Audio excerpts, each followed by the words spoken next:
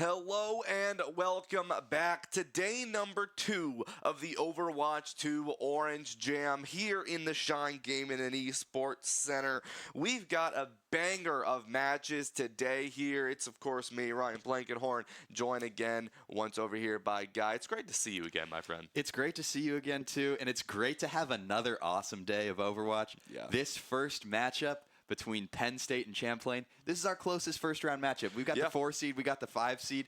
We are expecting this one to be absolutely electric. Yeah, that first matchup is going to be very, very interesting to see, right? Obviously, yeah, like you said, the closest matchup. Yesterday, all of these teams, they competed in a very, very long day of matches, but they finally got themselves seeded, and we got this second day of the matchup here. And, I do want to give a big shout-out to Unplugged Gaming for helping us make this event possible and helping us make this amazing thing happen, because it really is without them, this event probably doesn't happen.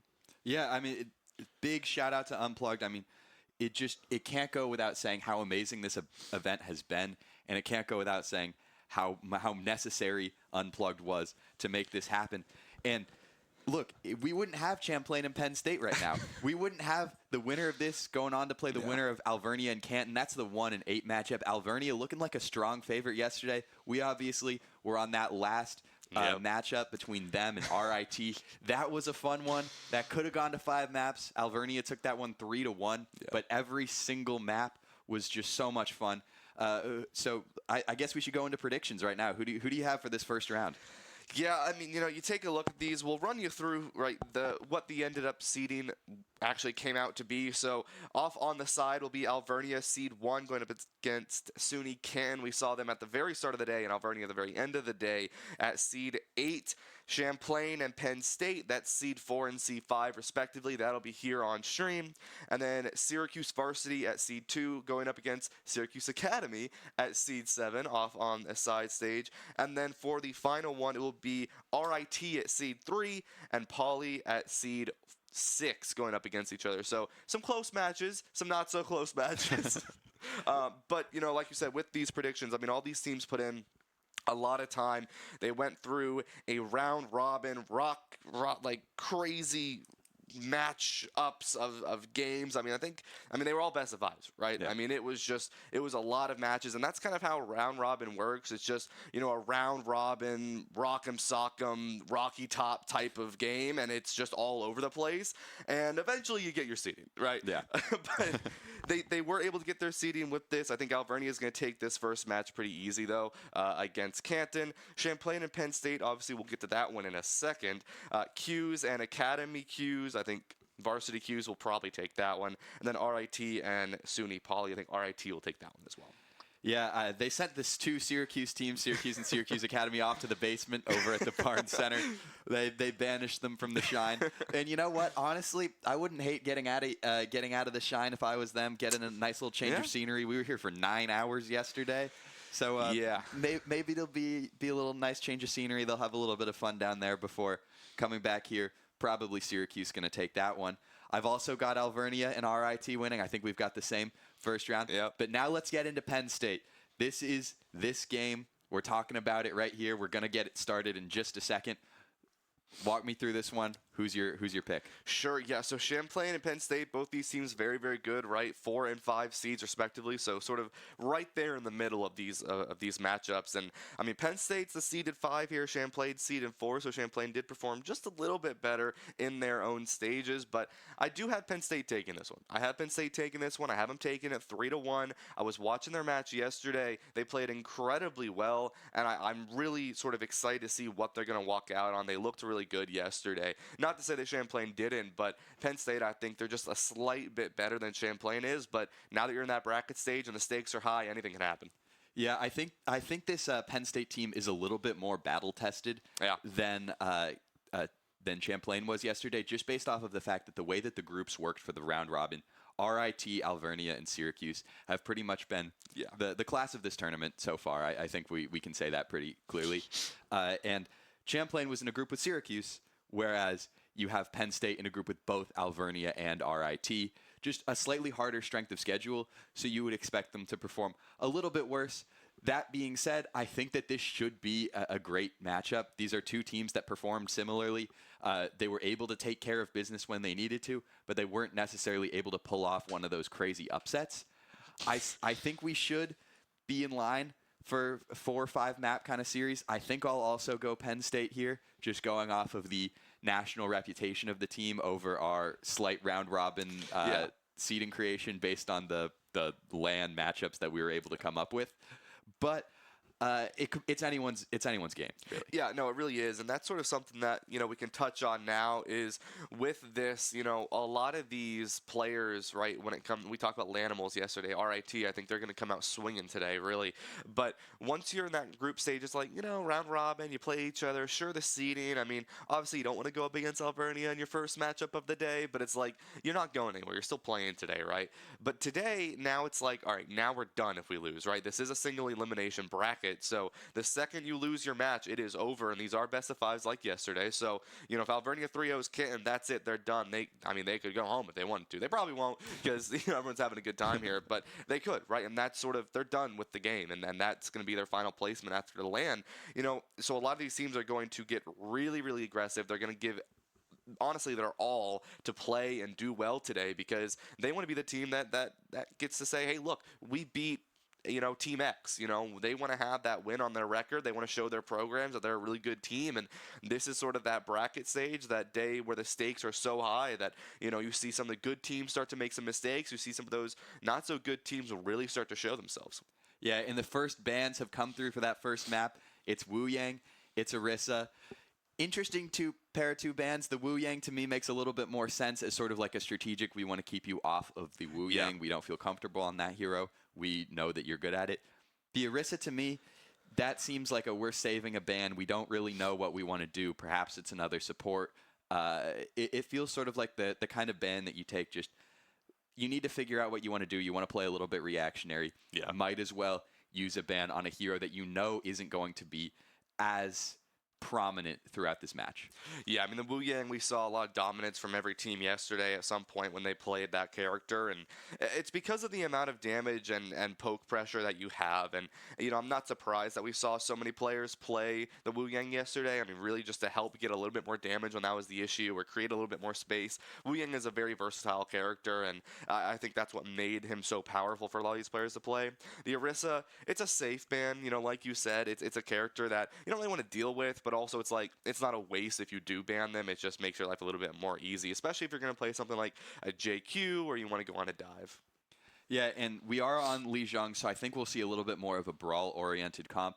That being said, you could see a bit of a dive on a choke-heavy map like a night market as far as this goes. I think, I'll say this right now, Lijiang is my favorite control map. I said this yesterday. It's a great map. It's a classic.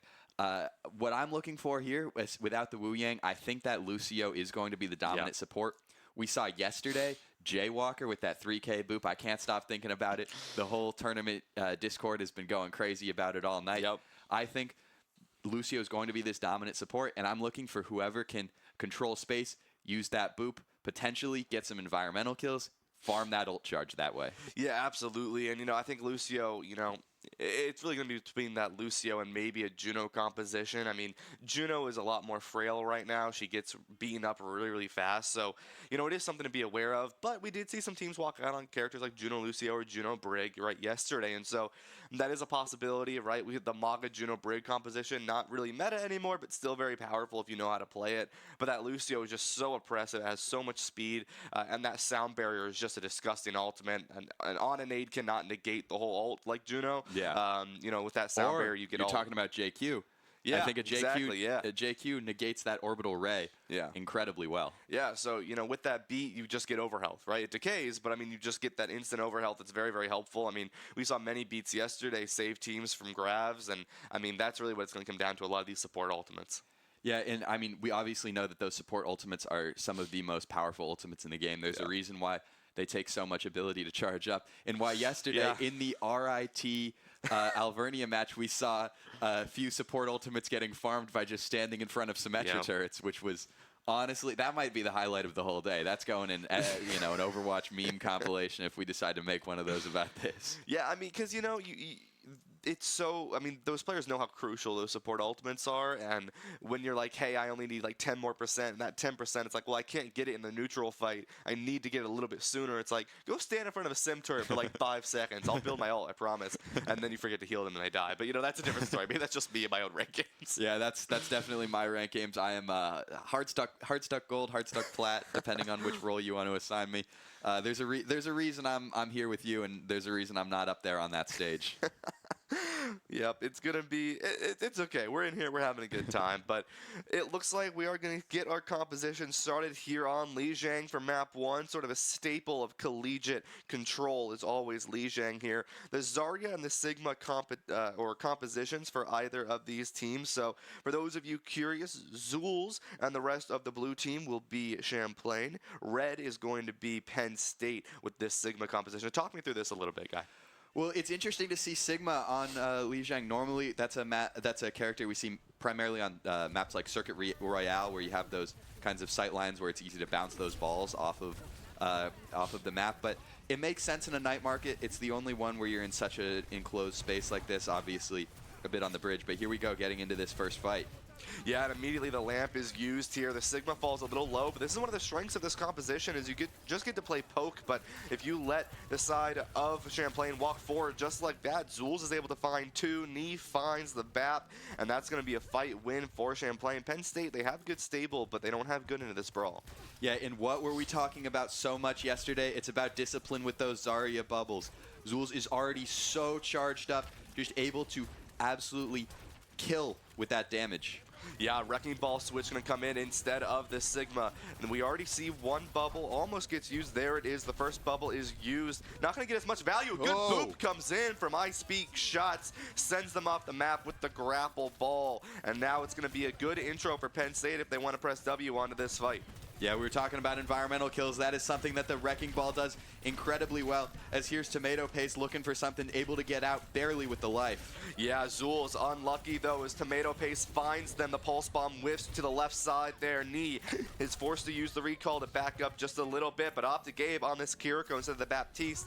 This is a lot more of this dive composition that they're going to be able to play into this. They immediately switched off that Sigma, and this is the adaptation that's going to be crucial in today's bracket here, Guy, is being able to switch fast enough to start winning back in your favor. Yeah, and already those ultimates almost built up, so that switch overall not too consequential. You see Glacatron already over at 90% for that Lucio ultimate.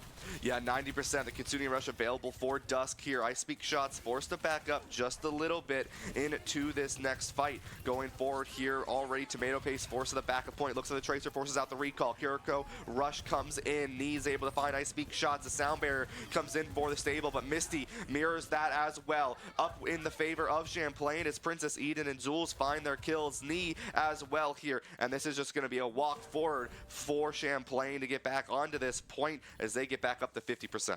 Yeah, absolutely beautiful Kitsune usage from Champlain there. If there's one thing you can take away from Penn State, you're going to have the ultimate advantage. You forced out both support ultimates from Champlain there, which is obviously you only want to commit one of those if you have to. Huge ult advantage, 3 online for both teams, but way more impactful ultimates on for Penn State as we see Knee on the flank here, able to pick off Stalin. Yeah, and just like that, that's a great pick to start forward. That Tracer puts so much pressure in, but Mines on Points comes out from the ball. Dusk and Zulz find their kills. They just don't walk into the mines, and Penn State's not playing inside of that point where they could have won that, and they walk a little bit further out. They get poked out for the side of Champlain, and they're going to win this fight. A quick flip over to Penn State will give them another fight in this, though. Yeah, and what you won't see in that fight is how important that grab is. If you overextend just a little bit too much, it's about keeping that space, and that grab is such good crowd control. Absolutely. Recall already used. No Pulse Bomb will find the connect. Tomato Paste falls down. Zulz is able to find the Kiriko here into the rush. It is just Penn State as they scramble on the point. The Pulse will connect, but it's just Speaking Alive here on this Wrecking Ball, trying to stall as they can. They need to touch on 97 to make it work. The overtime will trigger now. It is going to be the rest of Penn State trying to get back onto this point. Another touch is needing to be made. The shields come in from Speaking Shots. Overclock used by Tomato Paste, looking to make something happen here. Kiriko finds Knee onto the left side here as they're going to look to recap this point. Penn State is able to find it, but this will be a good recontest for Champlain early. Yeah, just unfortunate for Zulz to go down to that pulse bomb, and even though it wasn't fully in a fight, it still works as a stagger. Yeah, and Tomato Paste is able to find Dusk there. That's the Kuroko gone, and that's the Rush gone. This is going to give the rest of Penn State the ability to build these ultimates here. Stalin looking on the right side for something to just pick out if they can. Yeah, and what you see there is just a too early of an over-engage. You got to go with the team, got to be able to distract from that focus. Zulz has got to build up that Zarya charge.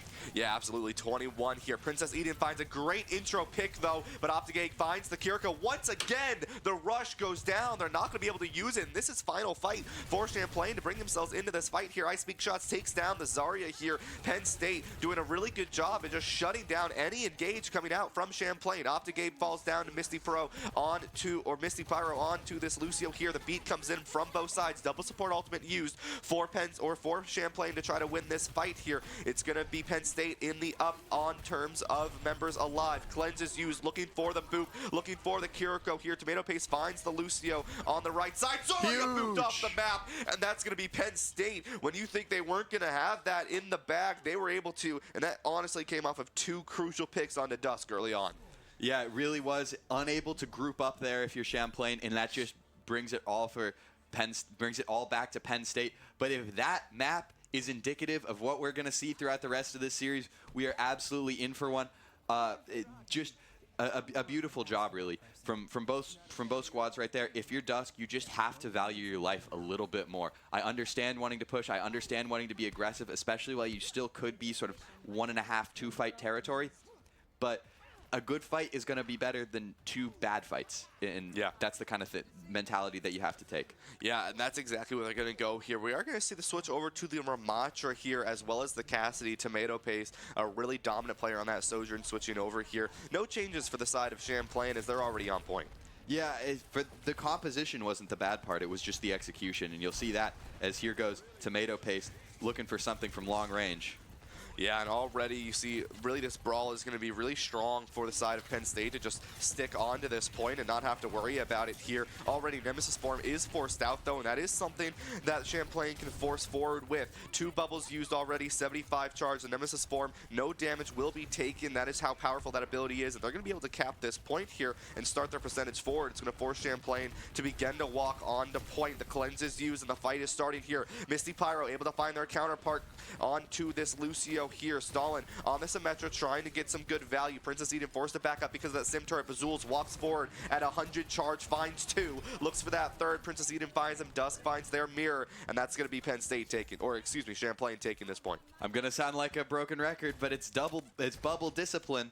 You just can't let that Zarya get charged up. That turns her into a DPS with 550 HP. You just can't be doing that. Very true. I mean, this bubble discipline coming out from Zulz is really, really important to see, but it is something to think of going forward, right? What happens if that Zarya gets banned? We haven't seen any changes yet. Just to think a little bit forward ahead. Dusk has the Kitsune Rush online, as well as Knee, who's looking for a pulse bomb if they can find one early. Yeah, Knee on that flank here. I would be shocked if Penn State isn't absolutely focusing on Knee right there. Could be a chance. Here's the rush getting played in on the point. Close quarters, the Symmetra turret able to slow everyone down, but Knee, huge pick onto Stalin.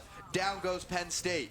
Yeah, and beautifully executed as well here, Knee. They weren't able to find the connect, and this is going to be a brutal stagger here onto this Ramatra, just looking to walk off point. Zulz gets that kill. 50% for Champlain is a lot cleaner from them. This Ramatra just not finding the value that Penn State wants to have here.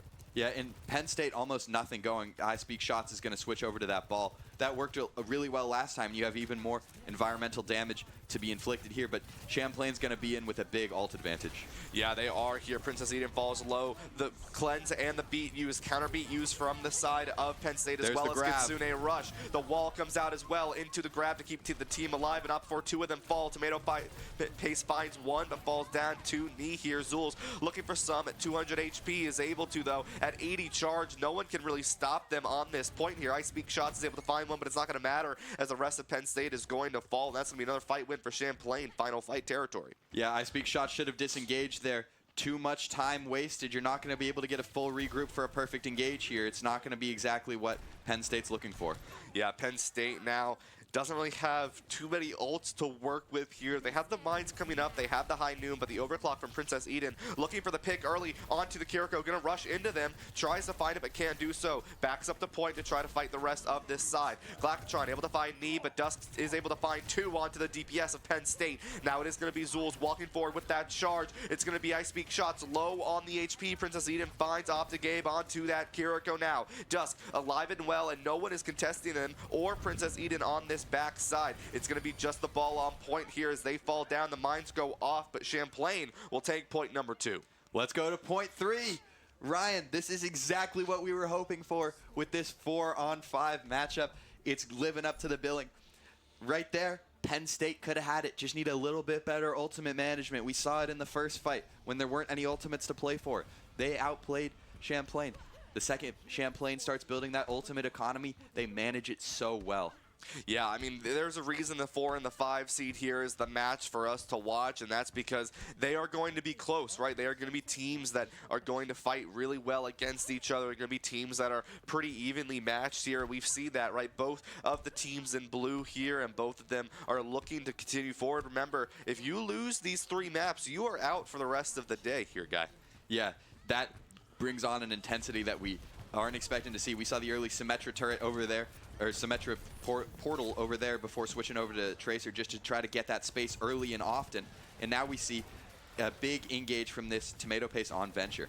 Yeah, this Venture Zarya is going to be brutal going into Champlain here. Dusk is going to be forced to step out as they do here. Tomato Paste alive, having to use a lot of util though. Dusk comes back in, is able to find the kill on Tomato Paste. Stalin forced to use the recall to back up. Zulz has a lot of charge here, chasing the Tracer here, but falls low in return. Ice Beak shots doing really well and will be able to find them. Dusk is able to find their counterpart onto the Penn State side of Kiriko. Looking for this now. Penn State trying to find their way back into this fight. The Lucio falls a little low here, but Dusk and Knee find theirs, but not before Tomato Paste and Stalin find the trades as well. The recall comes in, surviving just a little bit longer. Stalin still alive, not dying over on this side as Penn State has point. The cleanse is used onto the Venture from Tomato Paste, and the rest of Champlain is going to need to back up. Yeah, just last man standing right there for Penn State, really mentality going for.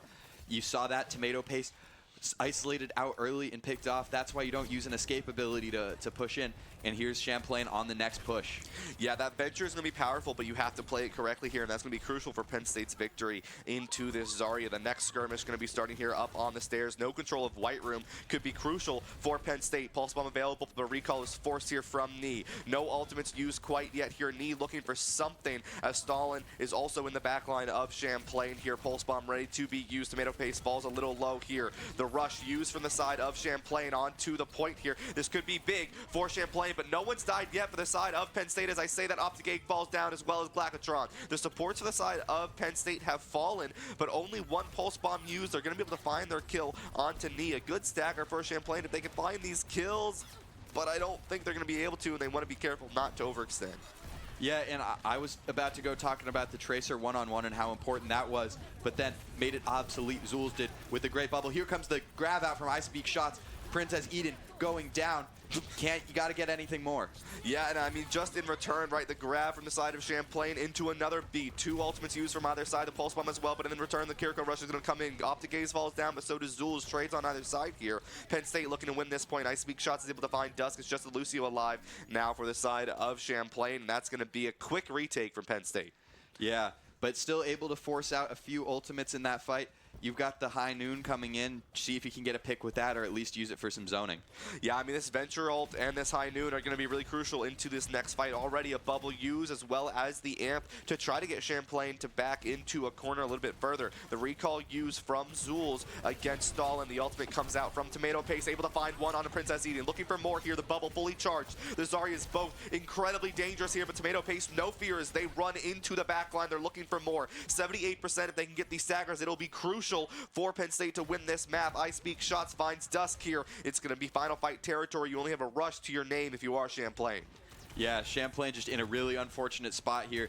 You need Dusk and you need Knee to build up these two ultimates as quick as possible. Yeah, but 100 charge walking into this choke is going to be difficult. Someone needs to go around the side to get onto this point. Dusk has this Kitsune rush, and they're going to need to use it to get onto point. There's the final contest right there from Knee. Princess Eden finds one, but Knee falls down. Stalin alive with the pulse bomb, looking for something. The Graviton Surge on its way. The rush is in, trades on his side, but Champlain up in the favor right now. The pulse bomb goes in, whiffs past, and it's going to be Penn State not able to win this point. Champlain has it forward for a little bit here, but no Graviton Surge has been used from Penn State. Yeah, huge to get I Speak shots there as quick as they did. Being able to get rid of that 100 charge Zarya is so big, and you saw that focus, just super important. Yeah, exactly right. And you're going to see that the beat is almost ready here, but I Speak shots could get something early, and that beat will mean nothing for Champlain. Tracer duel happening in the back here. Graviton Surge ready to be used on the wall. Finds one. Looking for this tank if they can. The tank falls down. Penn State's up now. The Zarya and the Tracer down for the side of Champlain. Another one falls here. The Hinder comes in, but it's not going to matter. Tomato Paste looking like ketchup, able to kill everyone around here, and that's going to be Penn State taking map number 1. Tomato paste looking like ketchup. That's a new one from you. I like that. I like that. That's a huge map win for Penn State. You love to be able to take that one as early as you do. You know, gives you a nice little bit of insurance going into this one, especially with how toughly contested that was. You got to feel good. If you're Champlain, there's still positives to take away from it. The big thing I saw is just bubble discipline. Yeah. It was that match was completely centered around those two Zaryas and how well they were able to keep charge up. Yeah, and I mean, I got to give major credit to players like Dusk here, I mean, who just was so oppressive on this Kiriko, right? But sometimes, right, I mean, we talked about it a lot, how a lot of the times it's going to come down to keeping your supports alive to build those ultimates. There were 2 fights, especially on Night Market here. Dusk died early, right? You have that Kitsune rush, you could have walked in, and you gave 40% to Penn State for free because you let your Kiriko die if you are Champlain, and, you know, you can't be letting that happen. These teams are so evenly matched, they're going to take full advantage, especially if Penn State sticks to this more wrecking ball composition, this dive composition. They're going to capitalize every time you lose one of your supports. Yeah, and I also really want to give credit to I Speak shots being able to switch over to that hamster ball. Yeah. Being able to make the Hammond work is really impressive, especially using that environment geography to your advantage. But being so versatile as to be able to match Zul's on that Zarya, which Zul's played the entire time, by the way. Yep. And still being able to adjust when the Zarya wasn't working, but then being able to step up that Zarya play to match Zul's. Yeah, and that is something to sort of keep in mind, right? Penn State, you don't get the first ban, but Champlain, right, you get map pick and you get first ban. It's like you may want to protect that tank play because right now you're in a situation where you played Zarya 3 maps in a row. Zarya didn't really do great for you when you went into the mirror, and so now, like, you know, if Zarya is the only thing that you can play here, Penn State can just ban that and take a free win, and now you're facing a sudden death 3-0. Yeah, and I think that might be why we saw the Orisa ban coming in so early, trying to protect that tank. They do have first ban again. I think it would be interesting to see if they try to play off of that again. And I think the other thing that you want, if you are Champlain with this next map pick, is you're going to want somewhere close quarters without too much environmental geography to make that hamster play such a big role, because we saw that with the Wrecking Ball when I Speak shots was switching over to that both on Garden and on Night Market. Yeah, and, you know, with that, we might see, you know, the staple of Kings Row coming in, right? There isn't really much environmental kill you can get there, but a Wrecking Ball is still very powerful. I mean, there are definitely teams in collegiate that opt in for the Wrecking Ball play on maps like that, and they can make it work. But, you know, like you said, I mean, it comes down to a lot of times pushing people out of position, getting them off with that environmental kill. And, you know, if you are Penn State, I mean, if you are Champlain, it's like, you know, where do you go? What do you ban to really make yourselves in the best advantageous position? Yeah, and I honestly, I'm really impressed with Penn State because they were able to win without much coming from that venture. So I could see a potential DPS ban as well as an option for them. If you feel comfortable on that venture, I think it's something you go with, but I didn't see that I didn't see it being that much of a necessity. Yeah, I agree, right? I think that venture, it helped, right? You put in a little bit more damage, especially with that Zarya. You got some good bubbles off as well because your Tracer was able to sort of just flank and never really need to worry about the bubbles. And that was sort of the big difference. Is like Zulz was always bubbling themselves typically, right? It was never really on the Tracer because the Tracer was on their own angle. But then you have players, like Stalin, who, Tracer didn't need the bubble, right? And so when you have that Zarya over there, they were able to bubble that Venture, get a lot more charge, and get a lot more value, even if the Venture specifically was not able to get the full value that maybe we expected. Yeah, I really did like that cast play at the start of Yeah. Lijiang Garden, but I just don't think that if you're not able to hit your shots in the way that they weren't, it doesn't end up working in the way that you want. And it's the same thing you'll see on a lot of these maps with long sight lines. Yeah. It's super important for these hit scan players to just be able to click some heads, hit some shots. That at the end of the day, that is the difference between fight wins and fight losses. Being able to get that damage in during the poke phase of a fight and being able to get early picks, give yourself the advantage, especially when these teams are playing as cutthroat as they are going. Really, we saw some 2v1s, 2v2s, 1v1s there for the point. Like, it was truly last man standing, almost like a battle royale type situation. Yeah, and that's the thing, right? You're in that bracket stage now. You're in that single elimination stage. You're in that, always in that sudden death phase. And, you're going to see players go for the hero plays because, that nerve, it really rises up. And, like, one, you want to be the star player, right? You want to be that player that everyone wants to go to, right? But it's that level of, I know I can win this. I know I have the skill. I'm going to go win this, right? And that is sort of what bracket stages and what single elims brings out in a lot of teams. Yeah, but it still is important to know when to push and when to pull back because, like we were talking about earlier, one good fight is better than two bad fights. Yep. If you can put yourself in a chance to win a fight, it doesn't matter how long overtime goes if you're going to lose the fight anyway. It matters about taking that point, taking control. It's a reason it's called a control map. You can have control, but it's not control if you're just touching the point. You got to be able to capture it. You got to be able to force the other team off of it, either by winning a fight or just dispatching with all of them. Yeah, absolutely. And so I'm curious to see sort of where Champlain takes us next. If they want to go into another control, if they want to go into hybrid, push, payload. We didn't really see much versatility coming out from Champlain, right? We saw that same composition, no change-ups the entire time through, so where are you going to go next? How are you going to take Penn State by surprise? 'Cause I think that's really crucial is, these two teams have not played each other yet, so, outside of watching the stream yesterday, they don't know what's going on, so, can you take the other team by surprise? Well, it looks like it's going to come and be a push map. Esperanza here is what we're seeing, and honestly, I'm not sure how I feel about going with a push map this early. I think I'd rather see a map that's not symmetrical out of them. They just lost on Lijiang. A control map is symmetrical. Yeah. A push map is symmetrical because you have both teams fighting over the same object, and so, it's fairness of the game. Yeah.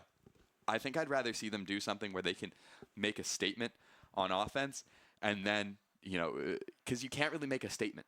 And I think that's what they need to build confidence. I would have much preferred a escort map or a hybrid map and see if they could, potentially full cap, build that confidence, put a little bit of fear into Penn State because both teams came out with great confidence, and Penn State's only going to be building theirs from how they felt.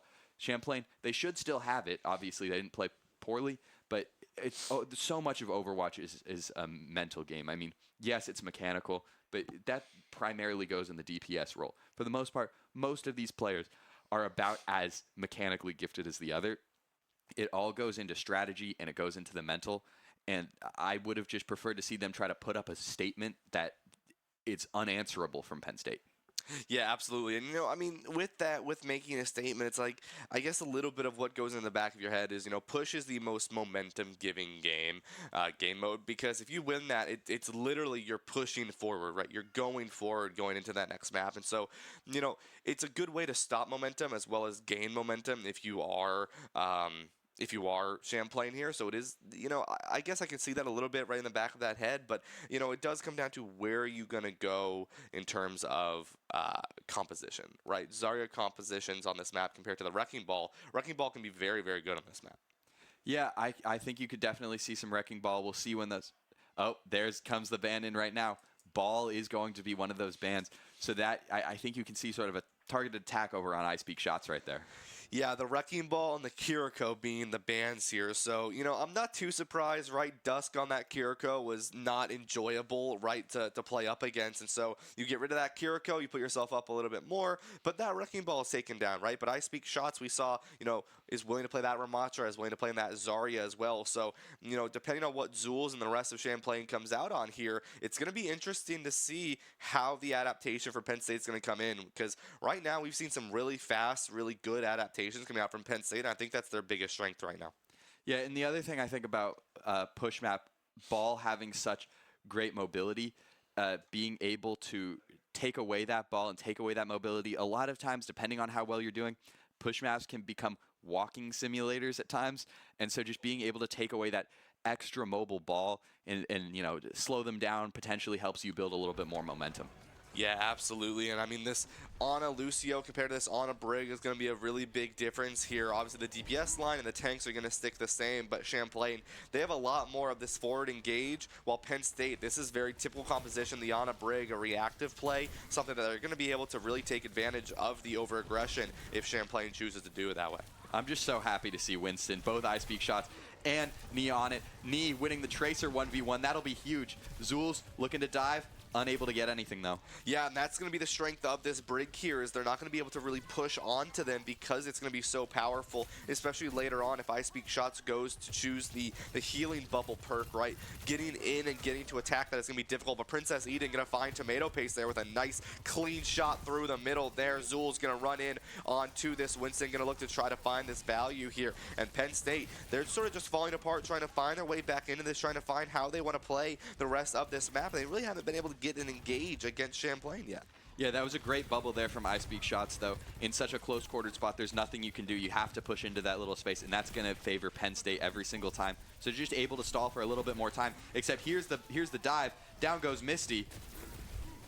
Yeah, and a great kill there as the rest of Penn State is going to be able to clean this up and stop Champlain before getting that checkpoint. And that's going to be crucial, so no forward spawn for the side of Champlain. If they can get these picks early, that'll be really good staggers as well. The sleep does come in, but it's not going to matter, as now it is just Dusk alive, and that's going to be a really, really bad stagger for Champlain. Yeah, this is just terrible. And Dusk healing up, why do you do that? That just makes it longer and gives them more ult charge. Yeah, I think they were going to try to get the kill if they could have with that anti, but they just weren't quite able to here. And now with that Ana being so late to the fight, this is going to get Penn State really close to even. Yeah, and I think you could see that first checkpoint being unlocked right here if you're Penn State. There's only going to be one real fight to try to contest it, and it's going to be all dictated by these two Winstons. Here comes I Speak Shots. The Tracer of Knee still behind, but unable to find anything on that flank.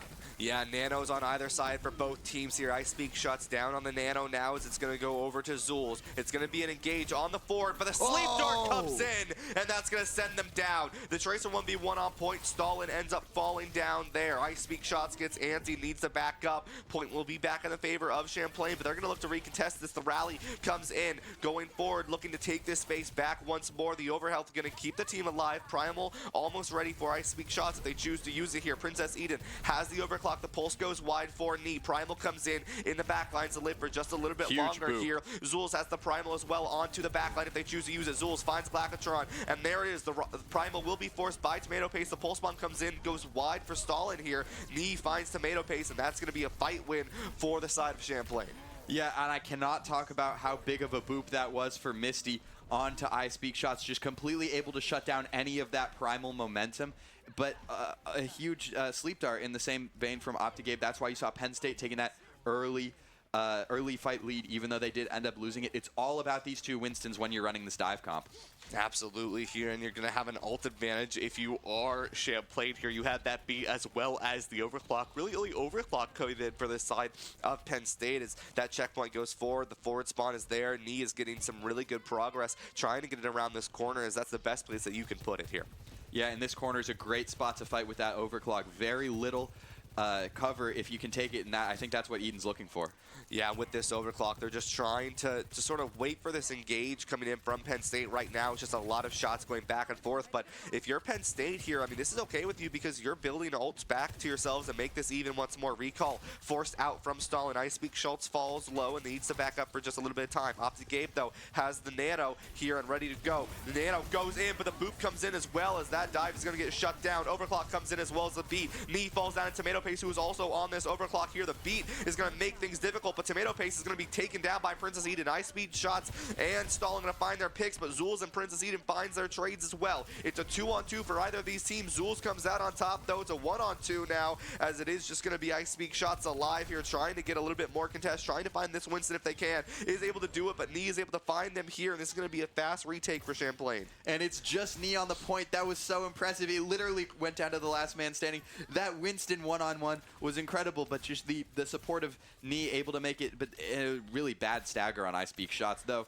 It's slightly canceled out by Zulz going down. Yeah, Tomato Paste going to switch over to the Cassidy here now to make it a little bit more difficult for this dive. Going to be jumping in, will be I Speak shots. The nano comes in, but Dusk does fall. Knee has the nano looking for this backline. Recall is forced. Zulz is able to find I Speak shots. Princess Eden falls down to Stalin here. The pulse bomb available here. Knee doesn't have a recall, needs to back up. Stalin finds the pulse bomb onto Zulz. That's going to be another kill for this Tracer, forcing the side of Champlain to back up. And it's going to be a good retake for Penn State, but they're looking at easily 3 fights to get the lead.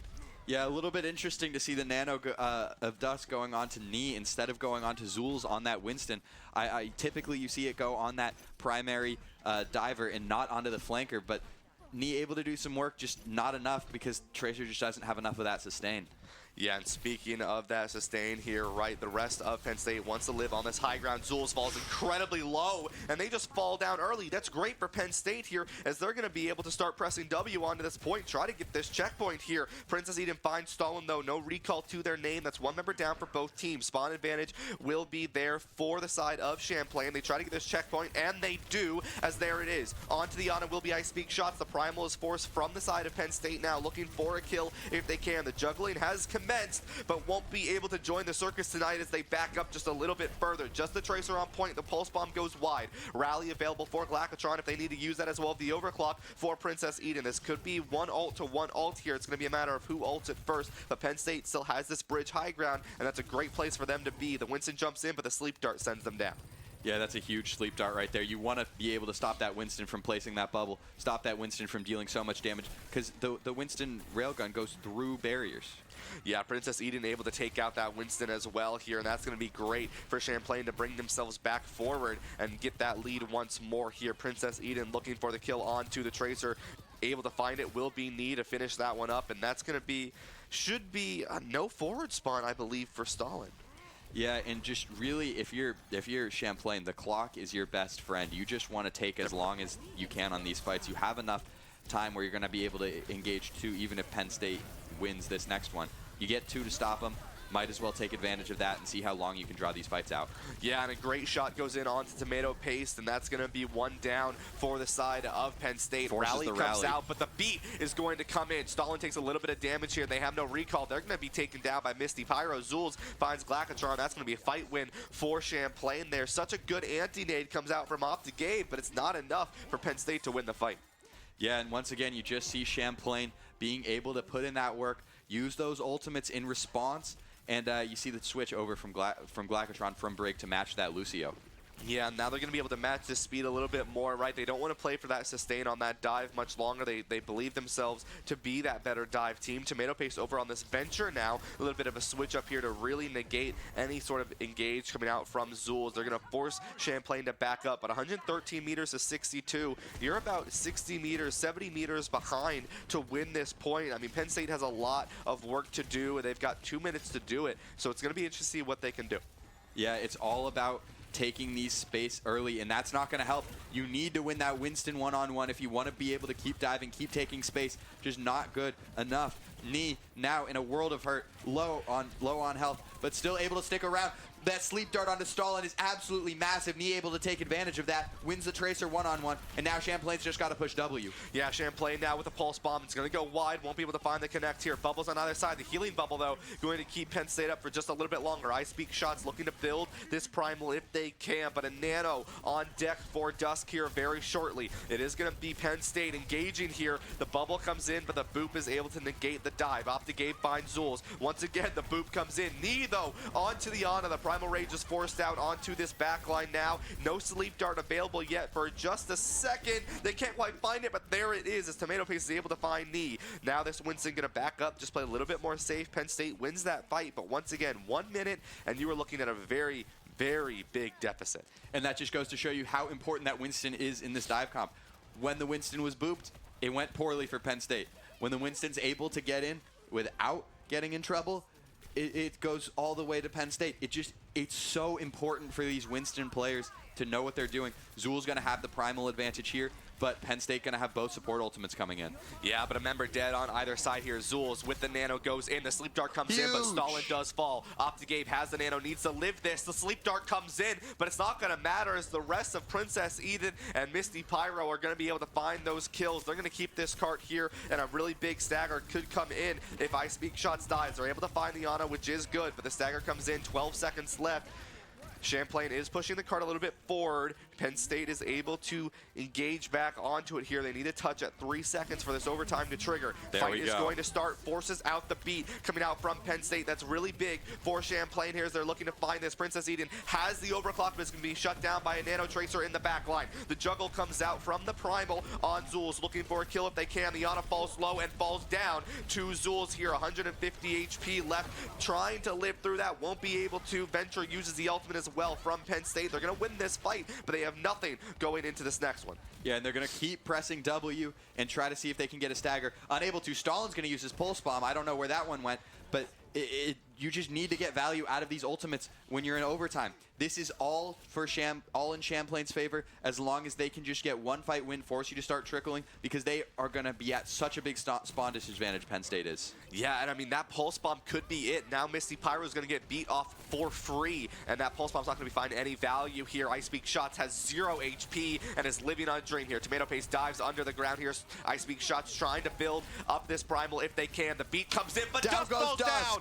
Knee not able to find the Pulse Bomb here. 2 picks come out from the side of Champlain. Another one goes in their favor here. The Primal not available for I Speak Shots. They're going to go down, and even with Dusk falling here, it's just one member alive, and Penn State will lose that push map. We are going to game number 3, even 1-1.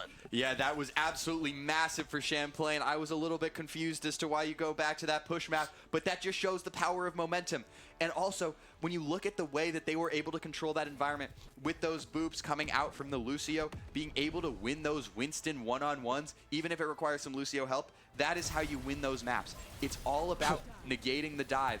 And this is just a ridiculous play, by the way, but it's all about negating that dive and just being able to do that with that Lucio, with that crowd control. That's where you see the value. It's in the Lucio. Sometimes it doesn't even have to come from the speed. The speed helps on the dive, but while you're on the defensive, which Champlain was on early and often, being able to use that crowd control is what won them that map. Yeah, absolutely. I mean, you have players like Princess Eden as well who are able to find those single picks really early every single fight, and I mean that's the hardest thing, right? Is when you are, you know, able to find those picks so early on, especially sort of stopping that Winston from getting any value. That really was like what you were talking about, guys. You just end up winning that, and you get so much pressure and so much value in winning those fights, and you kind of don't do anything. You just lose one member, and that's sort of how fragile and sort of glass cannon these competitions can be. Yeah, and one thing I do want to mention is while we are in the absolute trenches in this match, it's tied 1-1, we are seeing other matches around the Shine Center start to finish up, and I don't think we're going to be done in here for a long time. These teams are going to be absolutely exhausted going into their next matchup, but this is what we're here for. This is why we put this game on the main stage to start. This is being an incredible matchup. I think it'll continue, and Do I smell 5?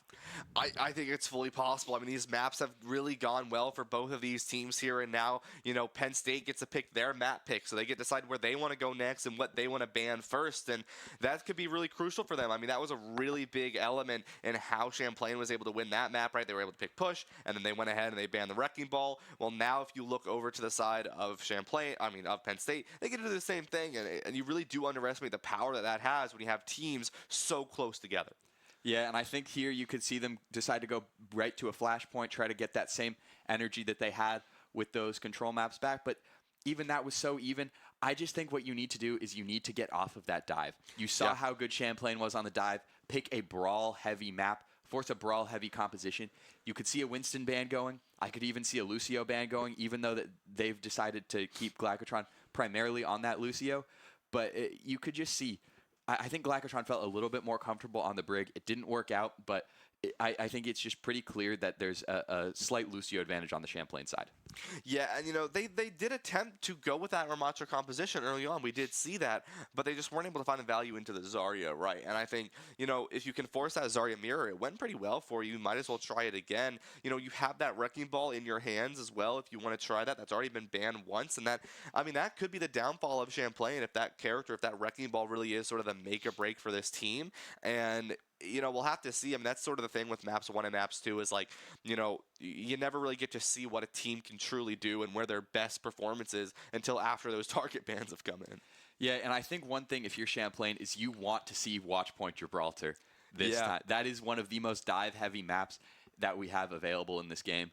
And if you want to be able to play that Winston, you want to be able to use that dive composition that works so well, I think if you're Penn State, you have to stay away from Gibraltar. I could even see them heading to a push map just to play defense on that Gibraltar. Yeah, it's really possible to see sort of what is going to happen with these teams, and they are really taking their time to think about what they want to do. I mean, Penn State, excuse me, they've been around for a very long time. They've been a program that's been around for a while now, and this roster is sort of not really their newer roster, but not their roster that they competed in a few weeks ago. And that's something to really note is, the roster that came in that competed in their own land a few weeks back, they ended up, I believe they came second in that tournament, second or third, beating teams like Syracuse, right? I mean, very, very powerful team. This is their B squadron here and has now become their main one. Is, their main roster, they've moved on to other things in life, right? And so now it's really been to this new team to really find their place and find their footing. And this is a great way to start it, putting themselves in this position to win against Champlain. And, obviously if they win this, they'll have to go up against Alvernia. But, that's a different story. Right now they're focused on the now. Well, yeah, also, who wouldn't want to play more Overwatch? Might as well, give yourself a chance. You never know what happens. That is true.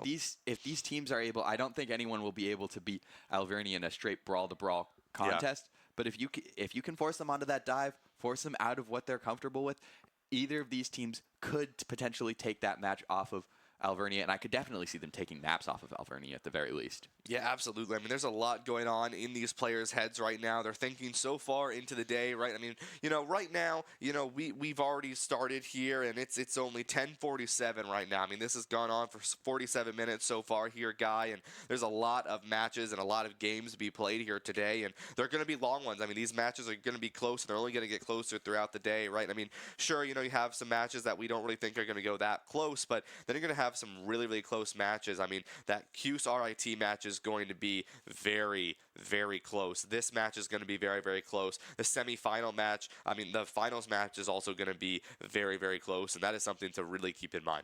Yeah, and the other thing that I'm really looking for in this is just who is going to get tired. We've played a lot of Overwatch this weekend. I think it's really important not just to win, but to be able to win quickly if possible if you are some of these higher-seeded teams, because I get a headache if I look at a screen for too long. I don't know about you, but this is it's a dark room. You're looking at a bright screen.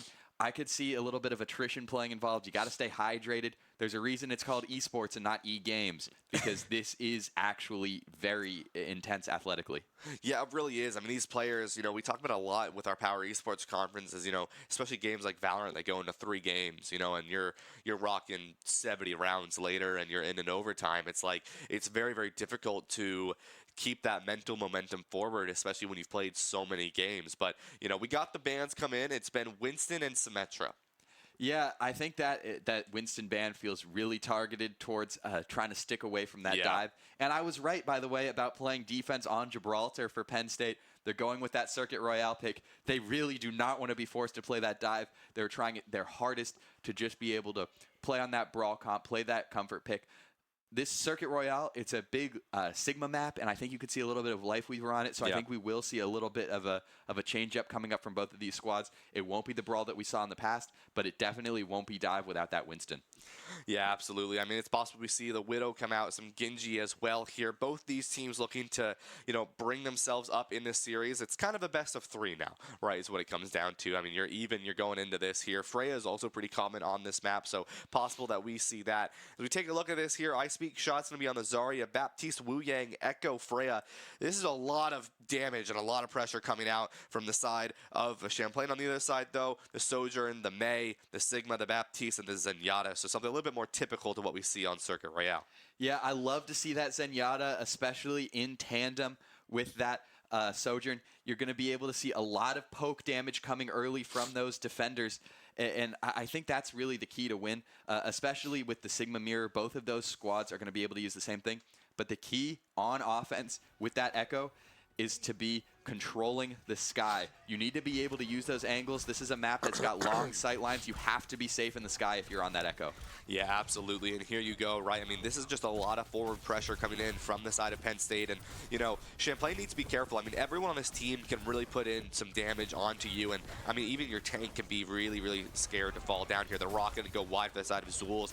And we did see, right, Penn State walked out on the Sigma composition very, very early on. And we might see them try to stick to this. This could be a comfort for them to play going to this Circuit Royale map. Knee falls really low here already. I don't think he's missed an icicle yet. I mean, that was an incredible display in what I'm talking about with poke.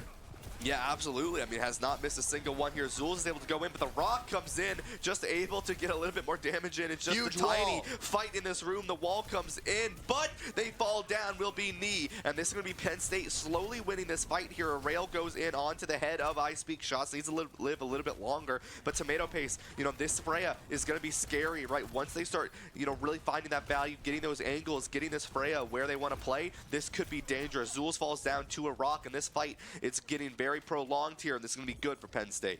Yeah, and one thing I want to talk about there is that is incredible focus by Penn State, knowing what they need to do, knowing that they need to keep I Speak Shots alive despite being isolated with that Mei wall. The focus to knock down that Mei wall, give I Speak Shots that escape road, and then being able to capitalize and pick off Knee.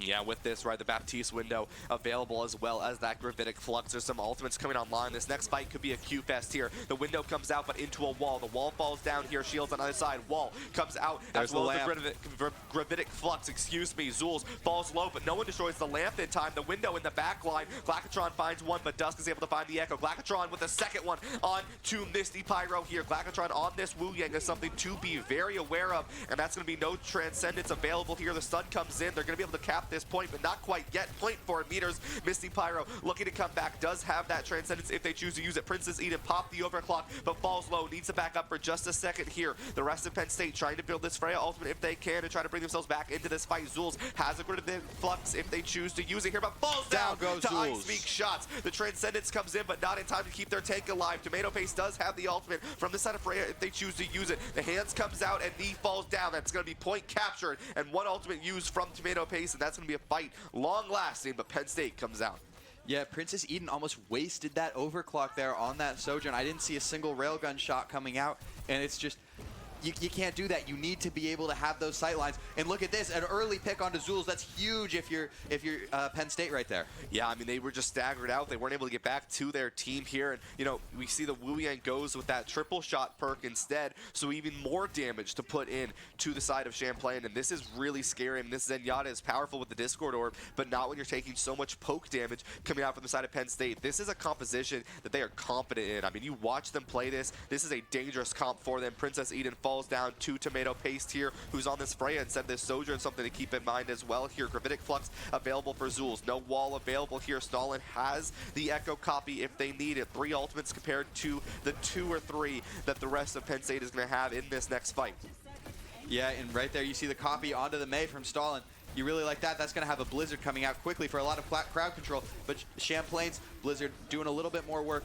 The Lamp able to keep him alive. Down goes Knee, and that's just a huge pick if you're Penn State, being able to get that quickly. Here comes the Flux from I Speak Shots, able to find Zulz from that one.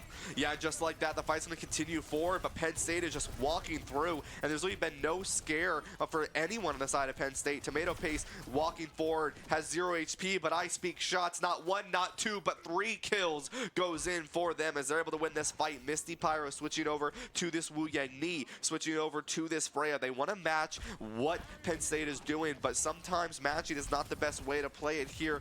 Champlain going to try to mirror this as a skirmish on the right side. They needed to get off that Zenyatta, though. Yeah. The Zenyatta was doing almost nothing, especially once you get into these places without as much sightlines.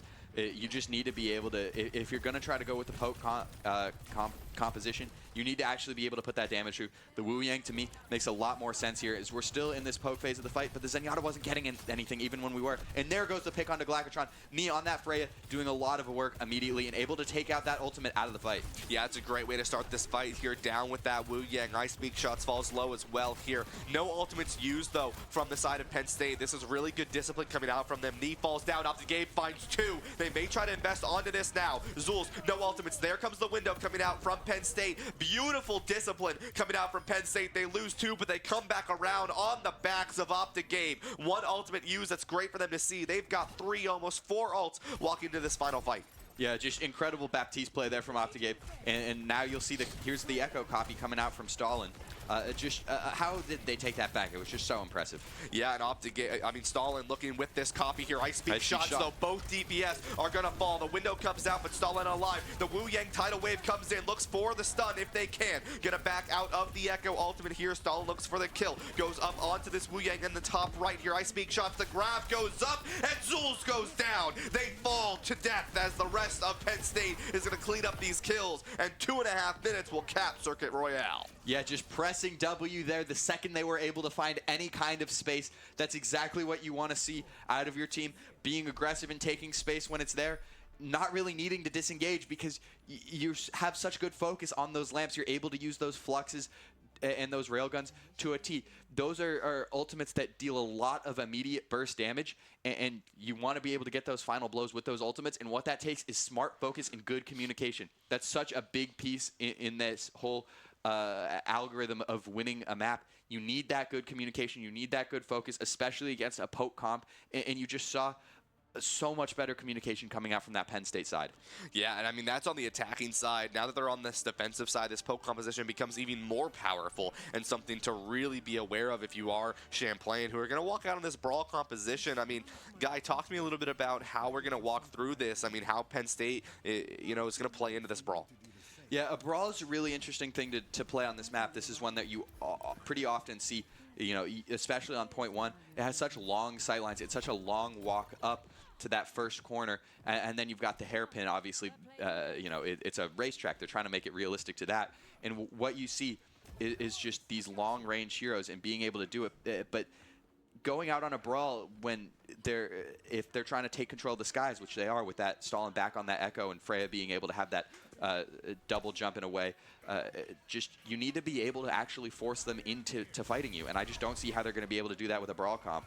Yeah, I mean, this poke is going to be dangerous, and this is where it comes into that adaptation. Can you adapt fast enough if it doesn't work? As Penn State, they're looking to hold this for as long as possible here. A lot of damage goes into Princess Eden, but they're not going to fall down. This Genji is going to be crucial into this poke composition to really pressure out this backline here. Tomato Paste putting in some pressure early on, but these angles are going to be really difficult for Champlain. Champlain to really push forward and find some value.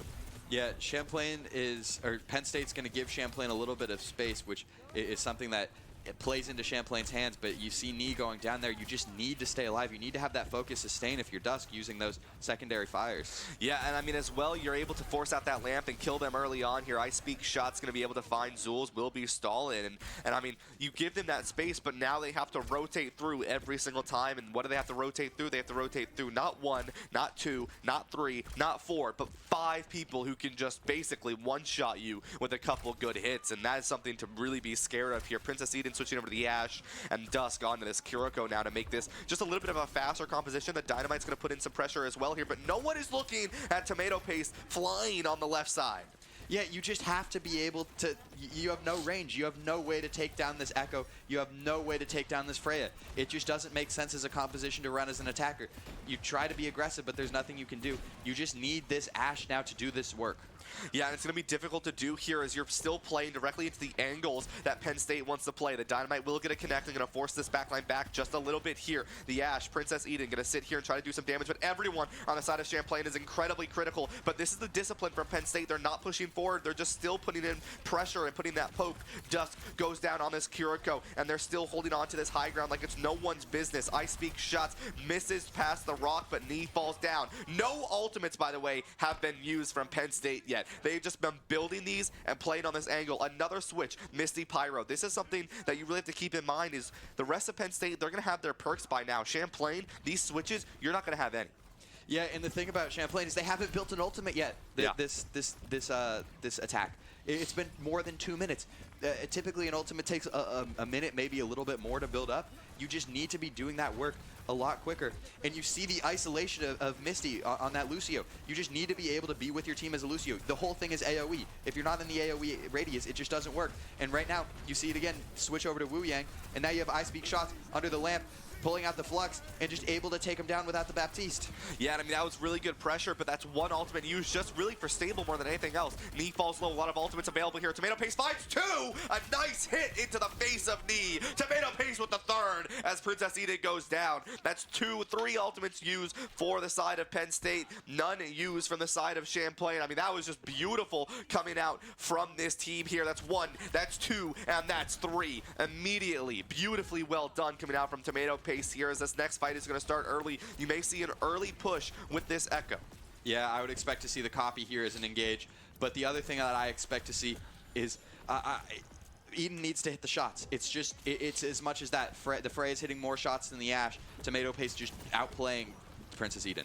Yeah, and I mean, you see the rest of Penn State. They know that they're down in the ult, so they're playing on a different angle, different lanes to make this a little bit easier for them. Princess Eden falls down to Tomato Paste. The Blade copy comes in from Stalin. Already 60% to that charge. 75 HP goes Huge. down. The copy not going to find the value here. Annihilation comes in. Tomato Paste, another kill. That's going to be great for Penn State here as they're going to live for a little bit longer. Glacatron has that ultimate available if they want to use it here. Rush, finding no value. Zulz just using this block to try to live for as long as they can, but Tomato Paste is able to build this ult. Double DPS ultimate available for the side of Champlain if they want to try to invest onto this. Tidal Wave comes in. Dusk finds Stalin. Overtime has been triggered. Princess Eden finds Glacatron. Penn State, they're falling down here. They're trying to keep this point if they can, but Champlain, they are pushing forward and they're not going to let them lose. Not yet. Yeah, finally some good focus for Champlain, realizing how critical it was to take Stalin out of that fight. And there's a shot from Princess Eden hitting Octagame. That's what we're talking about when we talk about you need to have good aim. That's what we're talking about when you need to focus. That's just what Champlain needs to continue to do. Keep being able to play these long, dragged-out fights with your Brawl comp. That's how you win. That's how you have the sustain. Yeah, you have a lot better sustain on this Brawl comp than you do on this Poke comp, and that is something to keep in mind. Tomato Paste falls down to this flank angle. If you can stop Penn State from setting up on their angles, that is how you are going to win this if you are Champlain. Yeah, and I Speak Shots getting very low, forcing out the lamp. There goes Zulz, brawling. The Sigma's not good close range. Nee having the Blade able to take down Octagame. There goes any sustain that Penn State had left. And it's just about getting into close quarters. This Penn State team, they want to play far. They want to play in the skies. They want to play on the high ground. And if you're Champlain, you need to force them off of that. You need to force them onto the cart. You need to push W, pressure them. Absolutely here. The rush could be something we see from Dusk early on. There's the rush, comes out into the window. Flux comes out as well from I Speak Shots, falls low there into the lamp, tries to live. No one's on point though. There's the contest last second. I Speak Shots falls low. This Kitsune rush is a so powerful. Knee in the backline finds one, finds two. Princess Eden finds three, and that's going to be a team kill off the backs of the DPS of Champlain. Princess Eden has found that aim. That is exactly what you needed out of that Ashe. That's your one long-range answer to that Freya, to that Echo, to that Sigma, and that's exactly what you're looking for. Being able to hit those shots, being able to find what you need to find, and boy, are we in for one. Yeah, absolutely. Here is still no switches coming out from Penn State. They are looking to hold this here, but I mean, this is 2 minutes and 14 seconds. You have the better time advantage right now, but once again, Penn State's composition is very, very slow compared to the brawl and the rush coming out from Champlain. Yeah, Penn State's going to stick to their guns quite literally. They know what they have, they know what they want, and it's just about having that discipline to stick with it, not letting them push W. But here again, you have Zulz immediately getting close quarters. This is not what Penn State wants. They're going to be forcing out the lamp immediately. There's the copy onto the Ramatra just to try to do anything to stop it. And Stalin is going to make it work out with that Ramatra copy. That's exactly what you need to do if you're Penn State. That's the one time you're able to make a brawl situation work. Yeah, very well played coming out from Penn State, able to find that copy and use it for that annihilation. Tidal Wave was also used for a nice little stun to add on to that. Penn State going to be able to set up here once more, and this is where Champlain needs to be aware. Needs to be aggressive with this Dragon Blade. You need to be able to push W, go in. You're going to have a Bob to push, create space for you to come push in. And that's a huge early pick onto Glacatron. Being able to have that support advantage, you just got to go. Push W, use that Blade, use that Bob. We're in one fight territory now. Yeah, absolutely here. This fight could be drawn out if you are Penn State. Tomato Paste goes down to Princess Eden, though. That's massive for Champlain to press W onto this. Princess Eden goes on the right side, looks for the flank here. Knee has Blade if they want to use it here. They've also forced out Immortality Field. You just got to go now. Yeah, but the grab was used from the side of Penn State. A lot of pressure. Princess Eden able to find Stalin. That's a great pick for them. The Blade comes out, looking for the kills if they can here. Goes down onto the backline here, looks onto Tomato Paste, is able to find them. That ultimate's been canceled here. Two ultimates still for the side of Champlain. That's 30 seconds left. No contest. Comes out on the Wrecking Ball. We'll be able to find it. We do see the window comes out, but the rush as well. Not going to find the value. The stun comes in. Knee finds Stalin. Now with the Immortality Field out once more. The rush going to put in a lot of pressure here. Misty Pyro goes down to Tomato Paste on this venture. The Nemesis form is out as Dusk is able to find I Speak Shots. 15 seconds left here. Princess Eden and the rest of Champlain are going to be able to save this point, but 2 minutes and 13 seconds at a deficit. That is something to keep in mind, but they were able to cap that point. Yeah, you obviously want a little bit more stall if you're Penn State. Overall, if you're Champlain, you have to be super happy with that. It did not look good in the early going of that one. You're able to finish with a little bit of time on the board, able to negate a little bit of that advantage that Penn State had built. The one thing that I think is pretty clear, when you're going to run that brawl into that composition, you just have to hit W. Yeah. You can't have fear. You can't be hesitant. And obviously, it's important for Princess Eden to keep hitting those shots. But the important thing is for that ground game, you need to just go. You need to have no regard for human life. You need to just it's as simple as that. Your finger should be hurting from how much it's holding W. Yeah, and I mean, that's what we're going to see once more coming out from this Champlain squad. They have 1 minute to get forward. I mean, they were held for a very long time on this first point, on this first corner even, and this is something that Penn State is going to look to try to do once more. I mean, if you're Champlain, you know you're going to walk into this composition again. Yeah, and if you're Champlain, I think going on that attack, I think you should try to go for that brawl again, the brawl that was working before, just because you know what the win condition is. The win condition is to get up close and personal. That negates the Freya, and that negates the Echo. As long as Princess Eden is hitting those shots from long range early on, you should be able to just whittle them down and be able to win with that W key. Knee going to come out on this Widowmaker, though. This is the first time we've seen that this match. Yeah, absolutely, and it could be something to keep in mind if they can find an early pick onto someone like a Stalin or a Tomato Paste. This could be crucial. Princess Eden peeks out, looks for something. Princess Eden not going to be able to find the connect onto Tomato Paste. Yeah, that was so close to being able to get Tomato Paste down. If that was a slightly better time Dynamite, I think you would have seen an early pick there and an early re-engage from Penn State trying to group up.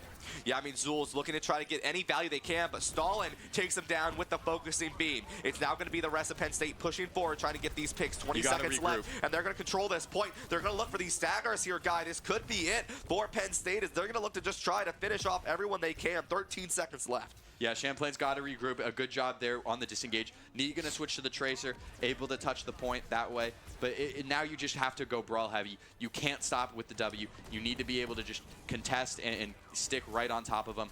Get them off of this high ground. Yeah, Nee able to get that contest here to trigger the overtime. No ultimates for either side. It's going to be a dry fight. Whoever gets picked out first will probably be the loser of this ending fight here. Cleanse used early. That's big for Penn State as they can press W onto this point here. Forced it back up. No one on point. It's still back and forth with Misty Pyro still. The hands come out. Tries to live a little bit longer here. Tomato Paste on the right side. Gets contested. 20 HP. Still alive here. Not going to fall out yet. It is going to be Penn State looking to get the rest of these picks early on. Ultimates starting to be built, but Stalin falls down to Nee. The fight is not over yet. Nemesis form is down. Nee falls down to Tomato Paste. Zul's looking for them as Princess Eben's finding their counterpart on that DPS. The dynamite goes in. This could be a fight win for Champlain.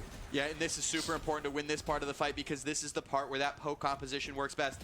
Now, that brawl composition should have the intrinsic advantage, but Dust going down there is really big. If you're Penn State, oh, down goes Zul's too. If you're Penn State, you can bring it back, and there goes the overtime ticker just down. Slight C9 there too. Yeah, they weren't able to touch that point. I mean, two members died so fast, and that's the problem with this overtime is it goes away so incredibly quickly when you are late in the fight.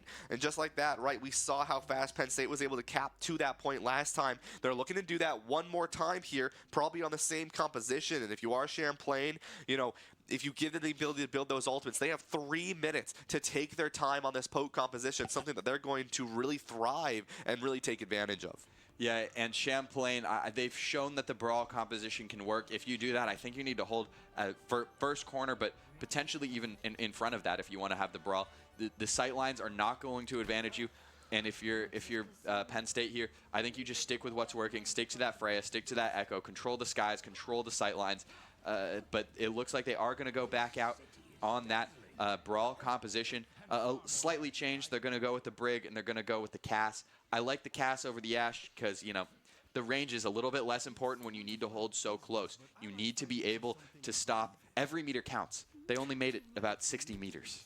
Yeah, exactly right. And if you are the side of Penn State here, you know they're going to be looking to play this brawl really heavy into you, and you don't want to put yourself in a scary position, right? This Brig is going to be crucial. Yeah, this Brig will be crucial. Looking for a lot of those early shield bashes, and if you're Princess Eden, you just need to start hitting these shots on that Cass. Yeah, and here it is. The fight starts out early here, and the close hold coming out from Champlain as we expected. Zul's falls really low, really early here, forced out to use that Nemesis form already. Nee falls down, but Princess E is able to find Ice Peak shots. The tank trade comes down from Tomato Paste as the rest of Penn State is going to press W here. Princess Eden, no HP. Stalin finds them, and that is a quick taken fight from Penn State, and they're going to hold close for this final one. Yeah, Champlain, it's okay to lose that fight. You have 2 corners to hold. You have that first 90-degree angle, and then you have the second hairpin. It's okay to lose that first corner. You'd like to spend a little bit more time on it, but now all the fighting is going to be centered around this hairpin. Yeah, exactly. This fight going to begin to start here. No ultimates yet, but you might see some built late fight here. But really nothing come out from Champlain. It would be Penn State, if anyone. Ice Peak shots falls really low for a second here. You see Tomato Paste looks for something but can't quite find the connect. The Nemesis form already used from the side. No one's on point. 2 meters left. Glacatron, no lamp. Zul's, no light. They fall down. No take for the side of Champlain. The lamp comes out from Penn State. Princess Eden's able to find the Echo here, but Glacatron sends down Misty Pyro. Nee falls down as well. No one is on point, and Penn State will take game number 2 on Circuit Royale in a dominant fashion. Yeah, Penn State definitely the better team there. Just a huge win out of them for that. Now you're going into this match point map, and the thing that I think what you need to take away from that, if you're Penn State or if you're Champlain, sorry, is that you need to be able to adapt. The brawl composition wasn't working on that first point.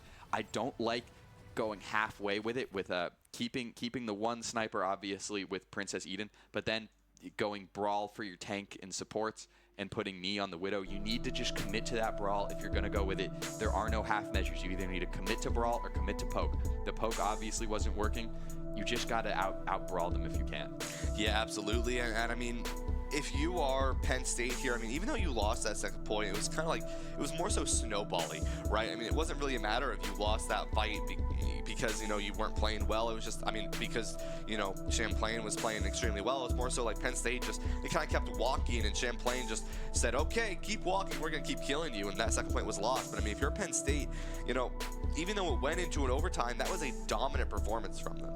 Yeah, at the end of the day, Champlain looked the best when they were in the brawl close portions. And I mean, Penn State could have done a better job at recognizing that. But I think that's the only real thing that you can take away as a potential negative for Penn State. They just outdueled them on a better composition for that map. Yeah, absolutely. And, you know, with that going forward, it's going to be interesting to see sort of where that next one is going to go and how they're going to end up winning that, because, you know, Penn State, now you don't have the map advantage, now you don't have the first ban, you know, Champlain does, but that also means that, if, you know, if you're Champlain, you know, not only are you on sudden death, but, like, if you win this, Penn State has an incredible advantage against you. Yeah, and I think it goes back to wanting that dive, and obviously that's why you didn't see Gibraltar picked a little bit of defense on that Circuit Royale. Penn State knows that they're comfortable on that poke comp over that dive. I think you have to look for some kind of dive situation if you are Champlain right here. Yeah. That seems to be the best way to go about it. So I would probably expect to see a hybrid map here if I was them. Just trying to build that dive. I think we could see a Hollywood potentially. Yeah, I mean, there's a lot of options here with this hybrid. Obviously, you probably don't want to go to Flashpoint if you want to stick to that sort of Winston composition. So Hollywood is a really good shout here. I'm going to throw a crazy one out there. Paradiso. Oh, I could see that. That would be I don't think I've seen that in over a year, but I mean, it's been a while. It's been a while, but it can be very strong for that dive, right? With all that rooftop control, as well as that third point, you can play into that brawl if you really want to. The one thing about Paraiso is that it would benefit I Speak Shots being able to play that ball. Yeah, it's a ball heavy map as well as a Winston heavy map. So I don't necessarily think they'd go for it. That being said, if they feel like Penn State's going to this is what I said yesterday. If they feel like Penn State's going to win while they're zigging, might as well try to zag. It just, what I think you really need to see out of this Champlain team is just a willingness to go dive, but also a willingness to switch. They didn't look bad on that brawl. They got slightly out-brawled in that first map of Lijiang, but they took a map. They had it 99-99. Yeah. It's still a very doable task to win on a brawl comp, even if you're slightly disadvantaged of it. All it takes is a few big plays, a few one fights. You can do it. Yeah, I mean, they're going to head over to Survasa, so I wouldn't be surprised if we see that monkey come out again. I mean, very common character. We saw it a lot yesterday as well, right? Didn't always go the way you wanted it to, but also this gives you the ability to play that Zarya if you want to. So really, I think this map is going to come down to the bans. Yeah, it will, and I would be curious to see who Penn State wants to ban here. Yeah. I think it's a pretty open and shut. Champlain wants to run Winston or Zarya. Yeah. Penn State's got to take one of those away. I think you try to take away that Zarya, you could potentially see a protective ban onto a different tank character that doesn't really matter, say a Reinhardt or a Diva as far as these maps go. That being said, Diva can get run a little bit on a dive, so maybe Champlain would be a little bit not hoping to ban that. Could ban the Lucio. I think that would be an interesting pick here, especially going into a dive. Yeah, I mean, there's a lot of options for both these teams here. I mean, because here's the thing. Circuit Royale is one of those sort of niche maps, right? It's not typically a map that you're going to play any other type of comp, right? I mean, there's always that one comp, right? You're going to play that Sigma, you know, with that specific backline. It's very common, right? But you don't normally see that anywhere else. Same thing with, like, Gibraltar, where you see that on a Brig a lot with that Winston. It's very, very common. But at the end of the day, you don't really see it that much in other maps and other areas, and so you can't really make a target ban for Circuit Royale because it's like, sure, you know, there's a lot of good mechanical play on the side of Penn State, but you know, from that perspective, it's like there's no way they're going to walk out on Freya for Survasa. Yeah, you just won't see a lot of these maps are, you know, designed in a very particular way. Yeah, they, you know, you need a few choke points, you need a few corners for teams to play around. But the way that the high ground is assembled is what dictates the comps. If there's a lot of high ground, you're going to see a lot more dive from the the attacking team and a lot more poke from the defending team. When you have these maps, that both teams are going at the same time, you're going to see a lot more brawl. That's why we see a lot of brawl on Control. That's why we see a lot of brawl on Flashpoint. That's why we, there's a reason that you see more dive-heavy comps on these hybrid maps, which is why I was expecting to see a hybrid map, because you have such a fleshed-out attacker and defender. Yeah, and going to the Cervasa is something that, I mean, you don't pick this for maybes, right? You pick it because you're confident. And I mean, if you are Champlain here, maybe the thought process is, if we win this, obviously we go to map 5, they're forced into that hybrid, right? Now we're forced into a composition where we're going to play a little bit better, where, if we win this one, or if we can't win this one, then we have to play in map 5, then what's the point, right? I mean, there is some possibility, or maybe they know something on Cervasa that we don't. That is fully possible. This could just be a comfort pick. They could just love playing Cervasa. They feel good on the brawl. They feel like they can out-brawl them, and then knowing that they'll be able to play that dive no matter what next time has got to be a good feeling in the back of your mind, especially with how close they played on that Control map and winning that push map. I think you should feel good, even though it's not exactly what you want to go, and the bans are coming in. It's Sigma Tracer. The Sigma feels like a very defensive tank ban right there, coming from the side of Champlain. The Tracer, on the other hand, that's just trying to go anti-dive as much as possible, try to take away that potential flanking route. Yeah, and I mean, that Tracer ban came out from Champlain. So, really saying, Stalin, what else can you play? A little bit, personal, if you ask me. So now going through that, it's going to be interesting to see. And, just want to give a big shout out to, everyone who's here, watching the game. I mean, we have some games finished up, like you said, Guy, and, everyone is watching this match. They know it's going to be a competitive one. They're having a good time, So a big thank you to everyone out there, and a big thank you to Unplugged Gaming for having these guys out here and letting us have a good time with everyone here at this Orange Jam Overwatch 2 LAN. It's going to be a fun one here, as we see, very similar to Lijiang, a Zarya mirror with a Sojourn Venture switch up. Yeah, that is interesting. I don't know quite how I'd feel about the Venture on this composition, but I think the Symmetra mirror makes a lot of sense here on this Flashpoint map. The thing that I'm looking at, though, is going to be the backline. Who is going to be the better backline? It's all about that Lucio being able to know when to use that speed, being able to know when to take place, being able to know when to amp it up. And there you're going to see the switch off of that Symmetra onto Genji for Knee. Yeah, staying on the Symmetra will be Stalin, though, and this is going to be a lot of beam pressure and a lot of control onto the map. A lot more brawly coming out from the side of Penn State, as this skirmish is already going to start here. Remember, Penn State up 2-1. They want to move forward here. The 5 seed up right now against the 4 seed, looking to take this victory and send the side of Champlain home for the night. The fight starts out. Tomato Paste falls low. Princess Eden is in, but it has to back up because of that HP. Knee gets bubbled for a quick second here, and the rest of Penn State forced to back up as the point switches over to Champlain. Yeah, and right there you see I Speak shots way more charged than Zul. Seeing them back to back right there is huge.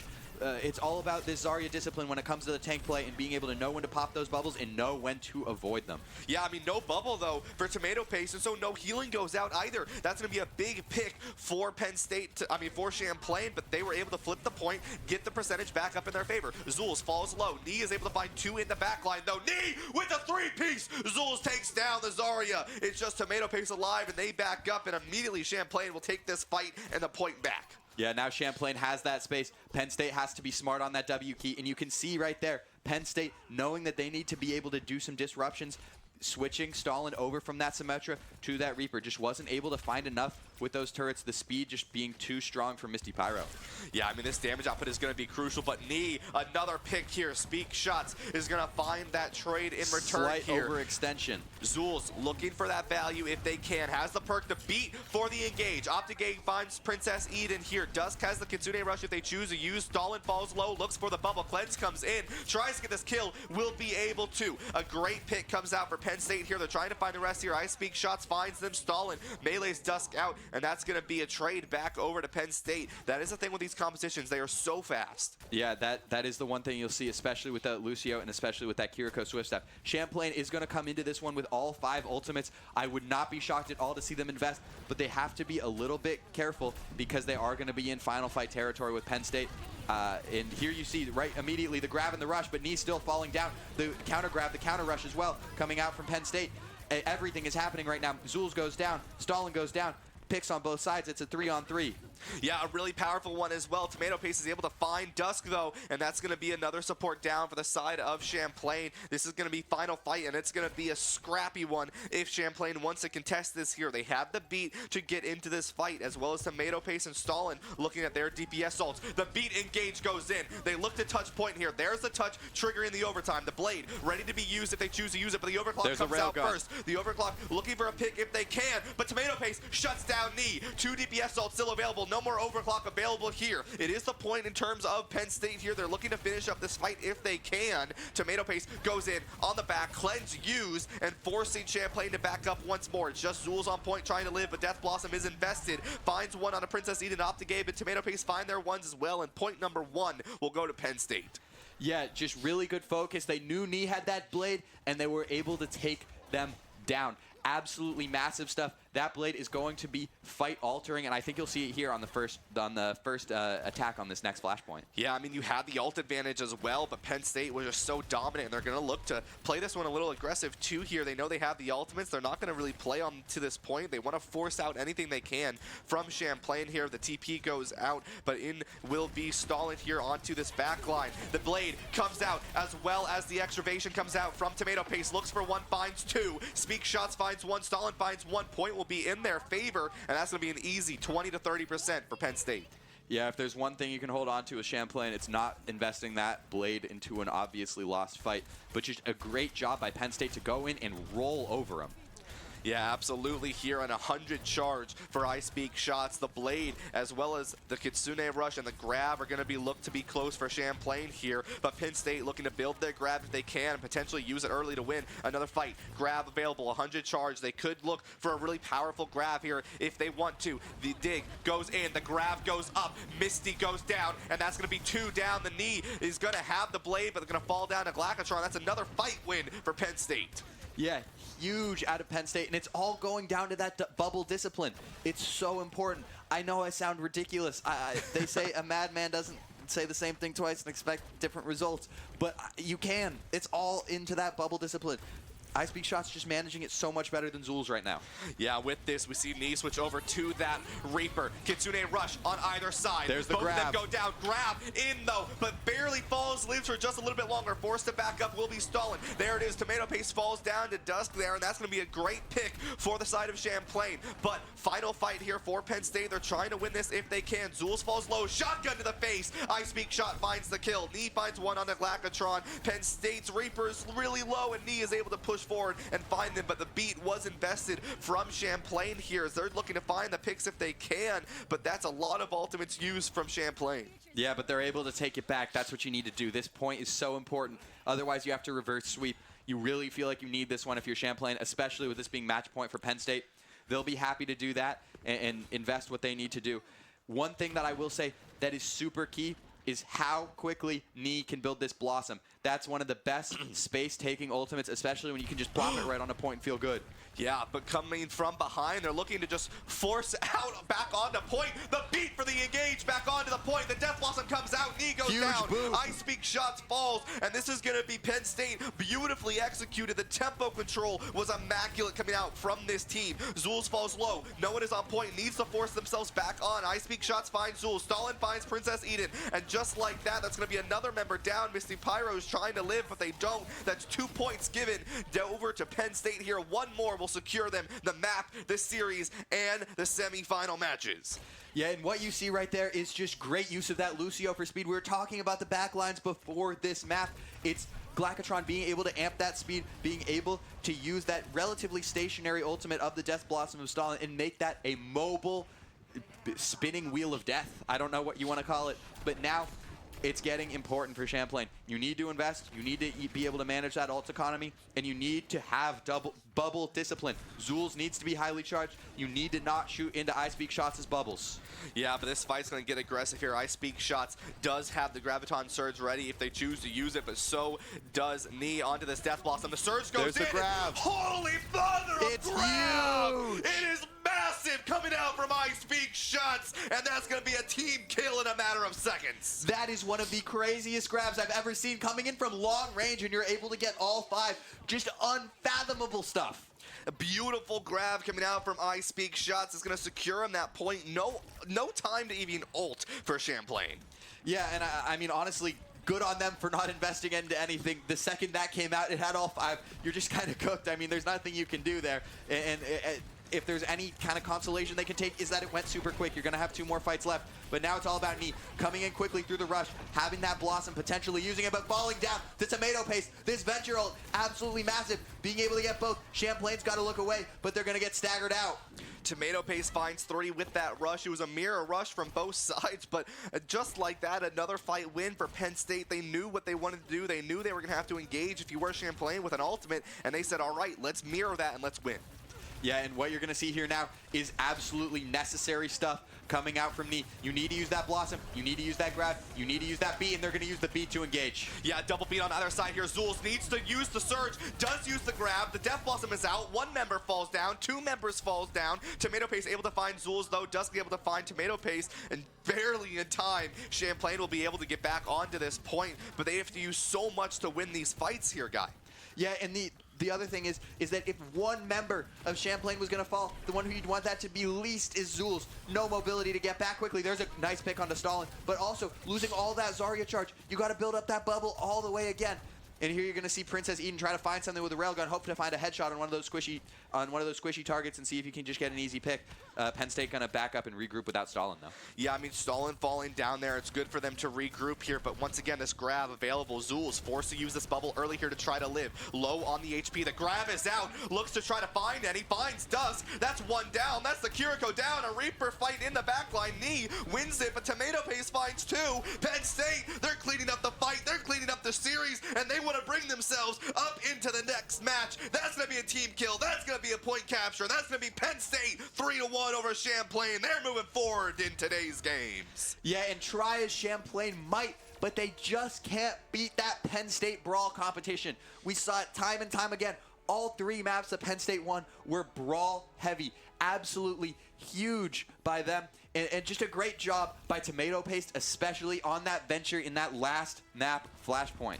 Yeah, and I mean, it was beautiful plays like these. I mean, look at that. All 5 members grabbed in that grab, or 4 members grabbed in that grab, and it was absolutely beautiful from Penn State. I mean, they played that Zarya mirror, and they came out swinging with a win. That grab, not just play the game, not just play the match. That's play the weekend. I'll call that right now. That long-range grab, no fear, able to find all, trusting that aim. It's just a beautiful thing to see, all charged up and able to capitalize on it. That's the big thing. Not able to allow them to do anything. Just cold, hard killing. Yeah, I mean, I Speak Shots was just, I mean, the duo between Tomato Paste and I Speak Shots on that map was absolutely phenomenal and disgusting. I mean, they were always playing with each other. They always knew how they wanted to play with each other, and they just perfectly executed every fight the way that they wanted to execute them, and that was Penn State. I mean, 3-0. I mean, look at that. That's just ridiculous. Suravasa, and that was on Champlain's map pick. If you're Penn State, you feel good after that, and that's also a technical upset right there. I know, we predicted that victory over 3-1 for Penn State, but that is an upset. 5 seed beating the 4 seed moving forward. Yeah, and just an absolutely great win if you're Penn State. You got to have some confidence going into this next matchup. You're playing the 1 seed. You're playing Alvernia. That is going to be a battle. Yep. I think Penn State should feel pretty good about it. Oh, absolutely. That brawl composition looks so good. Yeah. You've got the team synergy. They look great on that Zarya. What matters is just sticking with what you're good at. Yeah, absolutely. But that is going to wrap it up for that first match of this series. There's a lot more games to be played today, folks. So we're going to go on a quick break, and then when we come back, we will have a quick interview with the winning team of the Penn State Champlain games. So don't go anywhere. We'll be right back.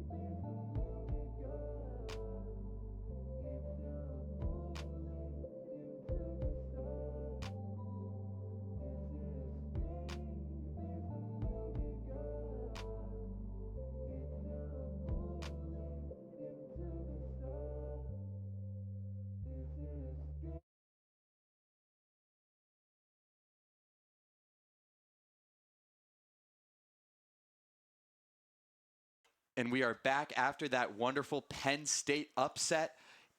I'm here, Guy. I'm with I Speak Shots right now. First thing I got to ask you, that Graviton surge at the end. All 5 members from long range. That was beautiful. What was the play call on that one? Honestly, I was only looking for grabbing the Zarya. That's all you got to do in the Zarya mirror. Just kill their tank and then run over the rest of them. The other come as, an extra, but it was real nice. They just happened to be clumped up outside of that point. I don't think they expected us to rush in real fast. And, we just press Q and clean up. That's all it is. The one map that we did see you guys struggle a little bit was running that dive comp. Do you feel a lot better on the brawl than the dive? Yeah, I suppose our dive has always been like hit or miss, but I think we're still getting better at it. That map, personally, I think just wasn't used to the monkey mirror matchup. I'm used to like diving into like a diva or something else. So I think we were just a little bit uncomfortable there. We were getting picked a lot first, but we managed to pull it back. And we actually were we were disadvantaged at the beginning, I think, because we had the brig. We were used to brig on like, say, Gibraltar, but I think now we're realizing that it's probably just a little too slow and push. So we swapped back to Lucio, but then it was too late. But it's okay because we took the series in the end. Yeah, and then as far as Circuit Royale went, that was a great performance, especially on the offensive side for you. What went into playing more of a poke style than a brawl style? Well, obviously the map first. That Circuit's just Sigma's like favorite place to play, and we as a team we're more comfortable playing that Sig poke comp whenever we can. And when we lost that second map, we knew we knew straight away that was where we were going, because we just practiced it. And Sig is like my primary hero when I play like competitive, so I'm just really comfortable with him. Yeah, that was a great work. Loved watching you win that Zarya duel, having all of those bubble discipline, being able to keep your charge up. It was a great job. Do you feel like a DPS player out there ever? I mean, tank is usually just like a DPS with more health. Now that it's Overwatch 2 and it's 5v5 and they're Giga buff, so yeah, I think I like playing Zarya just because like once you get energy, you just steamroll them when everything goes right. So yeah, I do feel like a DPS sometimes. Well, thank you so much. We're wishing you great luck into that semifinal matchup. Thank you so much. Yeah, thank you.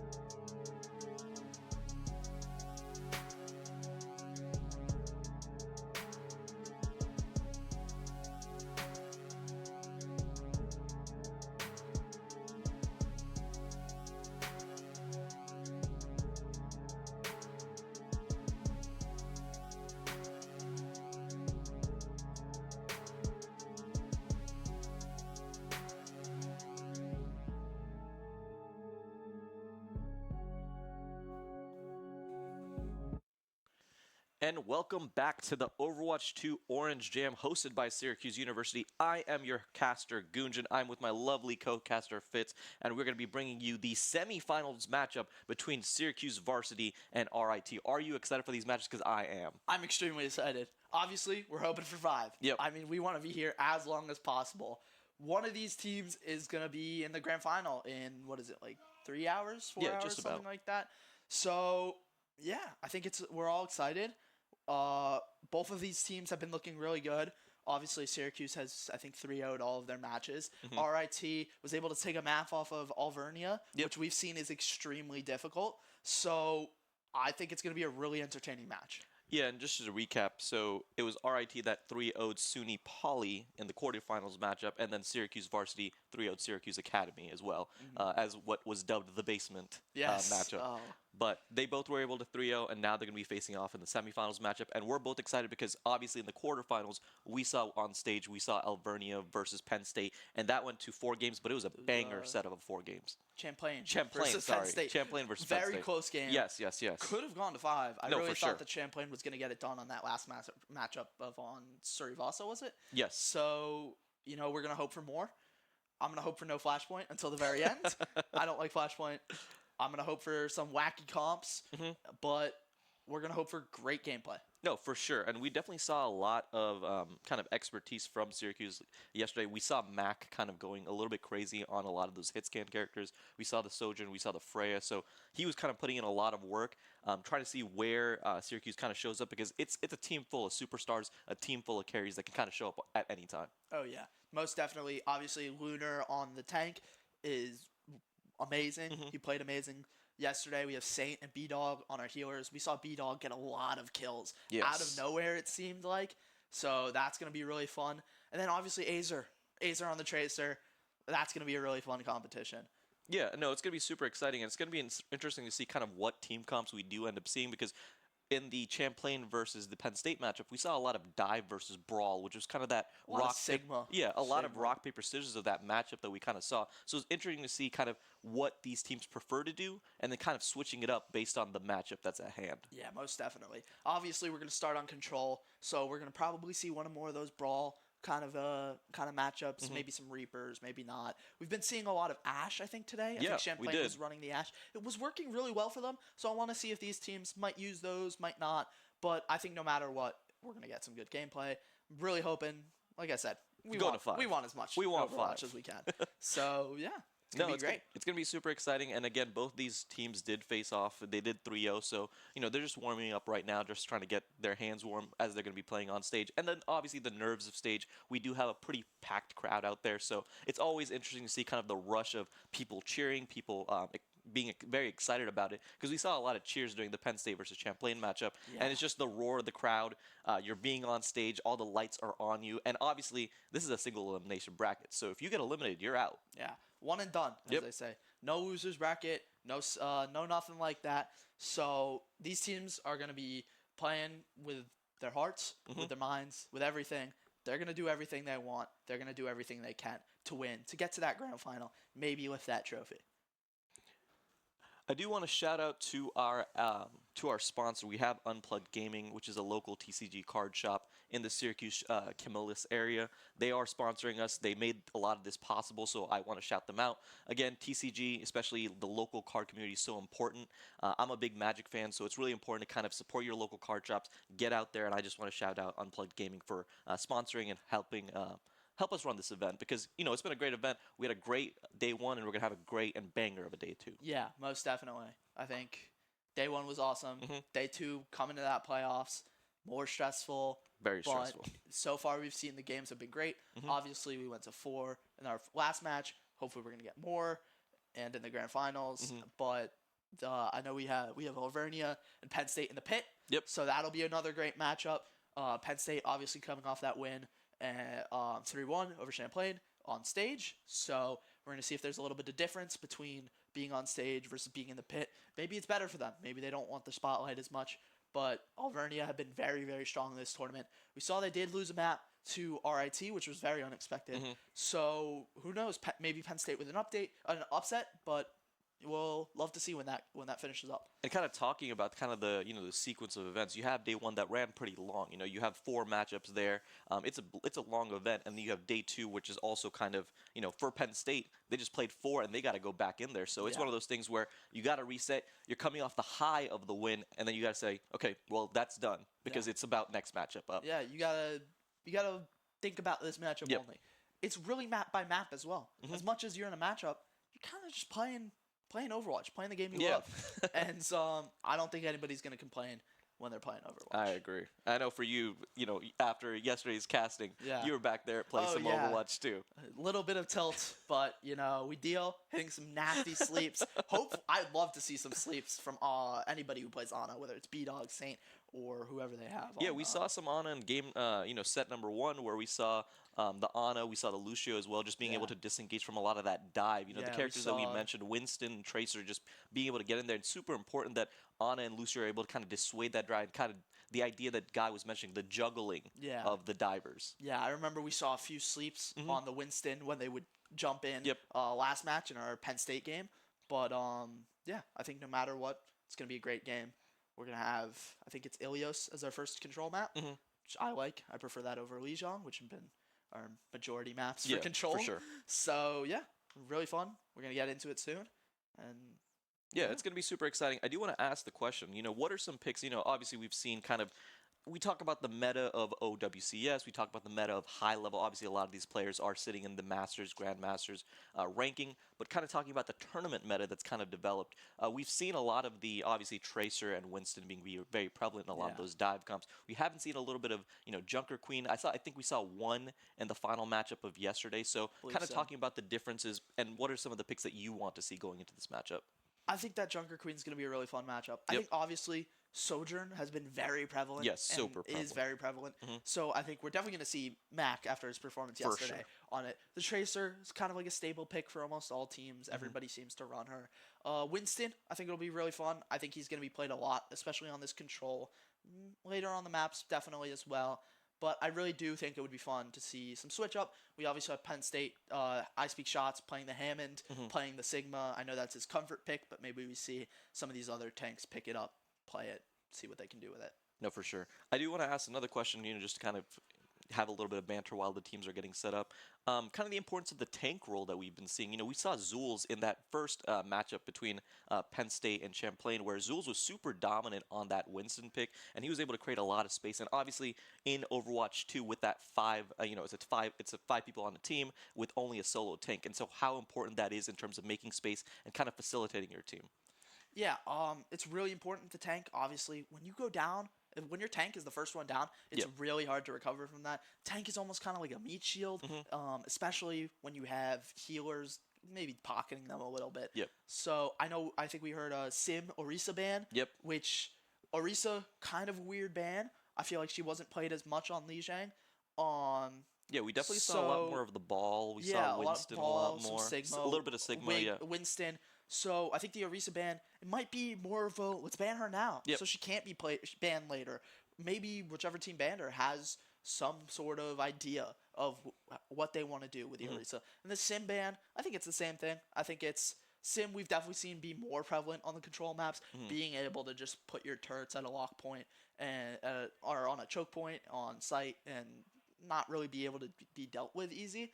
But I think no matter what, I think we're going to see some kind of wacky comps from both of these teams. And we talked about the picks and bans yesterday, but just to kind of reiterate, and we talked to Yaro, who was the coach for Champlain, and again, hats off to those guys. They had a great matchup. Again, they did fall in the quarters, but it was really great to kind of be able to talk with them, just kind of talk Overwatch with them. And he talked about the picks and bans. The idea is that right now, Overwatch is very in a balanced state. So there's not a specific pick that you want to ban out, but it's more picks, banning out picks so that you can kind of have a little bit more space. And obviously in a best-of-5 format, kind of what you mentioned, in Suravasa, Orisa was so prevalent. So now getting that ban out means that she will be available for those matches. Oh, yeah. I think we saw Orisa on almost every Suravasa yesterday. I know Zarya's played a lot there.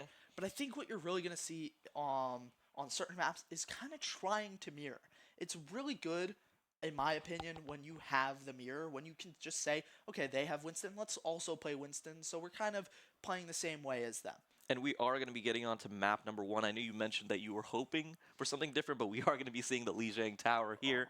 On the left side, we do have Syracuse Varsity. We have Azer, Mac, Lunar, B-Dog, and Saint. And on the side of RIT, we have Frost, Abdon, Minky, Dusk, and the Big Chicken. Yeah, it looked there for a second like Azer might be on the Pharah, but he's gone back to that Tracer, so that's going to be a really fun matchup, kind of the duel with him and Abdon.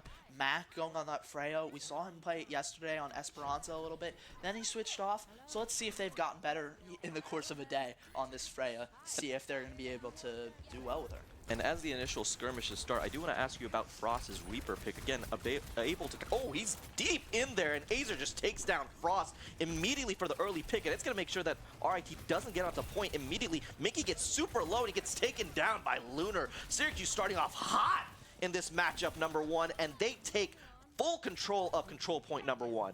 Yeah, I really do like the Reaper pick. He is very good at being able to get into that back line, get some good damage off, get them low so that you can have maybe the Tracer, maybe somebody else get that final blow. But I think that Frost, just went too far. Didn't have the ability to get the support from his supports, get any heals, and he just went down really fast. Azer takes out the 1v1 duel on Abdon. Saint takes off Minky. Little boop action over there. Lunar finishes off Dusky, and Syracuse is just pushing RIT back into their fountain. It is getting very hard for RIT. And again, the idea of those D6, 2 players going down, it just makes it so hard. And again, 26% already for Syracuse on point number 1. Yeah, they have 26%. Now the RIT are coming back. They're going to get at least to 40%, probably more, maybe even to 50, 60, without even having to win a team Frost fight. takes out Lunar right here. This is going to be big for the side of RIT because they're going to finally be able to get some push off. Mac on this Freya pick, trying to get some damage, but he gets taken down by Frost. Dusky takes out Saint, and RIT has a semblance of control. They're trying to get something done here. They're trying to contest, but it looks like RIT will be able to cap point number 1, 55% for the side of Syracuse, and RIT take control. Yeah, just a really good team fight win from RIT. We're going to see now, Syracuse are going to come back. Let's see if they can get another fight win and regain control of the point. Yeah, and they do only have right now the Tracer ulti. The Ramatra ulti is very close to being stacked up. So again, fighting in this choke point, we do have the Zarya fully stacked up, and he's starting to just laser them down. But Azer takes out Minky. Abdon takes out Saint. Big play from Lunar and Mac, and Syracuse grab control in that big choke point. They just were not able to get anything done, and Azer with a big kill from the Tracer ultimate. Yeah, we did see they did use 2 of their ults, but that doesn't really matter. Now they're going to have B-Dog's ult online. They're going to have Saint's beat dropped online. Max ult on the Freya is going to be online. But then RIT, they also have some ults online. Obviously, we have that Death Blossom from Frost. Abdon, We have the bola shot. Ooh. Big damage. Abdon 60, 70%. He's going to get that in a second. Minky with the grab almost. But they're going to they look like they're just losing this team fight. Got you. And again, Syracuse just cleaning them up in this choke point. It just feels like RIT was trying to keep getting through that choke, but big ultimate from Mac just stops any sort of push. We're at 90%, and RIT is just going to have to try to touch point. But again, they're so desynced right now, Fitz. Yeah, I mean, this is just pretty dominant from Syracuse. RIT do get a touch on the point, but it's not going to matter. Overtime is just going to be done. We're just going to have, Gardens go to Syracuse. Yeah, and round number 1 goes to the side of Syracuse right there. But again, they had a little semblance of control. The fights were somewhat close, but it just felt like in those choke team fights, the ulti allocation from the side of Syracuse was really big because they didn't use any ultimates once they realized that first white fight was being lost. Once they grabbed control, it just felt like Mac's ulti, that bola shot on the Freya, was just so big in shutting down any sort of push, and they had so much point control already, it was just so hard for RIT to mount any sort of comeback. Yeah, we saw RIT did get the initial fight win, but then Syracuse just had the 2 previous fight wins, so they had more ults online. They were just able to kind of take that and just roll with it and able to get that win. No, for sure. And is there anything that you want to see RIT kind of change up going into round number 2? I think I've been saying this all tournament, but I want to see RIT be able to win that first team fight, be able to get point first. Having control of that point first creates it so that then the opponent team, in this case Syracuse, are going to have to push onto you instead of being the other way around. Minky finishes off Mac right here. So again, that first pick is going to be super important as RIT try to push through this choke. They're getting a lot of good damage on. The Big Chicken takes out Azer as well. And it looks like RIT will have that initial control that you emphasize being so important. Yeah, now that they have this initial control, now we're going to have to see Syracuse push into them, which is such a big bonus for this RIT team. Not having to push, not being surprised sometimes on where these fights take place. And the big thing with that first initial fight win as well is that there's a lot of ulti charge on the side of RIT. So when they do fight in this choke, they're going to have a lot of ultimates up available very soon to kind of dissuade any sort of second push. But Mac puts the shot onto Dusky, and that should be the start of this push. Mac with a big shot into the support, and it just makes it so hard for RIT to get any sort of push because that healing is completely taken off. Yeah, and we saw B-Dog once again getting kills, getting kill on the Minky, getting kill on the Abdon on the May. Then we have Lunar onto the Frost, and really just you get one, you get all kind of thing. No, for sure, and that was just such a big play. And again, the player that we highlighted going into these games, Mac, just gets a quick shot off onto Dusky, and it just makes the push so easy for the side of Syracuse. Yeah, and we're going to see now, RIT are going to have some of their ults, but Syracuse just have way more. Syracuse investing with the Kitsune Rush, so does RIT. Azer finishes off Dusky. It looks like Frost does get the kill onto Mac, but Lunar is just punching. Frost takes out Lunar. RIT have a chance, but Azer is just in the backline, being an absolute menace, and he just stops any chance of a RIT push. Syracuse hold on to the point, but what a play from Azer in that backline. Yeah, Azer being able to get to that backline is a really good thing. He was able to get 2 off of that, and it just 1 became 2, like I've been saying. It's really important to get that first pick in a team fight. Okay, and going to this next team fight, again, 3 ultimates up for the side of RIT, 2 ultimates up with the beat drop on the side of Syracuse. So it's going to be really important how we see maybe if we get one of these ultis be wasted. But the Big Chicken gets a big pick onto Azer. The beat does get dropped. Minky in the front line just punching away. And RIT are going to be able to establish control. What a big pick onto Azer from the side of RIT. And they just steamroll over Syracuse. Point is going to be grabbed. And again, this is just a back and forth game in round number 2. Yeah, and if you notice, Frost didn't have to use his Death Blossom, which means he's going to have that online for his next fight. It's 1-1 on ults right now. We have Azer with his Pulse Bomb, Frost with his Death Blossom. B-Dog's almost at that Kitsune Rush. Azer goes down. Frost just reaping them in the backline. What a play from Frost. He is showing up for this team. Yeah, I mean, Frost has just been such a big play. This pick on the Reaper is so good. Let's see this fight. Mac! He goes down, but Lunar in the front line. He was just bossing it up as a boss tank. B-Dog and Lunar show up when their DPS goes down, and Syracuse grabs control when we thought that RIT had a chance there. Yeah, we saw Frost got a 1 pick on the Mac, and it looked like he was going to be able to do more off of that immediately using the Death Blossom.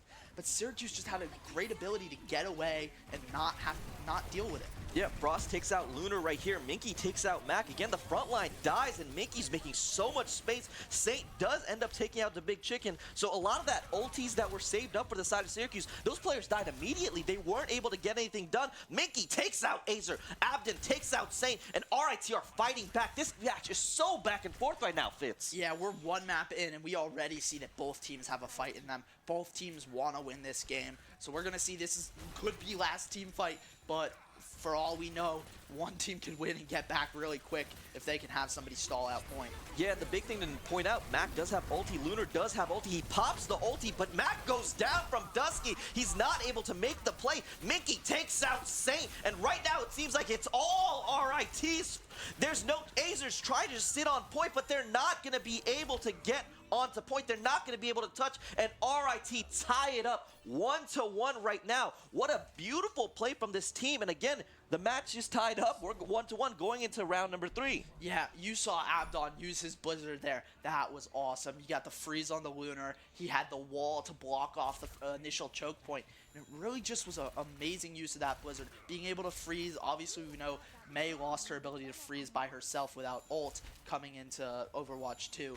but still being able to get that freeze, getting that shot on the Lunar, and just getting the kill on Lunar as a little final goodbye kind of really helped them secure that point.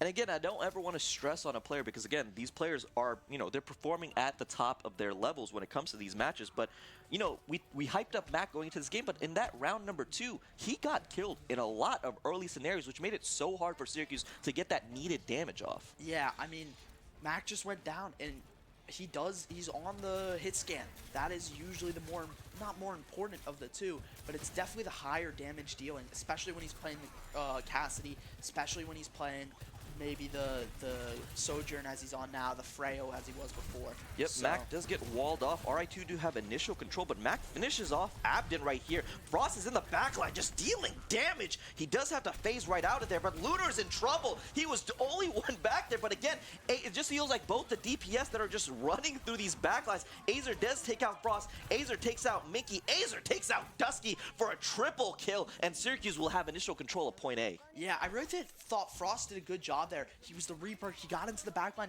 He was able to push the 3 players, I think, the 2 supports and the 1 DPS alive, back off away from Lunar, but they were just able to get their second DPS in.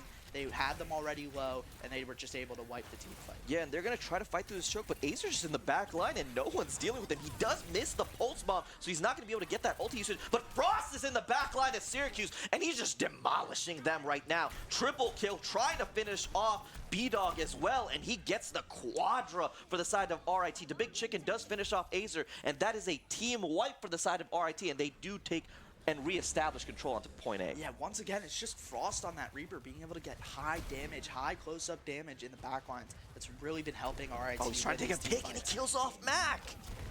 Yeah, once again, Frost getting these big picks, but RIT, you haven't really been able to kind of go off of that. We really saw in that last team fight that obviously Frost got the first pick, but he couldn't. But not much was done after that from RIT.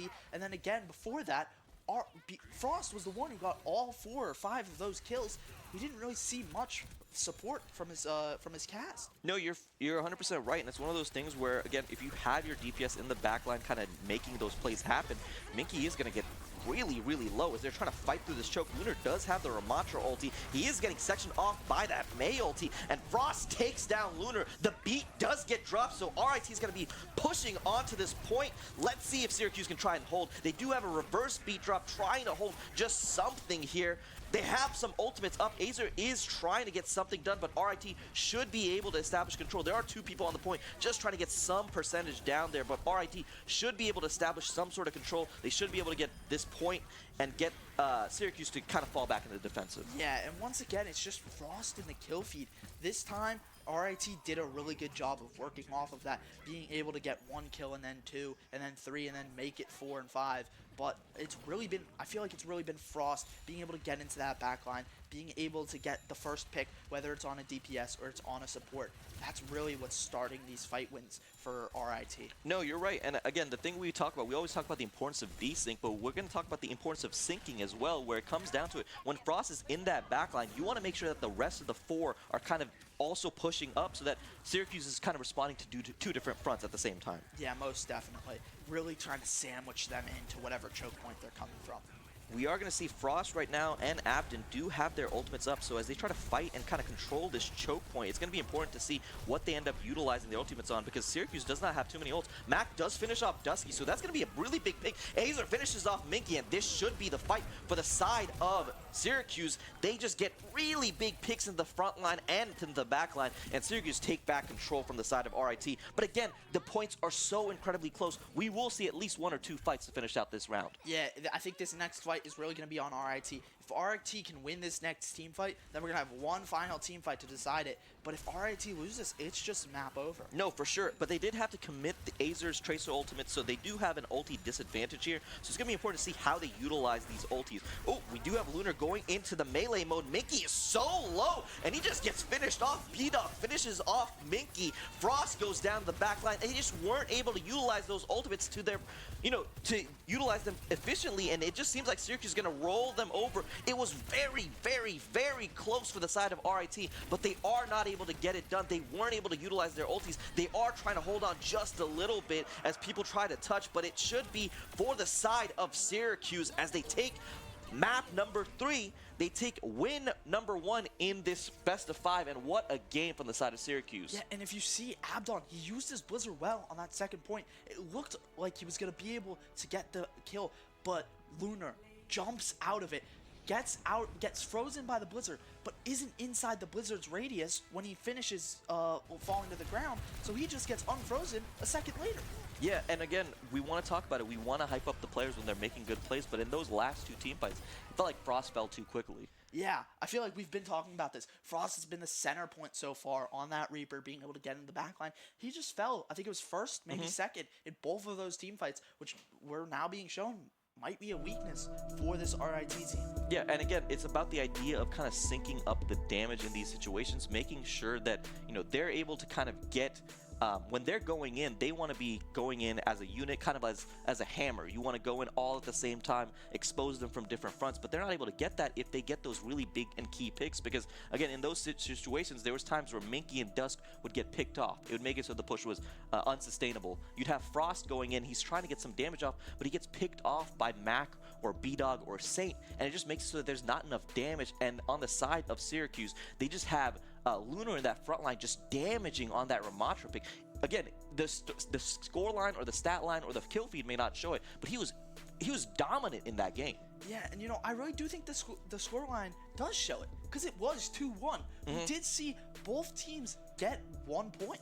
Yep. And it really was close. Even on that third third point of Night Market, they both got control of that point twice. So it wasn't really a lack of skill from either side or a lack of ability. It was just maybe unlucky for this first map. We're gonna have more maps to come. Hopefully we get as much back and forth on this future maps as we have on this map. No, I'm incredibly excited. It felt like both of those maps could have gone either team's way. It could have honestly even been a stomp on either side, because it felt like people were escaping with 15 health a lot of situations and barely being healed up back to full. So it was one of those situations where, you know, just some shots missed. Yeah, and we got trades. It was most fights, at least one person on the winning team went down. So it really could have been one shot here hit lands, one shot there lands, and we could have been an RIT 2-0 or a Syracuse 2-0. And the players I kind of want to point out, again, are going to be that Mac on the side of Syracuse and Frost on the side of RIT. They were kind of the players to watch, because it felt like when they succeeded, their team immediately succeeded. When Frost succeeded, RIT was rolling over Syracuse. When Frost fell back, or when he got picked off too early, it felt like RIT kind of fell apart. Yeah, and also Azer. Azer was able to play on that tracer, be able to get into the backline. Such a nuisance. And just, be a nuisance. Get into that backline, get 1, maybe 2, and then it just steamrolls from there. No, for sure. And again, it's going to be really important for both of these teams. We talk about it. It is a best of 5.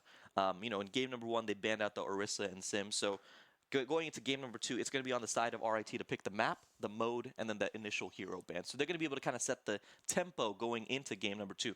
They know that they can compete. It's not a situation where there's a vast skill difference between these players. They're very close. They're playing incredibly well. So it's one of those things where, okay, we lost game number 1. It was very close, though. We know we can compete against these guys. We know we can take the fight to them. So it's one of those things, okay, let's get some home field advantage.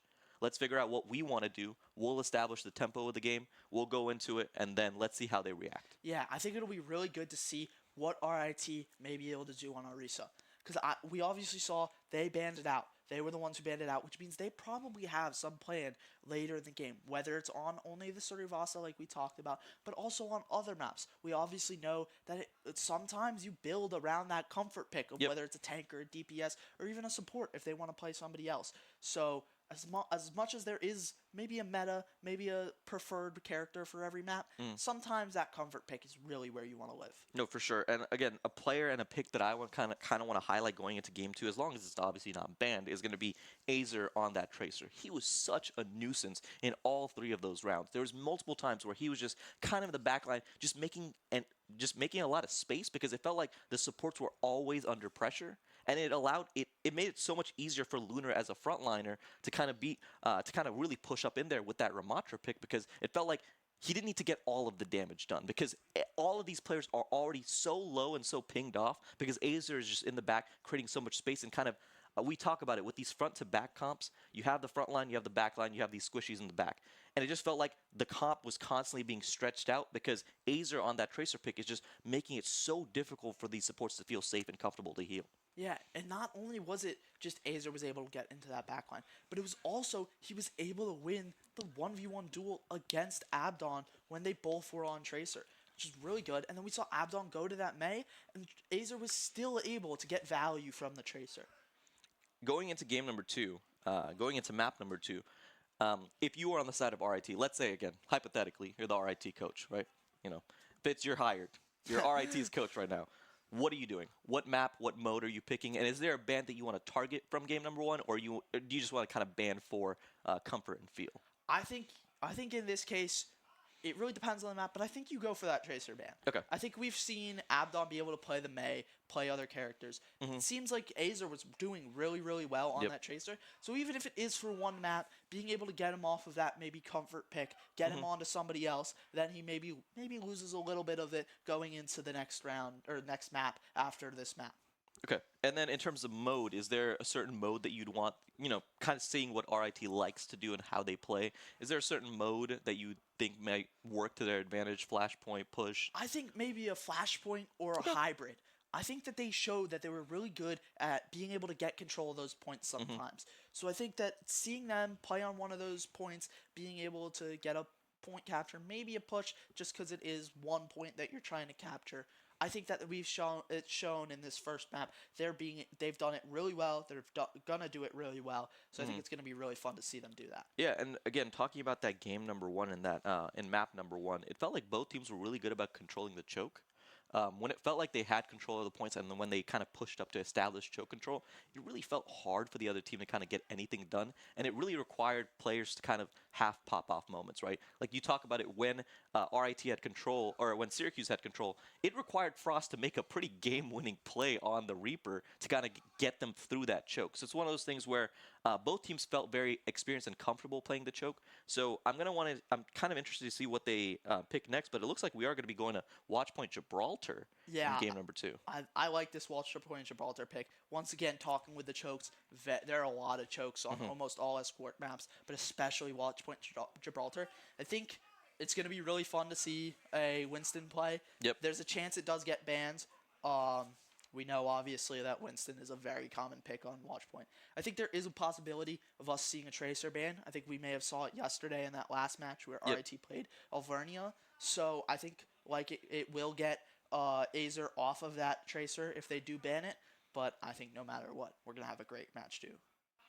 Yeah, and we did, going into talking about what we saw yesterday in those matches was when we did see Watchpoint Gibraltar for the side of RIT versus Alvernia, we saw a lot of venture as well. So kind of different picks that can kind of create different spaces for a lot of these teams. And it was an incredibly back and forth from both sides. So I'm interested to see what they end up deciding. Yeah, and we did just get our bans. We got a Kirito and a Freya ban. So not that Tracer, not that Winston that we might have been expecting, but it kind of makes me think that both teams are going to play more of a dive kind of style. Gotcha. Obviously, that Kiri, a little bit of a dive character, but that Freya, kind of a little bit of a counter dive, being able to get a really quick kill with her secondary fire, and being able to get away from any dive troops. So I think that it's going to be really interesting. So yeah, I think that Watchpoint is going to be a very fun map. Yeah, and I'm really excited because it does look like Syracuse is going to be picking attack initially. So they're going to be going for the attack as we load onto Watchpoint Gibraltar. So it's going to be really interesting to see what they end up picking, especially with these timed maps. It's really important to kind of the idea of punching first, right? Yeah. You don't want the other team to react. Both of these teams feel like they're very comfortable. Again, the first map was very close. So it's one of those things where we definitely feel like we can compete. But if you come out as Syracuse and you just punch them right in the mouth, it's one of those things where it's like, whoa, can we compete? So it's one of those things where I like being able to pick attack, just being like, okay, let's just get it done. Yeah, I think there's another thing to be said about the confidence of Syracuse being able to pick attack, being able to say, yeah, we think we're going to be able to go all the way, which really does put the pressure onto RIT, because they either have to stop them from going all the way, which they hope to do, but also if Syracuse does manage to get all the way, it means that RIT has to get it all the way to push overtime. And we've seen sometimes Syracuse can roll over in these team fights and get really quick team fight wins, which means they might have a lot of time when it does come to that final push. And it's just setting up on map number 2, Watchpoint Gibraltar. We have Syracuse on the on the attacking side with Azer right now sitting on the Symmetra. We have Lunar on the Winston, B-Dog on Ana, and Saint on that Brigida pick. And on the side of the defense for RIT, we have Frost on the Tracer, Abden on the Symmetra, Minky on the Diva, Dusky on the Brigitte, and the Big Chicken on Ana. Yeah, and we see Mac on the Widow. I'm not sure how long he'll stay on this. Maybe just try and get a quick 1 or 2 picks, and then go back, switch off, maybe once he gets 1 death or so. Yeah, just see if we can kind of get around this choke, get one of those quick picks. We do still have Azer just pushing this cart right under the bridge right now, and that's going to be kind of one of those first big points of contention. Mac does get taken out by Frost, and Minky does take out Saint, so we probably will see the switch from the side of Mac, but maybe he holds for a little bit. Maybe. I think this first point is definitely somewhat of advantageous for Widow. Yep. I think Mac could have been expecting maybe the Widow 1v1 at some point, maybe a Widow duel, but we obviously see that RIT didn't go for that, so it'll be really fun to see what he can do on this Widow. Yeah, once they RIT do is get- definitely playing stock, but Acer's just kind of lurking in the back line right here. He's trying to get a pick onto Dusky, doesn't get the recall. The recall does end up going off, and again, they're trying to create some space, but RIT is holding stock on this high ground, making it very difficult for Syracuse to get around the choke. Yeah, and this is also a really hard point to get out of. We're gonna see this Sim have full charge on the side of RIT, which is really good. But also, you see there, she has the ability to TP back, kind of force whoever is on the cart, if somebody does manage to get that cart, we saw Azer was just on it, force them off, force them back to their team.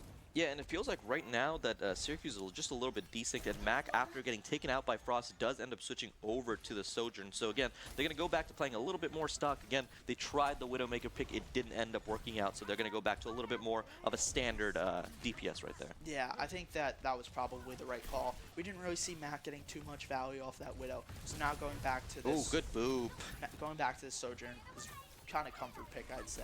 Yeah, it's going for to be sure. really good to see. Minky does try to get into the back line right here. He's getting a little bit low, so he's not going to be able to get too much done. Syracuse is pushing up around this choke. Again, this bridge is kind of the big contest point. Gets put to sleep. He does get the Ana ulti, and he's kind of going in. He's trying to take out Minky, but so much healing. Lunar takes out Dusky as well, so it's one of those things where Syracuse tries to get the push off. Frost is getting taken out by Saint, but he does get pick up the health back. Gets stuck, and immediately it feels like RIT gets taken out as big play from Azer. Azer does end up going down to the side of Saint, but Syracuse should be able to push around this choke and push around this corner.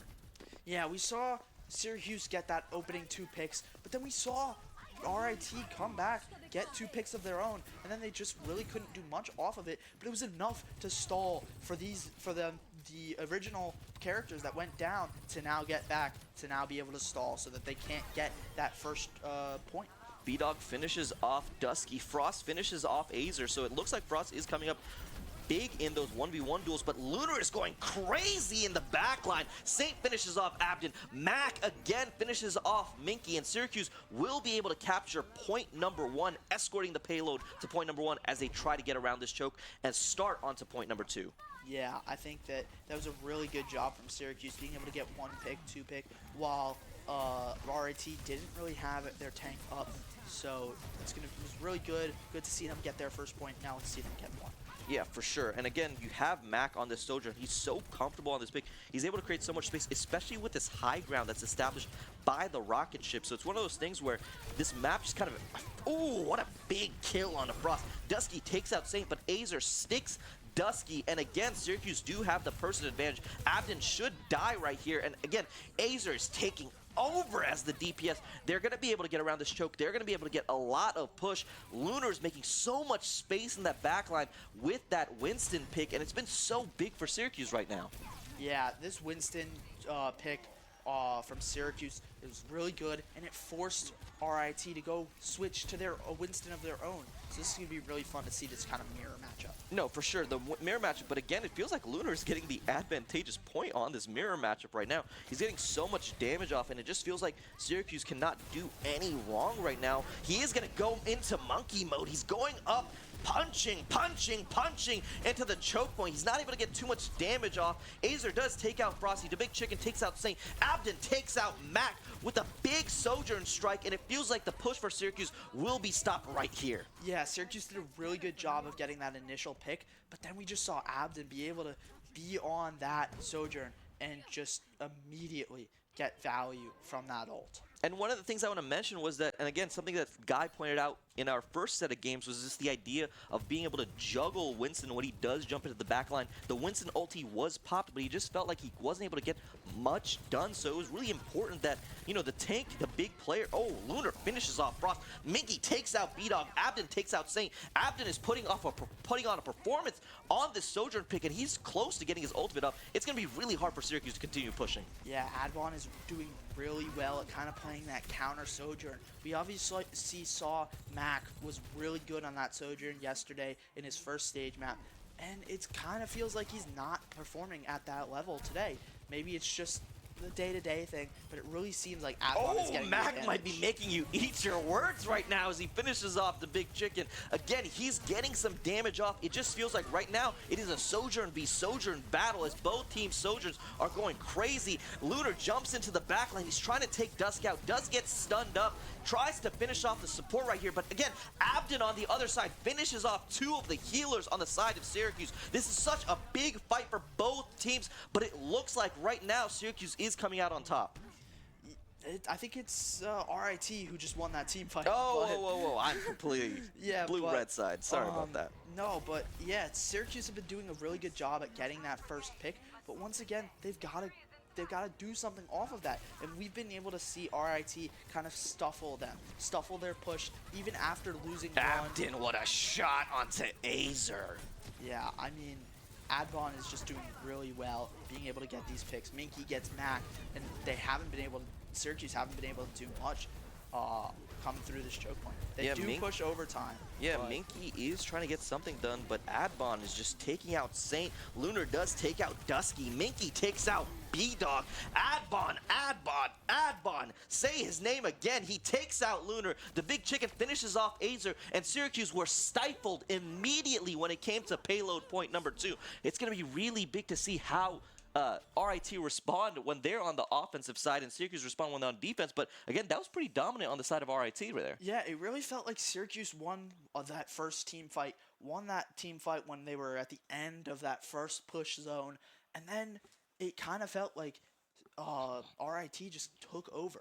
Once they had, 2 or 3 team fights Syracuse did where they won, but then other than that, it was just RIT dominance. Yeah, and again, the player we want to shout out, Advon, on that Sojourn pick was so big. It felt like he was able to get so much damage off. And the player I want to highlight on the side of Syracuse, and again, not to be too negative, but it felt like Lunar wasn't able to get as much done on the Winston pick. Yeah, I mean, we saw him be very effective on Esperanza and all these other maps yesterday. So I think we were expecting that, but RIT has done well to kind of stifle him, kind of stifle all his primal rages, all his ults. He hasn't been able to get much value off of it. No, for sure. And again, when I say Lunars has been doing well compared to his standards, he's obviously playing incredibly well. It just feels like RIT have a response whenever he does try to jump in and create space. And the space is so important because for the side of Syracuse, they need some of those healers and those people on high ground to be taken out so that so that Azer can jump back there as he was playing the Tracer before. So it's really important that Lunar does end up creating that space so that his DPS roles can kind of get in and disrupt a lot of those high ground carries. Yeah, most definitely. They're going in really deep at the start right now. It looks like RIT have a very forward position on this bridge right now, and it feels like Syracuse is just getting repelled back just a little bit. Again, we're going to get to that point where the main fight does start under this bridge, so it's going to be important to see how RIT respond. Lunar jumps in, just Azer takes out two. Dusky and the big chicken go down. Immediately, Azer takes out Minky. A triple kill for this Genji, and he's just running the backline. He might pick up another. Yeah, and not only was it 2 early picks and then the tank, but the 2 early picks were the supports, meaning that nobody on their team had the ability to get heals. They were just stuck at whatever HP they were left at when those 2 supports went down. Yeah, it just felt like Azer said, hold my kunai, as he jumped into the back line and just sliced them apart. Big play from the Syracuse DPS player, and again, Syracuse does get really good, gets good point on the defense and is holding them down right now. Yeah, and we saw RIT do a really good hold on this bridge before in their defense half, so it's going to be really cool to see Yeah, if, Lunar is in the Syracuse can do back same. line, gets a lot of damage, but not able to finish anyone off right now. Gets a little bit low, and they're going to get pushed back just a little bit, RIT. It's going to be important to see how they utilize this next ulti usage as Minky jumps in onto Lunar. Again, it's just about kind of creating space right now. Mac does get finished off by Frost. Lunar does take out Dusky. Lunar takes out the Big Chicken. Both supports down. This should stop the push for the side of Syracuse. Yeah, once again, it's just a really good job by Syracuse to get into that back line, to get those supports killed, and I mean, there's not much you can do if you're RIT without supports. Yeah, for sure. And again, it feels like right now, Lunar is kind of the big man on campus because he's going crazy right now with this Winston pick. He's really making it very hard for the Big Chicken and Dusky to get any sort of heals off. Again, Azer, right now, play the game. But Lunar is really big because it's important to kind of create space for these DPS roles to dive back. Yeah, Azer's doing a really good job on this Genji, being able to get into that back line, being able to not only be the only one in the back line, but also he has Lunar in the back line with him. They're just creating so much pressure. It's really hard for RIT to be able to get onto that point, be able to do anything. And big ultis I want to mention is that Syracuse right now has all 4 ultimates besides Mac's Tracer ultimate. So it's going to be really difficult for RIT to push through because, again, they have no ultimates available besides Adbon and the Big Chickens. Yeah, I mean, Adbon and the Big Chicken obviously having their ults, but not the most impactful when it comes to dealing out damage. Really good for controlling space. Big sleep on the side. Azer tried to pop the Genji ultimate, but he got put to sleep immediately, and he goes down. Adbon takes the kill. Lunar does knock off Adbon. Lunar takes out the Big Chicken. Lunar is going crazy on this Winston pick in the backline, and it looks like Syracuse has life. It felt like that was such a big play from the Big Chicken to shut down Azer's ultimate, but it did not matter because Lunar said, "Hold my monkey," and he took the big banana back there. Yeah, and not only that, but we see him get good use out of that Primal Rage. We saw, obviously, he didn't have the best on the attack side, but being able to get some good on the defense side is really nice to see. And it's going to be difficult because, again, only 30 seconds left right now for the side of RIT. It's going to be really big because this is probably going to be the final push. Yeah, this is going to definitely be final team fight if Syracuse does win it. We see them get too early, and then Frost gets Azer, but it really just seems like domination on this defensive half from Syracuse. Yeah, it just feels like Syracuse kind of just locked in, and it just felt like Lunar was such a big part of that. Again, RIT tried to get things to happen. Frost was winning his duels, his 1v1 Tracer fights versus Mac. It felt like Adbon and Minky were trying to create space, but Lunar was just so indomitable in this match. Again, they're going to try to go for this last second push. RIT are on the payload. They're going to try to get this push, but again, ulti usage is going to be really important. He gets slapped, and the monkey goes down to Azer's sword. Yeah, I mean, just an amazing sleep there from Saint. Now, it just kind of steamrolled from there. You get one, you get it all kind of deal, especially when that tank is the first to go down. What a play from Syracuse. They hold the bridge for the longest time. And again, big shout outs to Lunar on that Winston pick. He was so important. Azer as well did so much work in that initial fight, but it felt like Lunar just created so much space, did so much damage, and was so disruptive in the RIT backline. Yeah, I mean, Lunar just did an amazing job. Obviously, he got play of the game, but I think we really got to highlight Azer.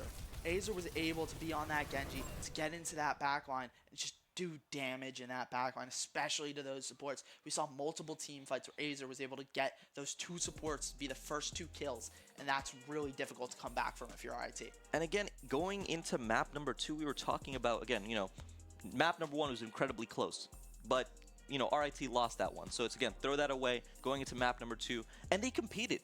When they were on defense, they were able to hold Syracuse, who was very dominant going into this matchup, immediately on that second payload point. But going into this defense side for Syracuse, they were just so dominant. It felt like when it came time to clutch up, Syracuse clutched up. Yeah, I really did think that RIT was going to be able to get that first point. For sure. And then I think if they did get to that second part of this push map, I really think they could have won this map. They just got held there at the bridge. Really good job from Syracuse, but RIT also an amazing job on this map. Yeah, no, again, both teams are playing super well, and it's one of those things where you feel like you're so close. Yeah. It's a game of inches. They talk about that in every type of sport where it's just a game of inches when 2 teams are matched up very closely, skill levels are very close. It just ends up being shots hit. It ends up being, that sleep on Azer was so big, but it just didn't end up translating into the win. Yeah, and once again, both of these maps feel like they could have gone either way. It's now 2-0 for Syracuse. We're really gonna hope maybe a reverse sweep could be cool That'd from be great. RIT.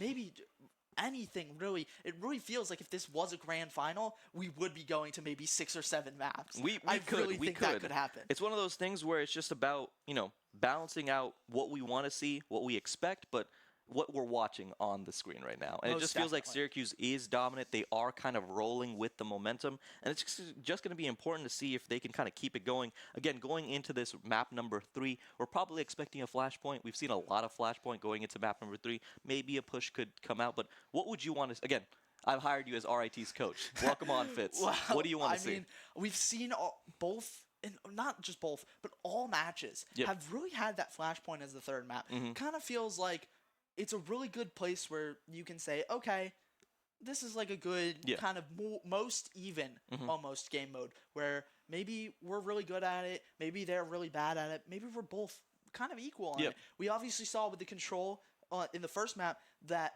they were both really dominant. They were both close on all points.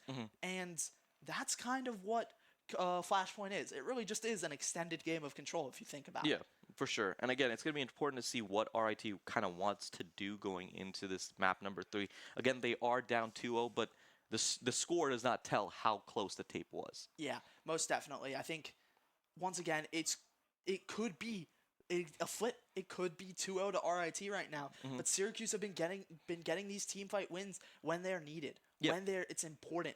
So it's going to be really good and really nice to see what's going to come from our next map, whatever it is. And hopefully we get to see 4 or 5 maps coming out. No, for sure. And again, I think we just want to see more Overwatch. Yeah. At the end of the day, it's just about seeing more Overwatch. Who doesn't?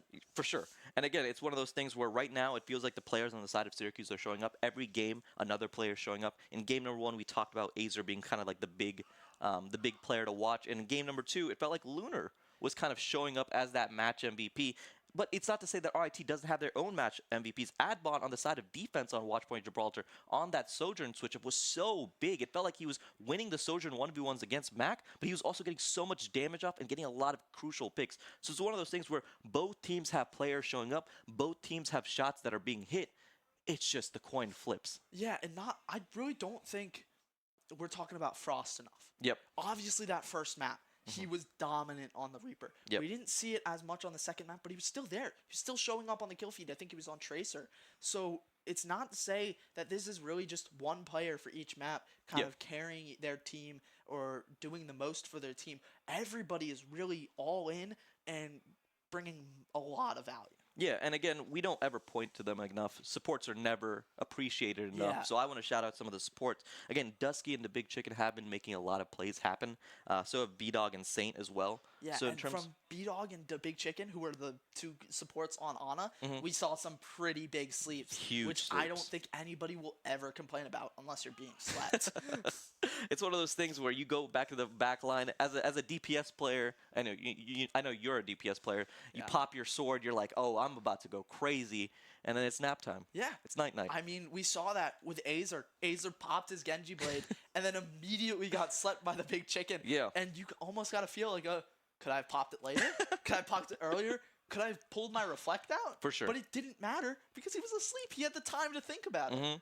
It was one of those things where, again, big plays are coming from all sides of the map. It just feels like, it's game of inches. It does look like we are going to be going to Flashpoint. We do see Suravasa being shown. So kind of what you mentioned, it looks like Flashpoint is kind of not stock, but it looks like what the teams prefer for going into that map number 3. Yeah, and also it's going to be really nice to see RIT back on this more controlled kind of both attacking the same point kind of deal, not the attack defense that we just saw in Watchpoint Gibraltar. Yeah, and again, both teams were pretty good on attack. Again, obviously defensively is where they kind of held up and made their bacon, but they did hold up decently well on attack. It's one of those things where we'll see kind of what those teams want to prioritize. I do want to mention that right now for game number 3, map number 3, we are going to see the Zarya and the Reaper bans. So kind of talking about that, what do you feel about those bans?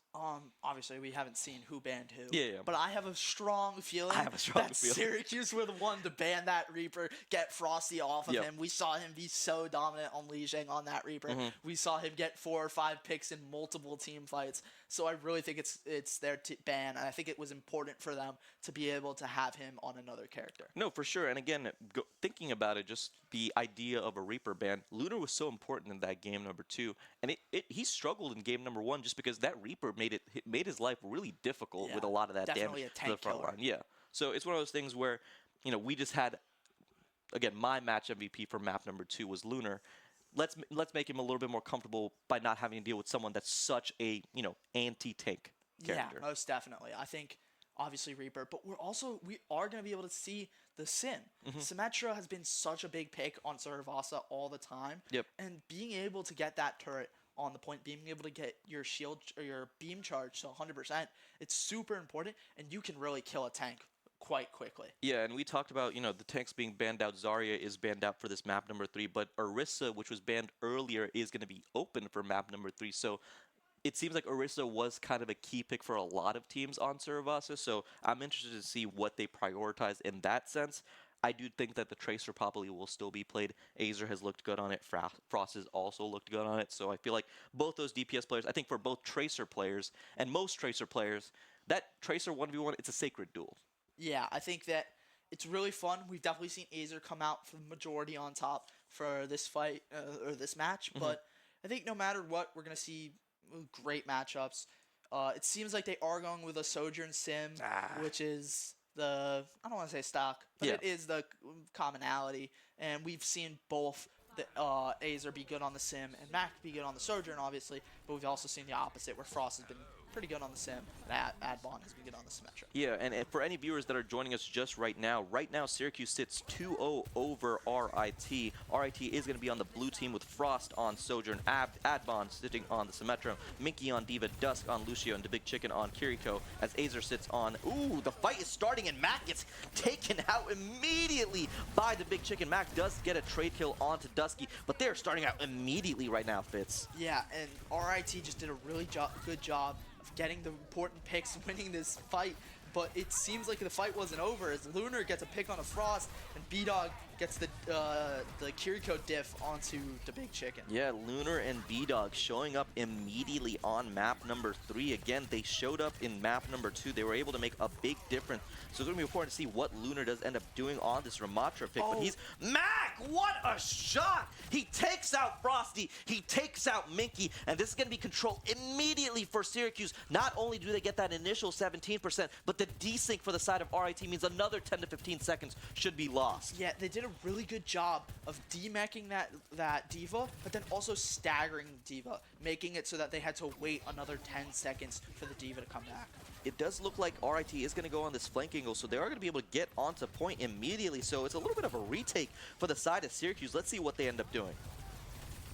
Yeah, I think they did a really good job of being able to get onto point. Once again, that whole deal of making it so that they have to push you. Yep. Always the better of the two scenarios. Frost does have that high point. Adbon does have the high point on the Symmetra, and he's just lasering down his enemies. Frost is just having a firing range up there. Someone needs to put pressure, but it feels like pressure is not going to happen. Syracuse tried to take control, but it looks like RIT do end up establishing control. 75% for the side of Syracuse, 27% and counting for the side of RIT, but big plays from the side of the DPS players for RIT. Yeah, this is going to be really good. Now they have site control. They're going to be able to see Adbon set up his turrets, get into the ideal position for him, and really be able to see what they're going to be able to do from there. And one of the things I want to talk about is that this Ramatra pick, while really good in terms of frontlining, isn't able to create that same pressure for these high point or these high vantage point carries that are on the side of RIT. Dusky does take out Azer as well, so this push might be a little bit delayed. Big shot from the side of Frost as he gets so much damage onto the DPS, and again, Syracuse gets pushed back. Yeah, it really feels like they're trying. They're doing their best to get onto this point, but we just see one pick and then it's go time. They're going in. The Symmetra ulti does get popped. Lucio ulti gets popped from both sides. Counter beats get popped, and it looks like both teams are trying to contest for this final point. Big shot from the side of Frost as he takes out Lunar. Adbon takes out Saint, and it looks like everything's coming up RIT. A team kill for the side of RIT as they take the initial point on Flashpoint Survasa. Yeah, that was just a really good final team fight. from RIT. They were doing a really good job of holding that point, and then Syracuse knew they had to go. They had to get onto point, and they just couldn't. They couldn't do much. They were just shut down by RIT. And the thing I don't want to, again, hype on too much, but it feels like the carries on the side of RIT are just kind of in a firing range. No one is able to put too much pressure on them, and they're dealing so much damage to the back line of Syracuse. Yeah, most definitely. I think it really was unadvantageous, I'd say, for Syracuse not having that. Maybe Winston kind of being able to jump and get onto those high grounds. Yeah, just someone to put a little bit of pressure onto the side of RIT, because the DPS side on the side of RIT, they can hit shots. Yeah, but I really think that this Ram pick is going to be really good on this site, because this site doesn't really have the ability for that ultimate high ground that the Point A had. Ooh, Frost takes out Lunar. Mac takes out Adbon in response. It feels like we're just in the battle of Sojourns right now. Mac is incredibly low, but he does get healed up just a little bit. He gets taken off and booped by Saint. Minky does take out Mac and B-Dog as well. Minky takes out Saint, and Minky is showing up for RIT right now. RIT holds strong on this point. Yeah, RIT showing their ability to win fights even when they lose that first character, that first player, that first pick from Syracuse coming in, and then they doesn't matter for RIT. They still are able to get the fight win. And Fitz, the thing I want to talk about is this idea of a retake, because Syracuse struggled to retake point number 1 on Syracuse. So let's see how they are able to retake point number 2, because it feels like RIT is kind of set up to do that same firing range strategy. Yeah, kind of just all of Syracuse funneling through the one choke point. We're going to see both the sim walls go up. We're going to see what's going to be able to be done off this. We do have B-Dog and Saint do have ultimate ups as well. Mac does have his ulti as well. So this is going to be a big ulti usage as no one is going down. Beat gets dropped. It should be a counter beat as well on the side of RIT. Frost does die. Mac takes out Mickey's mech. B-Dog takes out Frost. And again, it should be win for the side of Syracuse as they are able to roll over as the ulti usage was so immaculate. But Mac hits shot after shot after shot. Syracuse take the advantage. And another thing, Max still has his ult. Lunar's close to his other ult, another ult. RIT, the closest is Minky at 60%. That's not really going to do it to win a team fight. Oh, Frost takes out Saint. What a snipe from the side of RIT. That should allow them to get some sort of push right here, because a big healer is down. So RIT is going to try to make this push off. Azer is getting pressured. Lunar is sitting on point, and he does have the Ramatra ulti up and available. Mac hits a shot onto Big Chicken. B-Dog takes out Frost. Adbon takes out Mac. It looks like both teams are fighting back and forth, but RIT do get wiped here, and Syracuse take flashpoint point number 2 on Syracuse. We're moving on to point number 3, Fitz. Yeah, and not only that, but Syracuse had the point locked down before that team fight, which means now they're gonna go in, they're gonna have control of this third flashpoint. They're gonna get maybe not an easy cap, but they're going to get a cap fairly quickly unless RIT has something to say about it. No, for sure, and Lunar didn't even end up using his ultimate in that situation, and I do want to talk about it a little bit later, but again, we are right into the action. It feels like Symmetra is just blazing people down. B-Dog takes out Adbon. Mac takes out Dusky. Minky does end up taking the trade kill onto Mac. So again, we're so even right now. Both of these teams are fighting, but it looks like we're going to have on the side of Syracuse taking immediate control of Flashpoint 3 on Syracuse. Yeah, and Minky just going and jumping off the map, trying not to get staggered, trying not to be too far from his team. Yeah, and the thing I wanted to mention, talking about Flashpoint number 2 that we saw from the side of Syracuse, is that they kind of changed up the idea of that firing range map that we had saw initially, because it felt like RIT were actually on low ground as Syracuse found a good flank angle, and we're just able to kind of shoot down into RIT, and we're able to take Flashpoint number 2. Yeah, and also they're having this Ramantra shield, which is able to block so much damage. Yes, Diva has her, I don't really know what to call it, the eat kind of. Yeah. To eat bullets, eat everything. But it doesn't matter because you have the sim, which is able to shoot through that. Yeah, for sure. And again, there's going to be a lot of ultis up on the side of RIT right now. We are going to see the ulti pop from the side of Kiriko. Lunar does pop the ultimate as well as he goes into melee man mode on the front lines. But again, not able to get too much. The beat gets dropped for the side of RIT, so they're going to run onto point, try to get something done. Frost is taking shots into the backline, but a counter beat does get dropped. Frost takes out Azer. Lunar takes out Adbon in response. Again, both teams are so close. Minky explodes. Mac dies, and it looks like RIT should be able to maintain some sort of control right here as they do end up capping point and starting to raise the stakes. But again, Syracuse got 99% in that first fight, and it looks like people are going to contest immediately. Yeah, and that's just something to say about Flashpoint. Unlike Control, where you can have 2 to 3 team fights before you get to 99%, we just saw you only need 1 team fight, and then it's at 99, and you're in overtime already. Yep, It's really difficult. Obviously, Syracuse were able to push back RIT going to this final team fight. This would win them the series. Yep, Flashpoint point 3 goes over to the side of Syracuse. They take the 2-1 advantage at Surabasa. Do want to mention some of the changes that we are seeing. Adbon is going to be switch over to the Venture, and Minky is going to switch over to the Ramatra as well. Yeah, I think the Venture is a good switch. I think we've seen her be super effective. She's easy to get kills in the back line, and I think we're going to see some Lunar gets isolated as Sojourn ulti gets popped, and Lunar gets down to the big chicken. Again, it looks like the fight is happening, but Dusky finishes off Mac. Azer finishes off Dusky, but this should be point for the side of RIT. Yeah, RIT just did a really good job there of getting there too. Even though Lucio got traded out, they still were able to sit on point, gain control. Now they've switched to Ramatra, kind of mirroring them. It's going to be really good to see. Now they Lunar's have control, super low with a more right now. control Yeah, this character. is a very brutal choke that Syracuse is trying to push through. Minky does end up getting knocked into the team.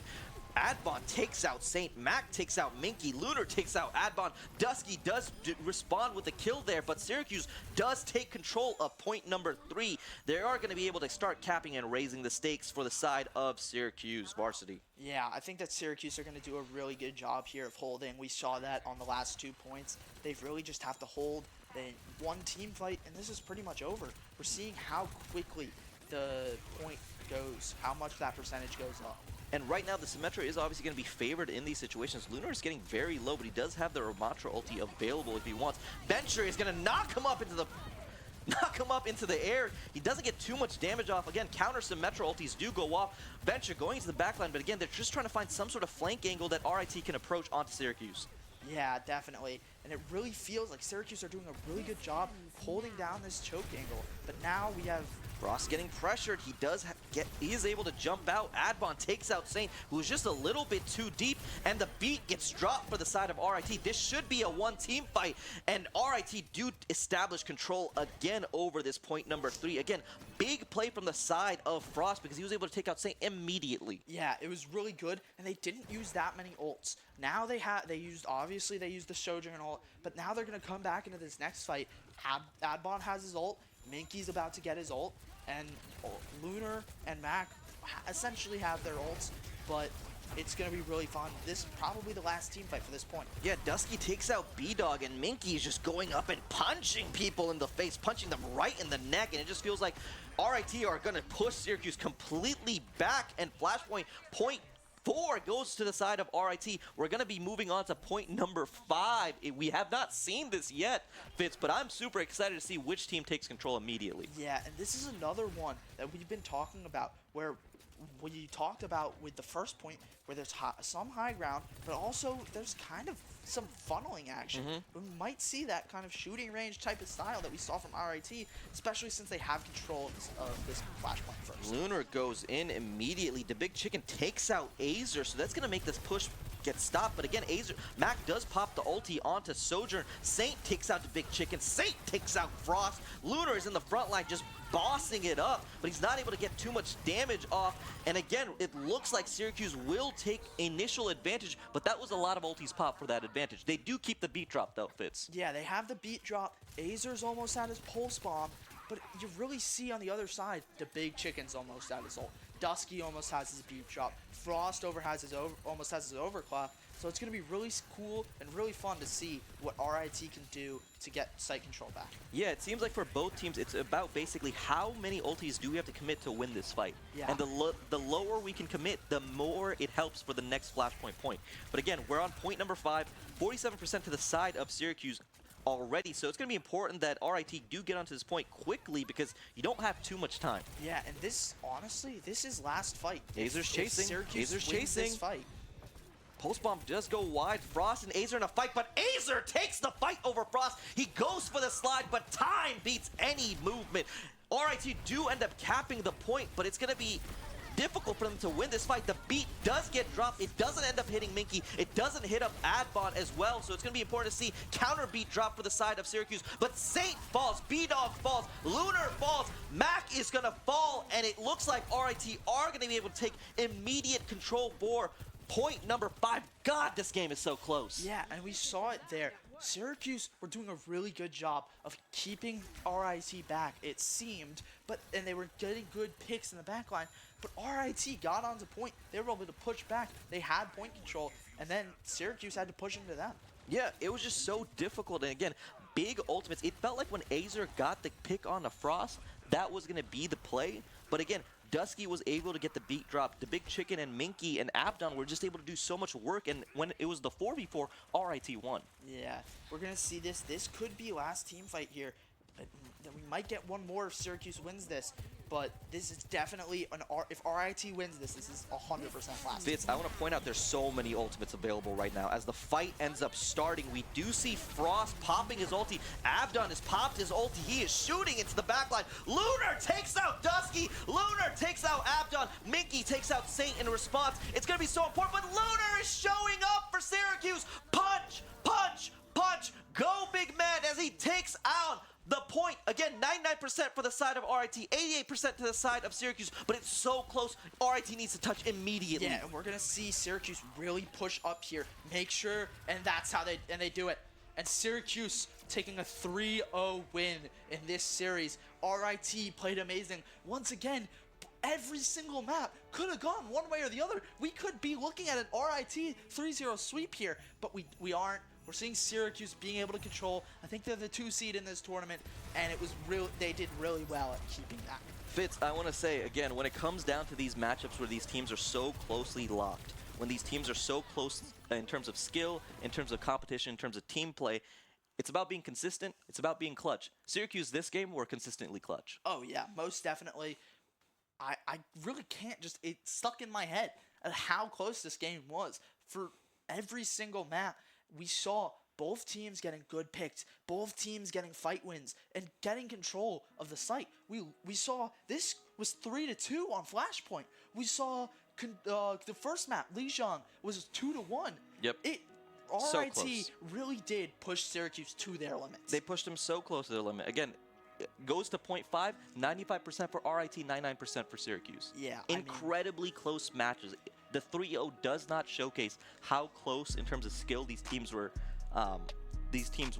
It just felt like when it came down to it, the players on Syracuse made plays. And the player I want to kind of shout out, and again, I don't know who you want to shout out. Again, Mac was consistent. Azer made plays when it needed to be. But for me, it's Lunar on the take. On the Ramatra, on the Winston, he made such big plays. You know, I have to disagree. I really think it was Azer. I think that Azer did an amazing job on that Tracer at the start, doing well to get into that back line, get the picks that are needed, and then he just carried that over when he switched to Genji on the attack side of Watchpoint Gibraltar. He was able to get those backline supports so easily, which really helped Syracuse win these very close team fights. Yeah, a very close 3-0 for the side of Syracuse. Again, we want to thank RIT for being here at this event. They played incredibly well. What a great semifinals matchup that we got to cast. I do want to send it to a quick break because we are going to have an interview with, Fitz, you're going to be hosting, and we'll see who you end up talking to. Somebody on Syracuse. Yep, of course. But thank you so much for enjoying our cast. Again, we will be throwing it to a quick break for an interview, and then we will have the grand finals as well, which will be Ryan and Guy. I've had a great time casting. Yeah. My name is Gunjan. This is Fitz. Thank you so much for enjoying our cast.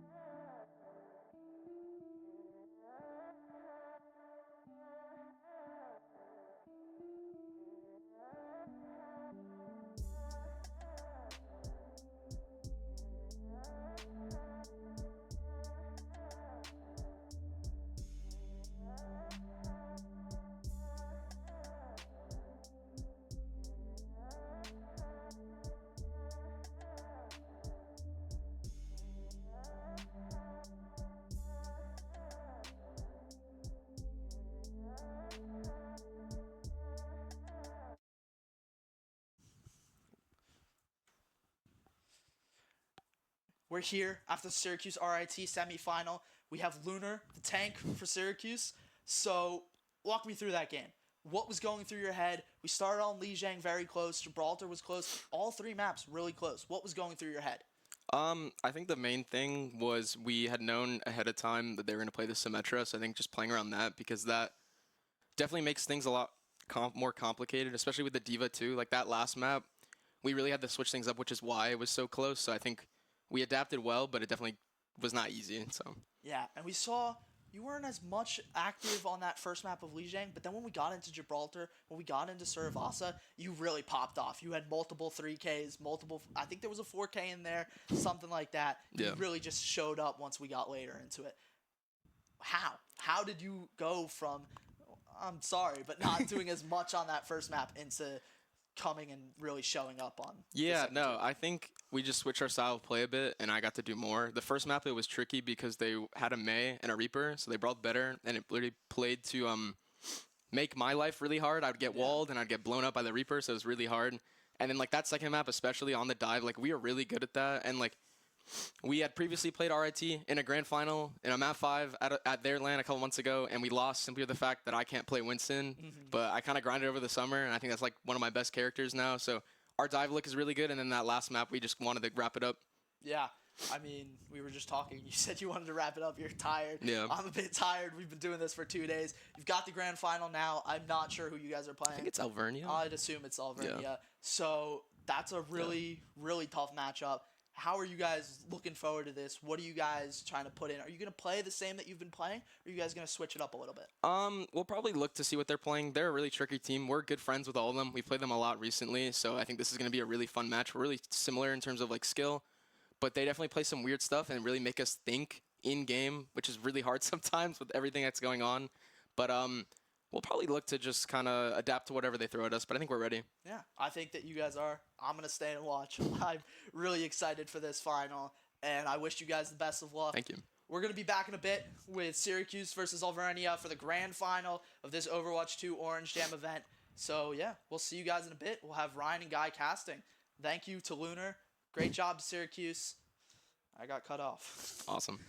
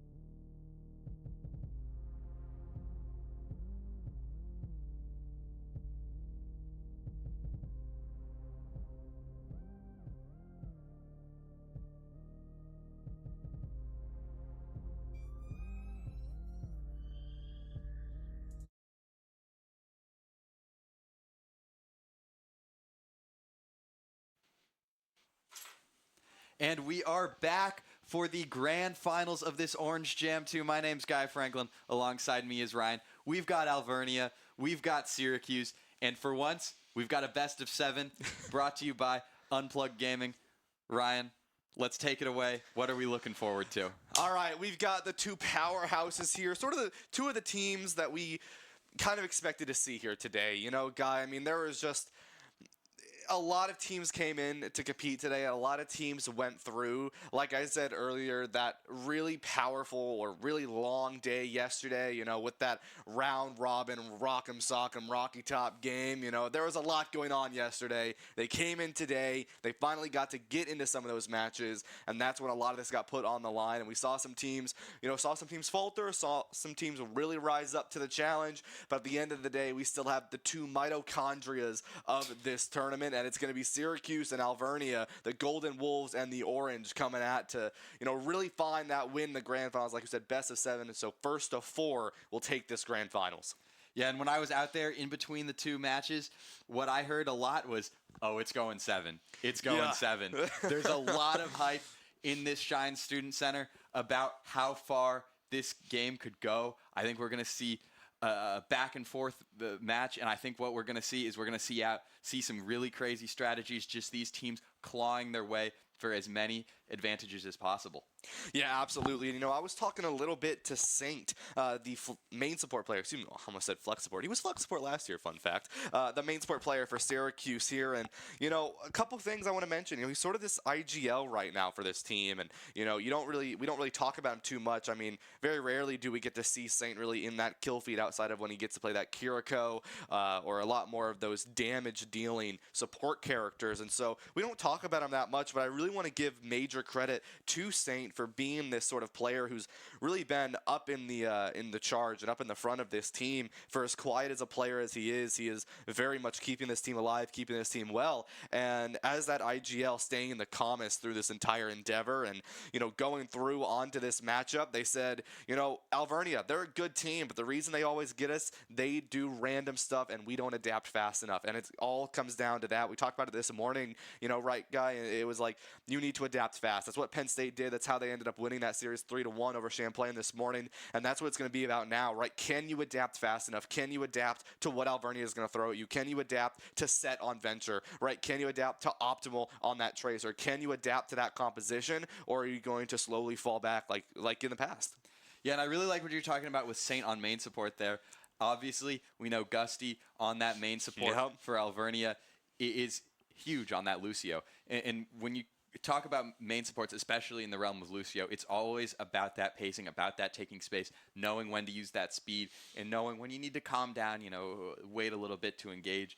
And what we've seen with both of these teams is just a willingness to engage, a willingness to be aggressive, but also that a smart amount of passive, knowing when you're not going to win the fight, you need to go back, you need to regroup, because it is just a great job by both of these teams being able to control the pacing, control the clock, manage space, and manage time.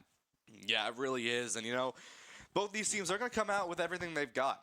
This is a grand finals, best of 7 series, here for this Orange Jam Overwatch 2 Invitational. It's all up on the board now. Once again, a big thanks to Unplugged Gaming for getting us here and helping us to get to this point and have such an amazing game here for the Orange Jam. And, these two teams, they have fought each other before. They have played each other before. They have lost to each other before. They have won against each other before. And it is going to be a battle of the beasts between these two squads. And I mean, I'm going to tell you right now, Guy, I think we go the distance, but I think if we go the distance, Syracuse comes out 4-3, and I'll tell you why. Last year in the Power Esports Conference, this team was known as the 5-map series team. They were always going to game 5s. They were always playing in that final matchup, and they always came up on top, and that's what this team is good at. They can play the long game. They can play for the long-term answers and long-term solutions, and I think if they go to that game 7, they're going to take it. But they've got to be careful, because if they can't adapt fast enough, we could easily see an Alvernia 4-0.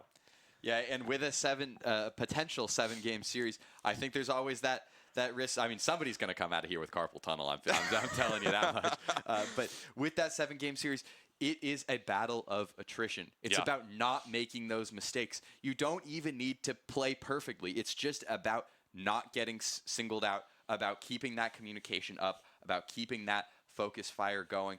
Because it really is so easy to let your mind slip, to take a misstep, to peek a Widowmaker or a Hanzo that you shouldn't, and Yeah. just like that, it's all gone. You've lost your team fight.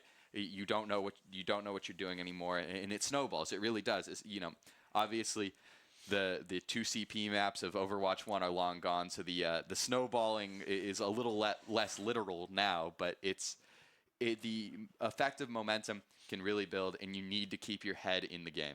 Yeah, absolutely. I mean, these players need to stay locked in the entire time, and if it goes the distance, I mean, that's 2.5 to 3 hours straight of gameplay that you have to stay locked in. You have to be ready for it. I mean, I know Syracuse, they do a double block, so that's, in terms of scrims, that is 4 hours straight of playing matches. So they prepare for things like this. They prepare for going the distance and playing a lot of games. Both these teams, they started this morning, right? They played their matches, right? Alvernia, they beat Canton, right? And they beat Penn State. Syracuse, they beat the Academy team, and they beat RIT. So they've both had a journey to get here, and they're still playing more matches, and this is where it goes, right? They were 3-0s, and that is something to keep in mind for both those teams. But now it's not going to be a sweep. Now it's going to be really just a battle of the beasts, like I was saying. And, I'm not too surprised to see what we're seeing right now here, Guy, and that's this Zarya composition coming out from the side of Alvernia, and this Ramacha brawl coming out from Syracuse. Yeah, Syracuse loves this brawl. This is what they played against RIT, and they honestly had a few struggles with it on more dive-oriented, poke-oriented maps, but they were still able to 3-0, and that's because they trust the strength of this dive.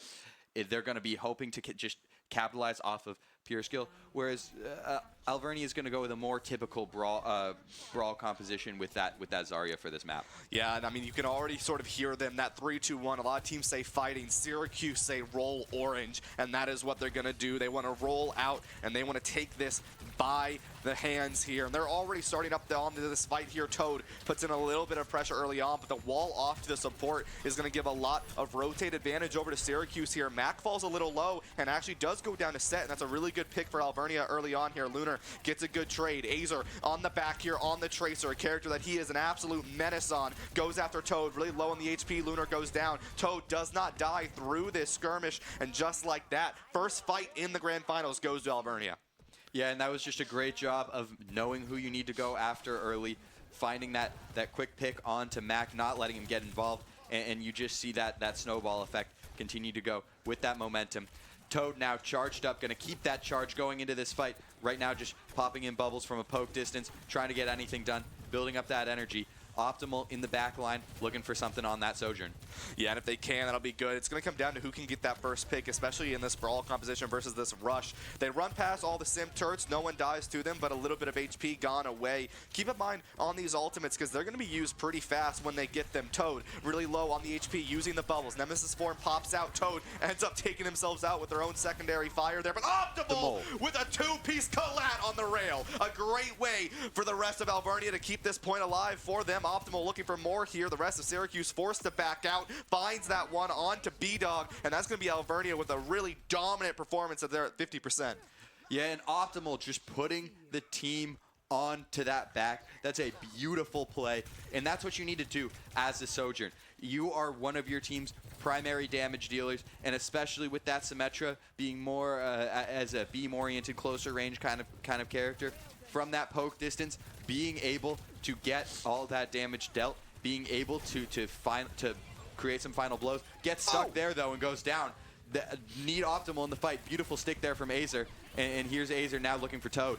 Yeah, a great pick is going to get them started. Lunar's able to find Grand Prix onto that Kiriko, and it's just going to be Toad alive. But, I mean, look at this. I mean, Syracuse, they use that one ultimate to take this fight. But I want you to take a look at this guy really fast. I mean, you have 5 ultimates on deck for the side of Alvernia, 4 ultimates on the side for Syracuse.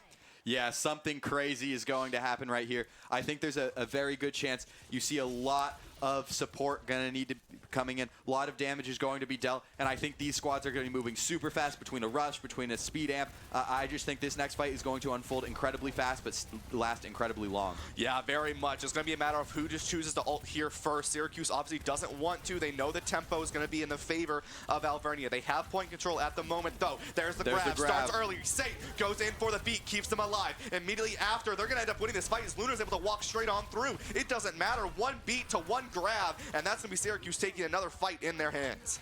Yeah, and absolutely huge to be able to coax out that grab from Toad. But other than that, Alvernia really disciplined, able to keep 4 of those ults available. Syracuse close to building up a 4th of their own, with Azer also not using too many of theirs. We're in for another treat of a fight here. But what I'm really looking for is, can Syracuse keep Toad's charge down? By continuing to knock down that Zarya, kill that Zarya, you keep the charge down. Here's the wall, here's the rush from both teams. A lot happening. Set, charged up, here's the TP. Yeah, just like that, they're also able to flip point here, so it forces the overclock from Mac as well as the annihilation from Lunar. Trying to live here, but taking a lot of damage. Optimal has the overclock as well. Mac looking for something, but can't quite find it. Syracuse able to get on the point. Azer throws the pulse, not able to find the connect, though. Optimal on the overclock here, looking for something. Gusty's able to find 1. Optimal's able to find 2. This could be it. Syracuse able to flip the point back into their favor, but not before another 20% is given to Alvernia. Syracuse needs to make something happen here onto a contest, but Mac is the one who's going to need to contest it here. It's going to fall down. One is able to get onto point, and it will be B-Dog, but falls there. Lunar not going to be able to find the contest, so it will be Saint instead, taken down by Toad. And Syracuse University starting off down 1-0 to Alvernia. Yeah, well, just a little bit of the wick trickling down now. Nothing that Syracuse will be able to do. And right there, that's what you see the advantage of having that ultimate economy, being able to control the pacing of the fight. Alvernia just doing a beautiful job, knowing when to press Q and knowing when to keep their hands off of that button. It's really tempting. You know, you think you can make a hero play, but they know you're in this for the long shot. You cannot be too reckless. Yeah, I mean, that started off good for Syracuse, right? But they just need to keep that one going if they can. It's going to be difficult, right? I mean, there were a couple times they fell off a little early, or they weren't able to get that full value. I mean, they started off good, right, when they were at that disadvantage. They used those ultimates early, but it comes down to that map rotation that we did see from Alvernia. Very well done. They flipped around and took the point. They flipped the point, and that's something to be very cautious of. It is, absolutely. And coming into this next map, you're going to see very similar compositions from each team. Only difference, Optimal over to that May. I like that pick, being able to control the speed a little bit more. Maybe some freeze, a lot of crowd control with that Blizzard. Yeah, and that's going to be something to keep in mind. Set going down to Azer, though, on that Tracer. Very, very good for Syracuse to walk on to this point. Toad low on the HP. Mac gets taken down by an Icicle from Optimal. Azer tracks Gusty through the sky and will take them down. It's a point on both sides here as it's relatively even. Scram, please find Saint, though, but in return, Lunar is able to find Optimal. It's just Toad and Lunar 1v1 in here. Scram, please, on the right side, looking for Ben or B-Dog if they can, excuse me. And they're going to look for more here. Toad low on the HP. Someone's trying to get capture point of this, and Lunar will take down Toad. That's great for Syracuse, but Lunar falls low down to the HP. Saint's able to find Set. Lunar falls down to Grand Prix. Now it's Mac looking for more to try to find something. Saint, the main support, heard me talking earlier. Heard me that they were to kill feed, and on the Lucio finds a 3-piece. That is absolutely massive to get that from your Lucio, especially now being that much closer to the beat drop. Just an absolutely massive play right there. Something that is Syracuse is going to feel for a long time. Absolutely right, and already the fight going to start up onto this right side. Syracuse does have a little bit of ult advantage, especially when you look at B-Dog here almost with the rush. They can use this early if they want to, but they may not. They may wait for Toad to engage. Down goes Azer. Goes down to Gusty here. A great mark comes out from that Lucio. Lunar able to find Gusty, though, in return. The rush comes in on the engage from Syracuse. Trying to live for a little bit longer will be Mac. Going to get their HP back. Azer has Pulse Bomb. The return Kitsune comes in from Alvernia, looking for something. The TP onto point, looks for some value, but can't quite find it. Lunar has Annihilation if needed, but falls incredibly low. Pops the Annihilation for a little bit more overhealth. Goes in, Pulse Bomb on, but not going to find the connect. Lunar, 100 HP and counting, tries to live through this, trying to, but can't do so. 100 charge Zarya is going to just annihilate through the Annihilation, and that's going to be Toad taking out 3 as well, and Alvernia getting their capture of the point. And that's what you see right there with a fully charged Zarya. Now got that grab to work with for the next one. But a tank, I mean, we heard this earlier when we were talking to Penn State after that game. having that fully charged Zarya, you act as if you're a third damage dealer for this team, especially in the era of 5v5. Toad just absolutely melting down these Syracuse targets. Yeah, an 85 charge to their name as well is good. The TP gets them to be able to kite out for free here. Saint has the beat in case the grab gets value. The grab onto the shield, but it's not going to matter because it's in front of a shield. Azer is able to get from behind. Toad falls down. The wall comes out. Mac with the overclock finds one before they fall down to Scram, please. Now it's going to be 2 members down for the side of Alvernia, 1 member down for the side of Syracuse. Looking for something here. The TP goes out for the left side. Syracuse trying to clean this fight up so they can get the point back in their favor. Alvernia just looking to stall it off and try to keep as much as they can. Set finds one, Azer finds Set. Looking for more, the Nemesis form comes out from the side of Lunar. The rush as well invested from B-Dog, but Optimal is able to find Mac. Optimal getting pressured out by Azer, finds another one on the B-Dog. Optimal is just in the back line. The pulse bomb goes wide, looking for Gusty, but Optimal again finds another kill. Looking for the 4th on the Saint, and even though they get the flip point, Alvernia wins that fight. And that is an absolute hard carry from Optimal. Just a huge play. Felt like they didn't miss a single icicle on that play. It just a beautiful job being able to use that Maze secondary fire, and Gusty getting a big pick onto Mac. You do not want that if you're Syracuse. And honestly, with the amount of that stagger, Mac's still not alive yet. You might need to even potentially go to Final Fight territory here. Yeah, you are. And Mac going down there is just not great for Syracuse, right? As you see, Toad is just going to build up that charge, has the TP out if needed once more. The rush on the side of Alvernia could be an early engage. Azer goes down, though. That's crucial for Syracuse. That's the May gone. The rush to try and finish the rest of this fight off. Blizzard available as well. Saint pops a beat, but Toad is able to find Lunar. Lunar goes down. Saint finds Gusty, the Lucio counterpart, in the return. Toad on the back line finds one. Can they find the other? Will be able to, and now Optimal just gets rid of Saint there, and that's going to be Alvernia 2-0 on map number 1, starting our grand finals off with a 1-0 Alvernia. Toad just supercharged right there. An 100 charge Zarya, there's just nothing you can do. I think if you're Syracuse, there's, I mean, you have to do anything you can to get Toad off that Zarya. Either play a heavy dive map, ban the Zarya outright. I mean, one thing that you did see that I thought was a little bit interesting there, Alvernia picked the Winston to ban, even though Syracuse is a brawl-heavy team. They wanted to go brawl on brawl with Syracuse. They didn't want to let them go into the dive, even though Syracuse didn't want to play the dive on Gibraltar last time. They felt so confident. Yeah, and I mean, Optimal on this May, like you said, was just hitting every single shot. It was just so oppressive coming out from them. And I mean, if you are Syracuse, right, the biggest thing that you have to look for now is, right, talk to Saint, right, that IGL. What can you adapt to? What can you change to make some good adaptations against Alvernia here? And if you are Syracuse, right, that Zarya is a big issue. Looking at maybe playing for that double hit instead going forward. Yeah, and I think the other thing that you see there is Set on that Symmetra. Obviously Set a star on that Venture. We saw that yesterday in that match against RIT. I think now what you'll see is a bit more of Set playing Venture, feeling a little bit more comfortable on that character. To me, Alvernia just has a spot to fly. As for Syracuse, I don't know how I feel about necessarily going with that brawl again, especially how little value the Ramatra got compared to the Zarya. You might have to mirror that.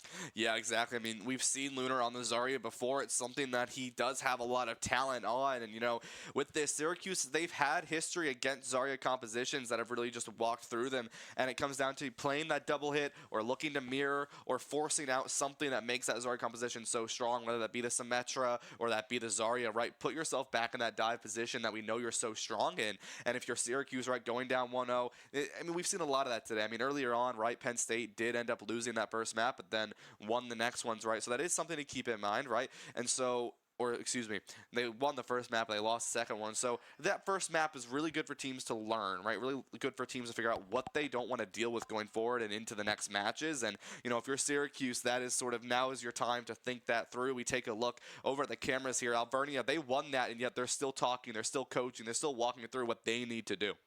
Yeah, and the other thing that you see there as well with Alvernia is being able to just use those Zarya bubbles so well. Syracuse, they've talked a bit about just wanting to go crack those bubbles, pop them, and just melt down the Zarya if you can. Yeah. The problem is that when you have sustain as good as Alvernia does, That just doesn't work. And what you end up is building this beast of a Zarya that's got 550 HP and it is dealing damage like a Widowmaker headshot, but with easy, primary Yeah. fires not needing to aim.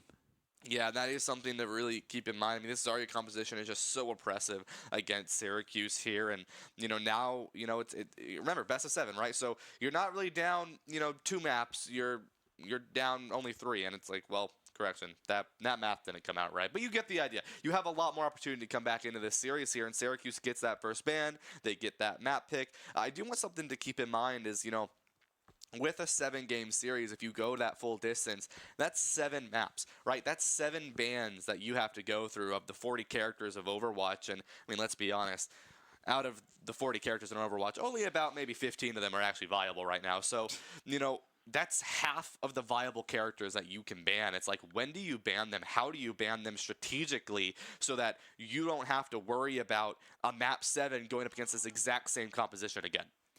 Well, it really is tough, especially with that venture ban on that first map for Syracuse. Yeah. That is Set's best hero from what we've seen in this tournament. Yeah. And I think that the key is just, how do you stop Set? That, to me, that's the biggest key. How do you avoid getting just rolled over by that venture? I suppose rolled under by the venture. I guess that would be more accurate to the character.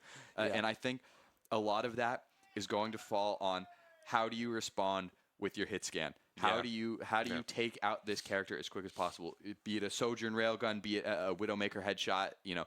That is the kind of thing that you're going to need to do. You're going to need to play with sight lines, because Set is just so oppressive. Yeah, absolutely. And, that's something that, this DPS line has that's really, really powerful. I mean, when Mac and Azer sort of get into that flow state, they're really, really powerful. But, on the flip side, when Set and Optimal are also in that flow state, it is scary. I mean, those players are absolute menaces. I mean, we saw Optimal on May, not a flank character, by the way, on the flank getting kills every single time. Optimal got so much value, and that's really, really important to understand and to really notice, because Syracuse, they need to find their way back into this matchup, and that's not easy to do. No, it's not easy to do, but that's the point of having your map pick. This is where you get to your comfort play. This is where you do what you've been doing in scrims for so long. This is where you do what you've been doing in the PEC for so long. This is a Syracuse team that is very together. This is a Syracuse team that knows how to play. There's a reason that they're 15th in the country right now. Yeah, absolutely. I mean, this team, they have the skill set, they have the ability to beat these teams, but Alvernia, there's a reason. I mean, I'll tell you right now, my pick'ems here, right? I told you earlier on, Guy, if RIT was able to beat Q's, I have them beating Alvernia.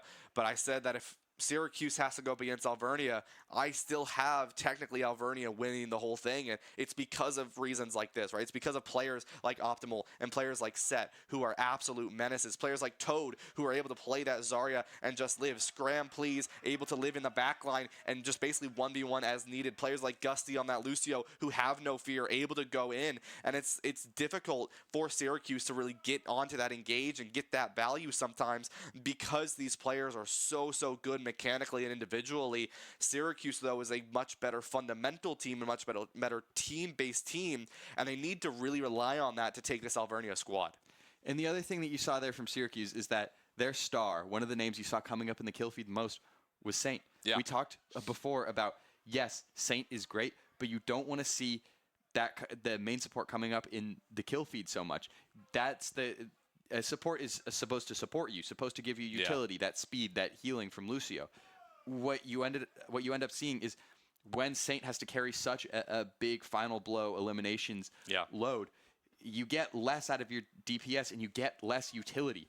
You need to be able to use Saint as a support instead of as a DPS on Lucio. Yeah, and we have Tracer and Kiri being the bans for this next. Whoa, that was not English. Let me like rerun that real quick. A little bit of an Iaga Moto. Just pause time for a second. Okay. This next map being Blizzard World as well. Very dive-heavy map, right? Banning that Tracer, I believe that came out from Alvernia, and then banning the Kiriko, I believe came out from Syracuse, right? So those two bans, especially on a very dive-heavy map, is something very interesting to see. Well, yeah, it's especially interesting because Winston was Alvernia's pick to ban Yeah. last time out, meaning that that dive is going to be fully unencumbered. I think the only real decision that these squads will have to make is where that second DPS goes as far as the flanker is. I don't really think we're going to see any Sombra out there as far as the current meta, as much as I would love to see some Sombra. But and then the other decision I think that they really have to make is, do you want to go with a D.Va-oriented dive, or do you want to go with a Winston-oriented dive? I think personally, I'm a big fan of having the Winston bubble being able to help you in that narrow little choke point around the statue of Blizzard World. But these teams are able to pick and choose in so many different ways. I think what we are going to see is a lot more Lucio play. Yeah, I think Lucio play, I think D.Va play is going to be big. There's also potential for Hazard. Lunar, a very good Hazard player. We've seen them on Hazard before. And Blizzard World is a map where Hazard could be viable, especially if you want to run that on a Lucio composition. So very, very possible that we see something like that come out from both these teams. The Genji play come in likely as well from Azer, to something to keep in mind about. And I mean, Azer in the PC has always been a menace on Genji getting those blade kills. And, Mac also has the ability to go a Sojourn or a Widow here. Yeah, and here's something really interesting.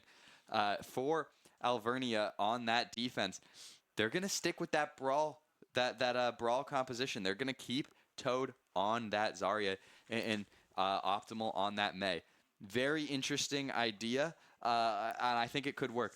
As for Syracuse, they're going to go with that dive-heavy composition. They're going to be running Lunar on that Winston and Saint moving over to the Ana. Yeah, and I mean, this is something that I'm not too surprised to see here. And the Saint and B-Dog switching here, I don't know if they're going to stick to that. Typically, Saint going to be the Lucio player, but last year played a lot of Ana, so this is very possible. We haven't seen much. Okay, B-Dog going over to Wu Yang there. That's a lot of forward pressure damage, so that is something we talk about all day, is the Wu Yang and how much damage that does. The Wu Yang Lucio coming out from the side of Alvernia, this composition is very, very weak, but it's a glass cannon. That's what we're going to see from this composition, so something that Syracuse can really take full advantage of on this dive, as they already get control of this high ground on the right side. Yeah, this is all going to be about picking your target for that leap if you're Lunar, for that dash if you're Azer. Already, Saint going down, B-Dog going down, Set showing why that venture was banned on that first map. Scramply's going to fall to Azer, so there's still some hope of bringing it back, but down goes Mac, trading out Optimal though. Yeah, Azer finds another one though, but falls down to Toad. Toad as well finds Lunar. B-Dog switching over to this Juno instead of the Ana. A little skeptical on that. Okay, going to the BAP Lucio here. I was like, that's an interesting pick. Lunar going to play the Zarya, going to look more to mirror this composition, play into this rush. Obviously, they have a little bit more of that sort of pressure coming out from the Sojourn, but Set, this demon on the Venture, already putting some pressure over onto Azer here. Wants to find that contest, but needs to back up just a little bit to live here. Set is forced out for a second as the bubble goes in. Mac looks for a kill, but doesn't have any HP. Gets it back there. Ben able to set up on that high ground. Already, the Cryo Free is forced out from Optimal. This is really good for Syracuse to keep themselves into this fight, but be aware, Set is able to go in your back line and find Mac. That's one. Looking for another one on to B-Dog. The lamp has been forced. Luna's able to find Toad, but Grand Prix on to Azer. Saint able to find Set as it just trades back and forth. Saint on to Gusty. That's Saint fighting two. That's Lunar fighting Grand Prix. Optimal able to find B-Dog, but Saint with another one onto Optical. And Saint on the main support. That's another three-piece coming for them as they cap this point. Yeah, don't ask me how Saint is doing it, but somehow this Lucio has been Syracuse's best DPS character of the match. That's how you unlock that payload, and that's what Syracuse needs. The other thing that I thought was really great about that fight was being able to target Set, but not solo focusing and being able to look towards other targets that you need to get. The big thing, though, taking Set out of this fight on that Venture. Yeah, and speaking of, I mean, in that backline, it's something to keep in mind. But we are going to see the tidal wave comes into the window. Trades on either side. Lunar and Optimal fall down. The window still walking through this main choke. But Set with the ultimate is able to find B-Dog. But Mac is able to find Set in return here. 91 charge for the Zarya. Toad almost has the Graviton Surge as well. Syracuse is forced to back up, but they don't want to give this fight up quite yet if they do not have to. The Grav goes in, and that's going to find both DPS. It's not going to matter that you're going for the deflect. The beam goes straight through, and Alvernia is going to win that fight. Yeah, Toad supercharged once again. I'm going to sound like a broken record when I talk about that bubble discipline, but just a beautiful work to keep up that charge and deal all that damage. There's just nothing that you can do if you're Lunar. Yeah, I mean, Azer trying to live here. That was a lot of ultimates used from the side of Alvernia. They're only going to have this beat coming into the 4 ultimates from Syracuse. Mac on the flank, goes for the overclock, looks for one, finds one connect onto the Wu Yang. Not looking at them, though. Needs to live for a little bit longer. Trades on either side as B-Dog and Toad go down. Azer with the blade finds Gusty as well. Looking for more here as Set comes out from the ground. Still alive, but able to go down. Set goes down. It is just the Cryo Freeze Maze on point as they go down as well. Azer on this Genji. Beautiful. Yeah, there still will be that one last hold under the bridge for this this first payload checkpoint, I suppose second checkpoint in the map. What I'm looking for right now out of Alvernia is how do they engage with that beat. You've got the Scram Please Wu Yang ultimate coming on relatively soon. But you're going into a Graviton Surge, which is one of the most impactful crowd control ults in the game, and Saint's beat of his own. Yeah, Grab goes in, but in return, Gusty will pop the sound barrier to live them for a little bit longer here. Saint counters it out with a beat with an ultimate of their own. Scram Please pops out the ultimate to live as Saint just barely gets out alive. Toad not so lucky. Saint gets chased by Set once more. Set is just an absolute punisher on this character. B-Dog goes down. Azer able to find Optimal just in time, but Set is still alive and gonna put some major pressure onto this team, just trying to cause some annoyance in this backline here. Scram Please still alive as well back here. The bubble comes into Set, just able to live them a little bit longer. B-Dog forced to pop the window just to get a little bit more pressure onto this point. Syracuse trying to cap it here on Blizzard World. Saint able to take down the Wu Yang coming out from Alvernia. That's big for them, popping out the amp, just trying to keep their team stable for a little bit longer here. Mac forces out the Cryo Freeze coming out from Optimal, who's now going to use the Blizzard in return. One bubble down from Toad, almost another bubble down, but 100 charge here. Saint getting aggressive. Lunar goes down to Set's ultimate. Mac able to find Set. The Immortality Field is down, but the Graviton Surge into it. Optimal, Toad, and Gusty find 3 picks of their own, and Syracuse, even though the fight was in their favor, end up losing that one to a team kill. Yeah, and Lunar and Toad are relatively matching each other on this Zarya as far as pure damage output. But where you see Alvernia and Toad doing better is that they are not allowing Lunar to keep all of that charge in between fights. They focus down Lunar. The problem with Syracuse is that they haven't been able to fully pick Toad, allowing Toad to keep that charge. You need to do that, especially Mac on that Sojourn, just shooting right into the bubbles, giving Toad all that free charge. Yeah, I mean, Mac uses the overclock, but into the Wu Yang ultimate, can't quite find the value. Toad finds them, Optimal finds B-Dog. It's a candy cane as Lunar's able to find 2. Azer forced to play in the lamp, but can't quite live. Lunar with 3, looking for 4. The Cryo Freeze goes out. The Wu Yang needs to make it over to point here. Lunar carrying the rest of Syracuse here as they're able to find those kills. Saint cleans it up, and that's going to be a cap for Syracuse. Yes, it is, and that is exactly what you need to see as far as limiting Toad's energy. Toad not able to do as much damage, dispatched of relatively quickly, and you love to see that, especially coming from your own Zarya of Lunar. You just saw the Zarya diff right there. Yeah, absolutely. Double support ultimates ready for Syracuse here shortly. Gusty gonna have one of their own here, but Optimal building these blizzards like it's a snow day in Syracuse. Looking for more here as they can. Saint has the beat if needed here. Toad is forced back, but Azer has 0 HP to go in. B-Dog also has the window. Azer still a little low on the HP here, needs to back up and live. Lunar forcing out the lamp, but goes down to Set off of the boop, and that's going to be Alvernia probably winning this fight here. Cryo Freeze is forced out, but Gusty going to make sure they win this fight, pops out that sound barrier to control the tempo once more. 1 minute, Toad goes off the edge, and Syracuse is not going to win that fight. Yeah, well, I guess that's the one problem about having that supercharged Zarya is when you try to make those rocket jumps of your own, you're going to go absolutely flying. Don't want to see that, especially losing all of that energy in between fights. Yeah, that's really important to think of, right? Is losing all that energy is going to be even into Lunar, who has no HP once more. The Blizzard goes in, the lamp is out, the wall is down. Set finds Lunar. Saint can't get the beat out in time to keep Lunar up here, and now Set looking at the Baptiste here, finds it. Set alive, Azer goes down, Mac finds one of their own here, but Optimal and Scram Please going to take out the DPS line of Syracuse. It's final fight territory, and they're looking at 3 ultimates against their 1. Yeah, just nothing you can do there. This Alvernia DPS duo is dominant, Ryan. Yeah, absolutely, and that is something to keep in mind. I mean, Tidal Wave here as well could go on to Set, who's on the flank here already. Gonna get poked out, though. Mac finds a beautiful pick on to Set. Looking for more. The Graviton Surge is ready. B-Dog does have window if needed, but this is gonna be important not to get that lamp forced out early here. Yeah, and just absolutely a huge pick in the poke phase of this fight. Alvernia will have one more fight, though, to hold around this corner. The grab is going to go out from Toad. It's going to get countered by a window from B-Dog. Set finding Lunar. Toad finding Azer. Set again onto B-Dog. Down goes Syracuse. Down go the Orange. Alvernia is not going to let him get that third and final one. There's a team kill. Yeah, I mean, you know, Syracuse, they were able to start pushing that one forward, but still Alvernia, they're just so oppressive. Set is just an absolute menace on this venture, and it does come into thought. It's like, you banned this venture early on, right? And now you can't ban them ever again going for the rest of this series, and that is scary to think about, right? Is because you don't really know what to do going forward into that venture. I mean, you throw the Zarya out, and they got some value, but it really was a rough situation for Syracuse to find the value. Players like Mac, who can really dominate a lobby, just not able to set up where they need to get those kills, and that's something that Syracuse really needs to focus on getting done.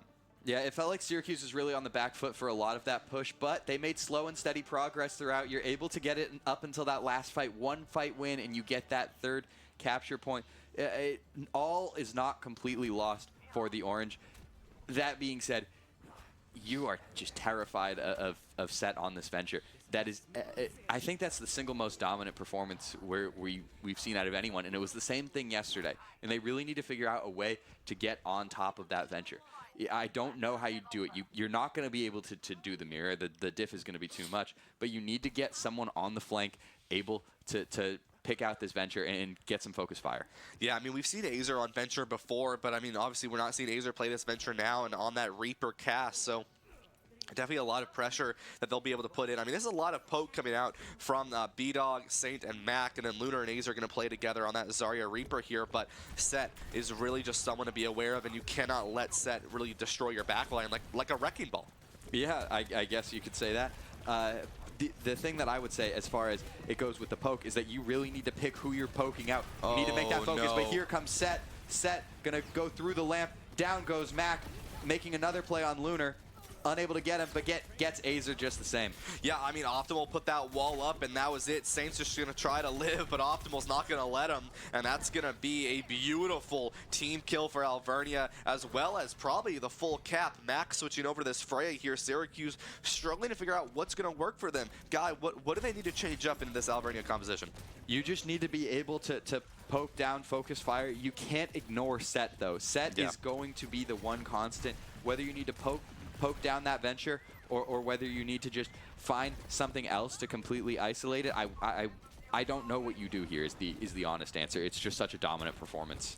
Yeah, and I mean, Lunar's trying to get that value off that bubble, but unfortunately Azer doesn't take any damage. No one shoots at the bubble there, and now it's going to be Alvernia getting to begin some cart progress early on. Azer looking for an early pick, but already forced out on the Wraith. Mac has some good pressure on the Freya, but you need to get some value against that backline. Saint already forced to use that immortality field. Optimal, no one's looking at him. Azer falls down to scram. Please, Optimal with a headshot on the B-Dog. It's just Lunar trying to live through this, but the headshot after headshot coming out from Optimal. Set finds one as well, and this is just a steamroll from Alvernia here. They're just walking through this Syracuse team as Azer switches over to the Genji now.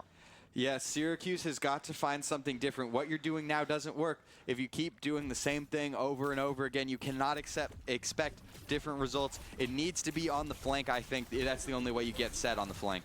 Yeah, I mean, the Blizzard comes out as well as the wall to just secure this point here. There is going to be a contest last minute, but Set has ultimate. Set also takes out Mac early, so a major source of your damage gone. That's going to be Ben. B-Dog on the Wu Yang here, gets some pressure pushed out here, and they just collapse on the point of Syracuse. Just hasn't been able to really secure a kill. And, you know, here's the thing. Syracuse, they've struggled against wrecking ball compositions in the past, and the reason I made that comparison to Set on this venture is the reason is they can't really handle that wrecking ball in the back line, and they don't really know what to do against that, and Set is kind of playing that role, but with a little bit more damage and the better escapability with that dig. And, you know, I think a cast would be really strong for Syracuse here and really just sustaining on Set, but it's difficult for them to get really anything as Set's going to pop this ultimate and already look for 2 or 3. Yeah, and that's the one thing that you really see, especially in these dive-heavy maps, as there's a huge pick onto Lunar from Toad. The grab is out. and down goes Saint. That's going to be another fight win for Alvernia. And what you see is just a win on the flank. On these dive composition maps, you just need that Tracer. You need to win that Tracer 1v1. She's so dominant. She has been throughout all the history of Overwatch. Syracuse is going to trickle onto point, but there's nothing they can do. Set down Saint. Scram, please. Downs Azer. Alvernia going to get that final 1 meter and take a 2-0 lead. Wow. I mean, that was 3.5 minutes there, Guy, that Alvernia was able to cap that. And I mean, it comes down to Set. It does. I mean, Set has just really been this character that has made it a struggle for Syracuse to really find any value, and a lot of times it's because Set is just pushing them out with that drill or just getting really good splash, and Optimal with the walls has made it even easier for players like Set to get that value. And if you're Syracuse, you know, you're taking a moment, you're talking to your coach, you're figuring out what can you do against this guy, what can they do? Well, the Tracer ban being lifted after this map is huge. What you see on these dive-heavy maps, the reason why Tracer is on the cover of this video game is because of her dominance in that dive composition that has been the overarching meta throughout the entire history of the game. What you see in those is Tracer always on the flank. We talk about the importance of winning the Tracer 1v1. When you have that Venture on the flank in the backline, and you don't have a Venture of the same caliber able to go against that, and you don't have the option of the Tracer to help deal with that Venture, your options get really limited. And when you have a Venture as good as Set, there's just nothing that you can do into that. Yeah, I think if you're Syracuse, once again, you get first ban and first map pick. I think, you know, unfortunately, you need to invest that Zarya ban now. I mean, you've invested the Venture ban, and, you know, like I said, you know, you don't really want to ban your sort of put all your cards out on the table at once. But I mean, if you're Syracuse, you're down 0-2 right now. And I mean, even though Control had some competition, to be frank, Blizzard World, there was no competition. I mean, almost 4 minutes to cap that for Alvernia is just an absolute domination. And it's hard to win that if, you know, you need to figure out what's going to work for you. And if that Zarya is a problem, maybe look to ban that Zarya next map. I think that's really all you can do here. And the other thing that I think is key is you allowed them to play Brawl into a dive-heavy map right there. That's just something that you can't do as Syracuse if you want to take them off of that Brawl. I could see here, we saw this earlier in the Penn State-Champlain match, where they just decided to run Esperanza, which is such a big dive map, as a way of sort of protecting from that Zarya ban. The thing is I don't know how much Alvernia is going to care if it's a dive-heavy map. They didn't care then, and Syracuse had to go into it. You could just try to go to Esperanza and hope. Obviously, Winston's not allowed to be banned, and hope they go dive. But I think if you want to go dive, you have to stick to it. You're not going to beat Alvernia into that Brawl. Yeah, no, I mean, Alvernia's Brawl is just disgusting with this Zarya, and I think you really only have two options here. One, I think, you know, maybe you can force out those more niche maps, right? Like a map like Gibraltar, where, you know, you typically always run the dive, right? It's very difficult to run anything that isn't the dive there. And then you look at a map like Circuit Royale, right? A lot of times you see that Sigma there, maybe a Ramatra. It's harder to run the Zarya there, right? Or even the Venture. You know, bring them to maps that are more specialty based, and that may have a good process. You know, one of the things that Syracuse did really well in the past against these Zarya compositions is playing a double hit, playing with a Ramatra, playing with a Sojourn, playing with an Ashe. Very, very powerful, or a Cassidy sometimes, right?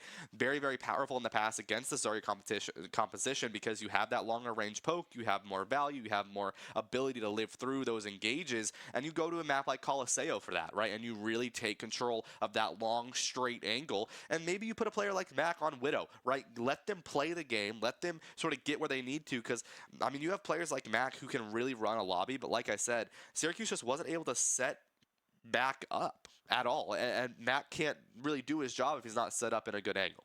Yeah, it's all about mojo if you're Syracuse. You have, I mean, I'm sure Alvernia is confident up the wazoo.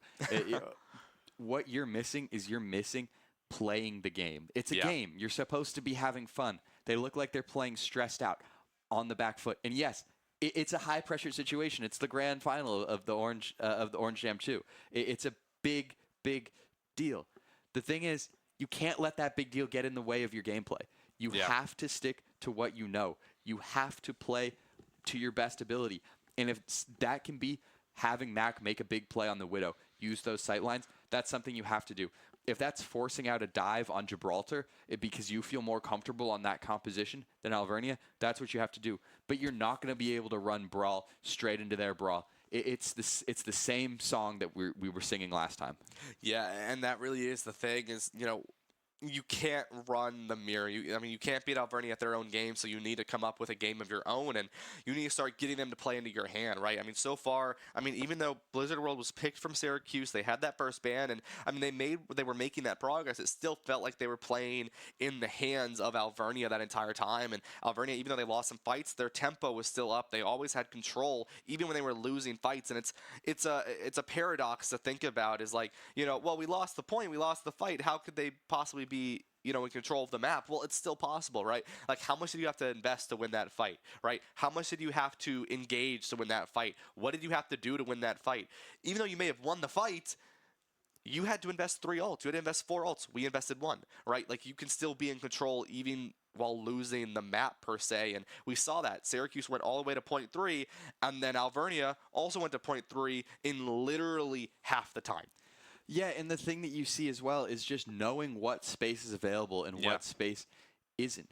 Almost every time, every push, the cart is going to move a little bit forward. The defenders just aren't always going to have somebody just standing on it. Yeah. And so as it moves, a few meters forward here, a few meters forward there, the spatial makeup of who owns what part of the map is going to change. And when you have that high ground, you know that this is a good chance for you. And when you don't have the proper angle, you don't have a corner, you don't have a high ground, a piece of high ground, that's when you might need to disengage, you might need to go back at it and find space that's optimal for you. And that's what Alvernia is so good at. When they lose those fights, they know what space they have, they know what space they can give up because they know how to play these different angles. Yeah, and I think that's the biggest thing with Syracuse is, when you're playing this dive, it's not always about getting the kill, right? It's sometimes it's about finding the value in terms of like getting that space or getting a position or forcing out an ability. It's a lot more than just getting a kill, right? And I think that's what Syracuse was going for on that dive is they weren't really fighting to get space or fighting to prevent space. They were fighting to win the fight and get a kill, and you can't do that, right? You cannot do that, especially in that Zarya composition. Sometimes it's about getting in, coming out, forcing that cycle, forcing those cooldowns, living and getting back in and continuing those cycles of the dive, and that's just not what we were seeing from Syracuse. And then they were forced into that Zarya where they would play into that brawl. It looked a little bit better, but it wasn't as strong for them. Yeah, the aim of the game isn't to eliminate as many opponents as possible. Yeah. The aim of the game is to push the cart from point A to point B to point C. You don't need to kill anyone to win the game in theory, but the reason that you do it is because it takes them out of the fight. It makes them unable to continue to contest that cart. You need to see the proper prioritization. You need to know who is going to keep you from getting to that point. You need to know who is going to kill you back first, and you need to know what is going to happen as far as where you are on the map. We just didn't see that from Syracuse. Yeah, and things that we didn't see coming. So the Ana ban is something. Roadhog on Watch Point Gibraltar. It feels kind of like a throwaway ban. It is a dive-heavy map, so I think that without the Winston ban, you maybe don't feel so confident that they're going to run a Zarya. Nobody was ever going to run Hog, and if you ban Hog, you can't ban another tank. So I think it could be a little bit of a defensive play there. That's the only thing I've got for it. It's just playing defense.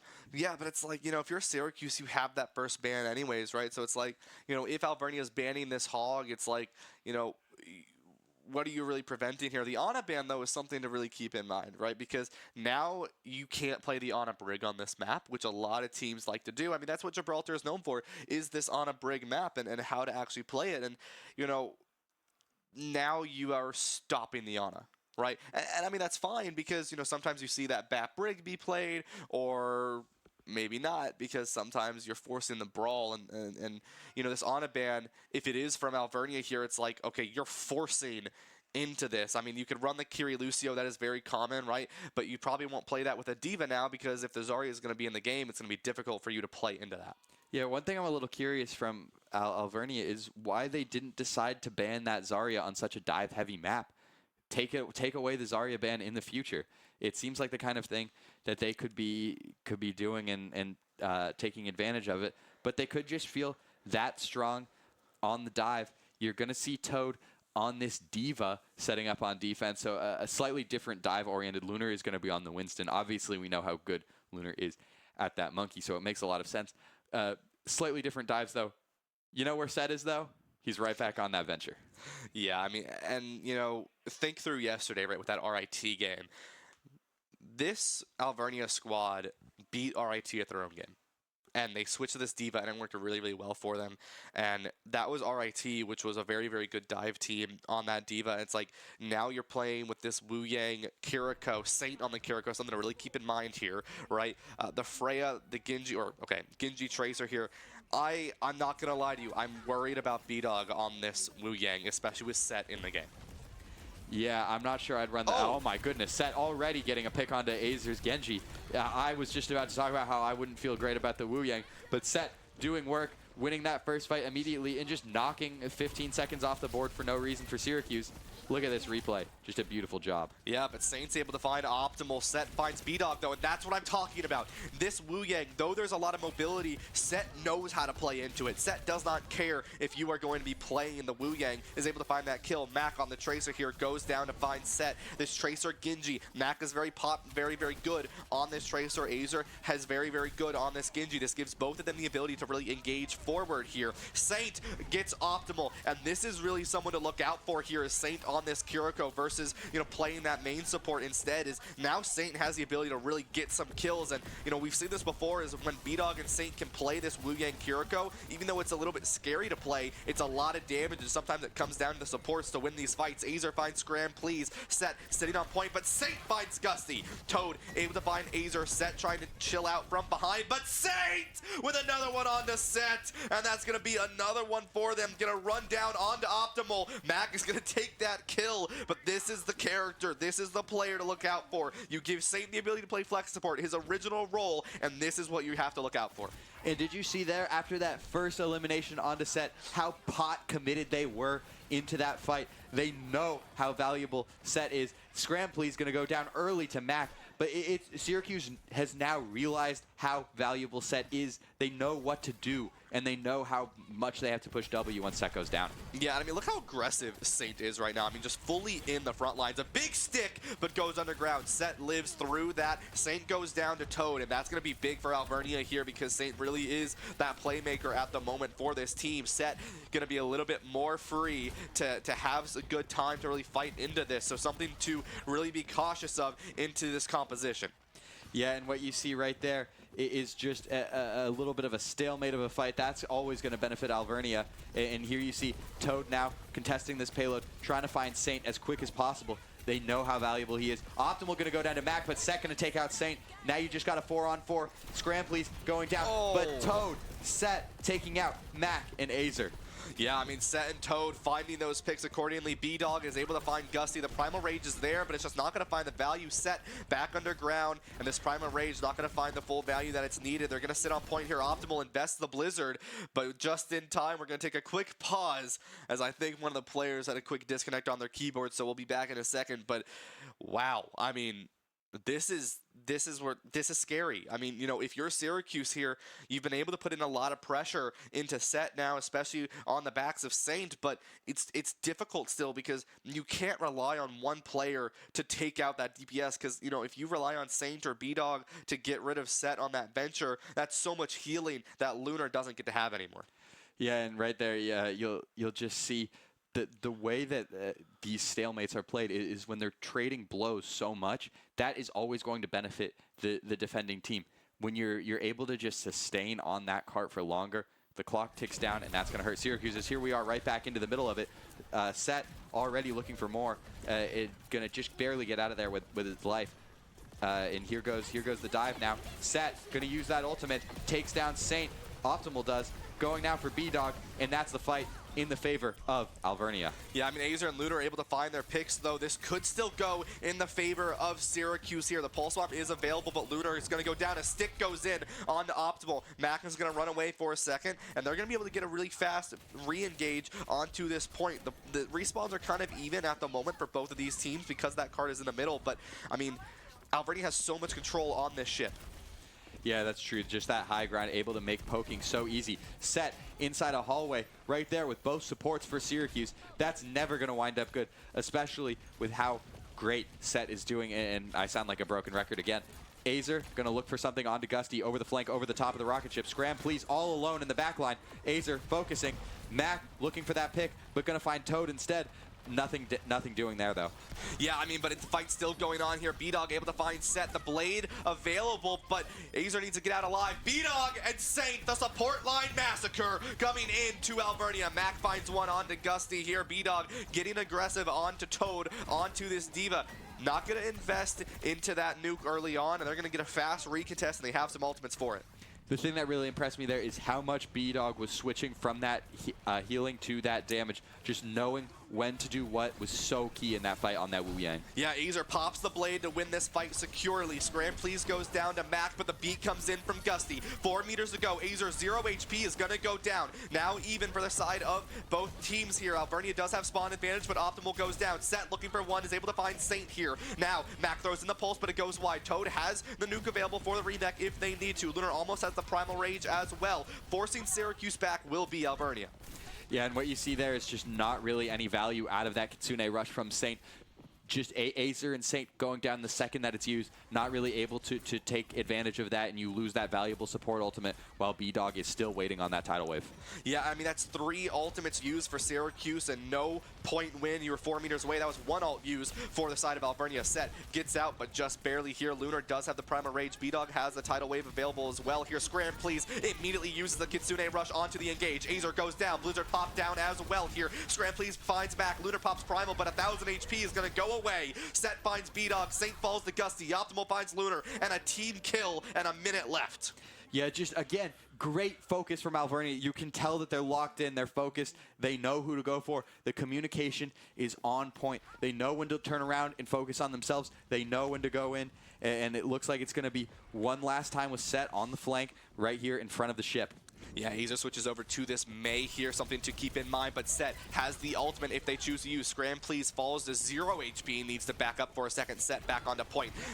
Mac barely gets out alive, doesn't need to use recall, very good for them. Optimal low HP is going to back up, not going to use the cryo freeze though. Tidal wave onto Lunar, looks for a stun if they can, finds Toad, but the cleanse comes in. Now it's going to be the rest of Alvernia to choose if they want to invest in ultimate here. There goes Set with the ultimate, trying to find value if they can. Toad still alive, putting some pressure on this backline. Set on the flank, Optimal finds Saint. The nuke comes in for the rematch for Toad. No ultimates available for Syracuse as Saint goes down. That's 91% ult not being able to be used. Lunar goes down as well. Someone needs to touch this point for this overtime to trigger here, and it will be just in time for Azer to touch onto point here with this cryo freeze, but Optimal finds them. It's just Saint need to get onto point here. Toad finds B-Dog, Saint and Mac are going to go down, and they're not going to be able to win that point, and that's going to be a hold on second point for Alvernia.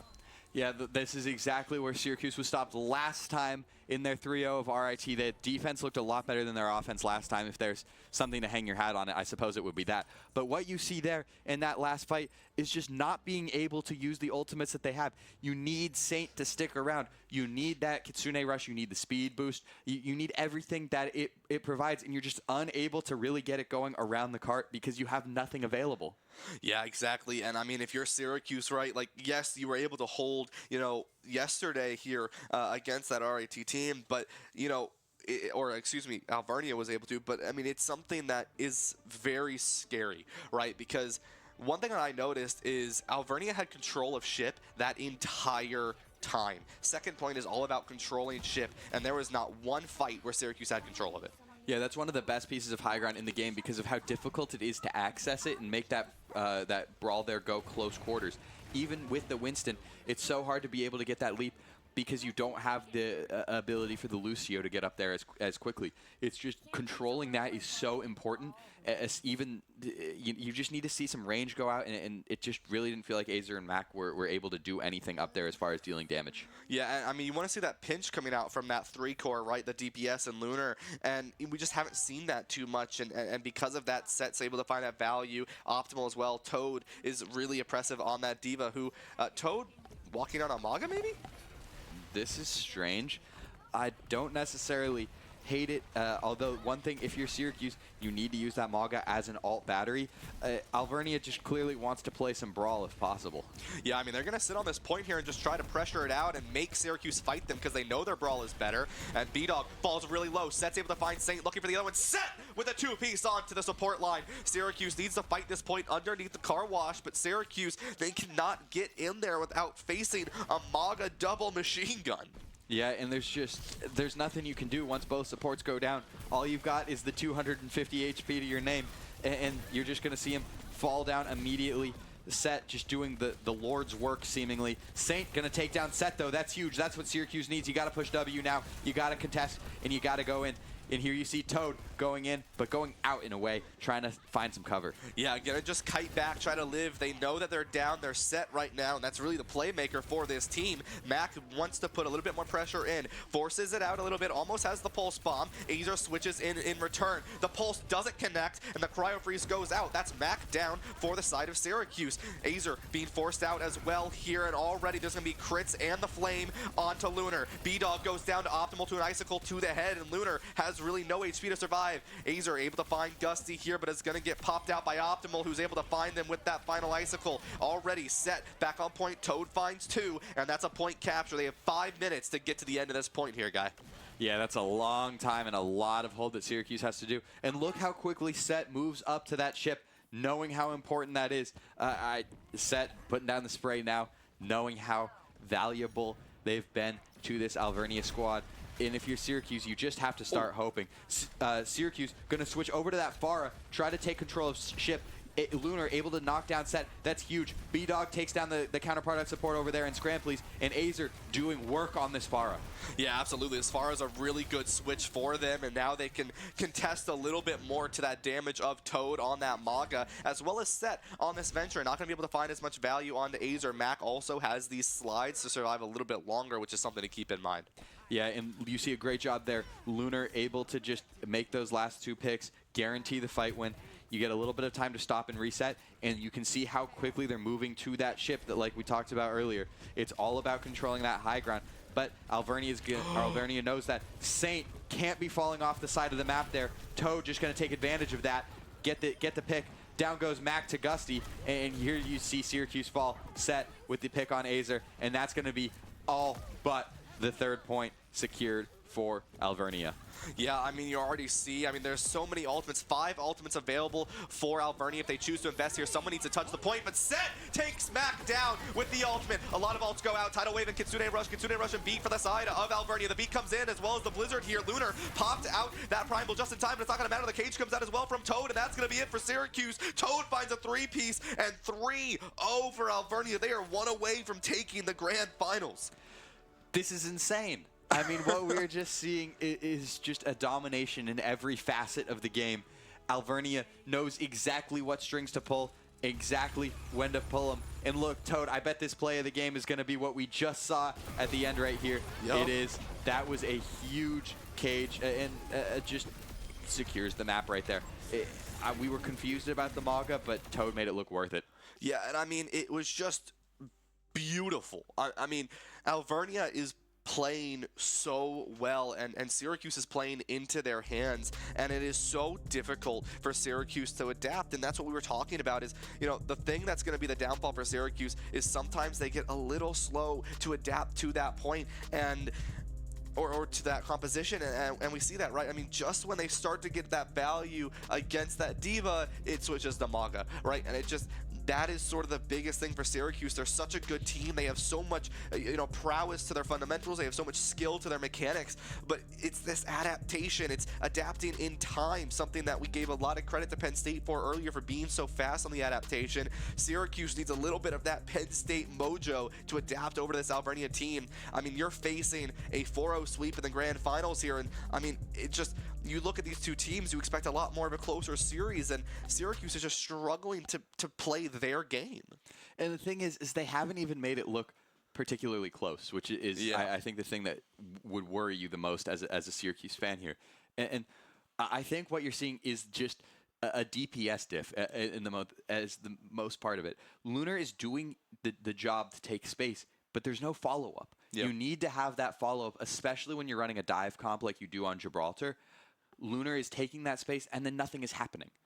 You need to have something go on after that, and we just don't see that. If we've seen it, it's been from Saint, but that means that you're not getting any sustain onto Lunar if Saint's doing all the DPS after. It has to be a change from Mac and Azer. And if you're going to see Azer on the flank, there has to be more to take out Set, who's also on the flank. Yeah, I mean, if you're Syracuse here, you have, you have your final first ban and your final map pick of the series, because now Syracuse, they need to perform a reverse sweep, and that means that for the rest of the series, Alvernia will have the double advantage with that ban and with that map pick, and, that's hard to think about going forward. Is now Syracuse, this is sort of, you've had 3 maps to think about what you're going to do, how you're going to adapt, and now you need to give it your all. You need to give your final sort of last hurrah to what you're going to do, because it just, nothing has been working so far, and it's been Alvernia really just playing their game, and Syracuse has been playing into them. I mean, they haven't been playing Overwatch, Stu. They've been playing Alvernia University. That's awesome. Yeah, and I think here you have to go with the Zarya ban. Alvernia is not going to have to. Alvernia is not going to take it at any point. You go to the Zarya ban. You hope that you can win in a Ramatra brawl. We've seen how good Lunar has looked in that situation.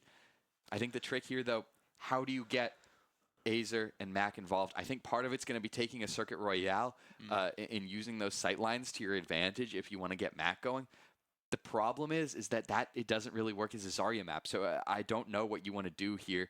I think what the play would be is just any brawl competition map, because you feel like you can do better on that Ramatra in a straight up one-on-one as far as the tanks go, and just ban that Zarya as fast as possible.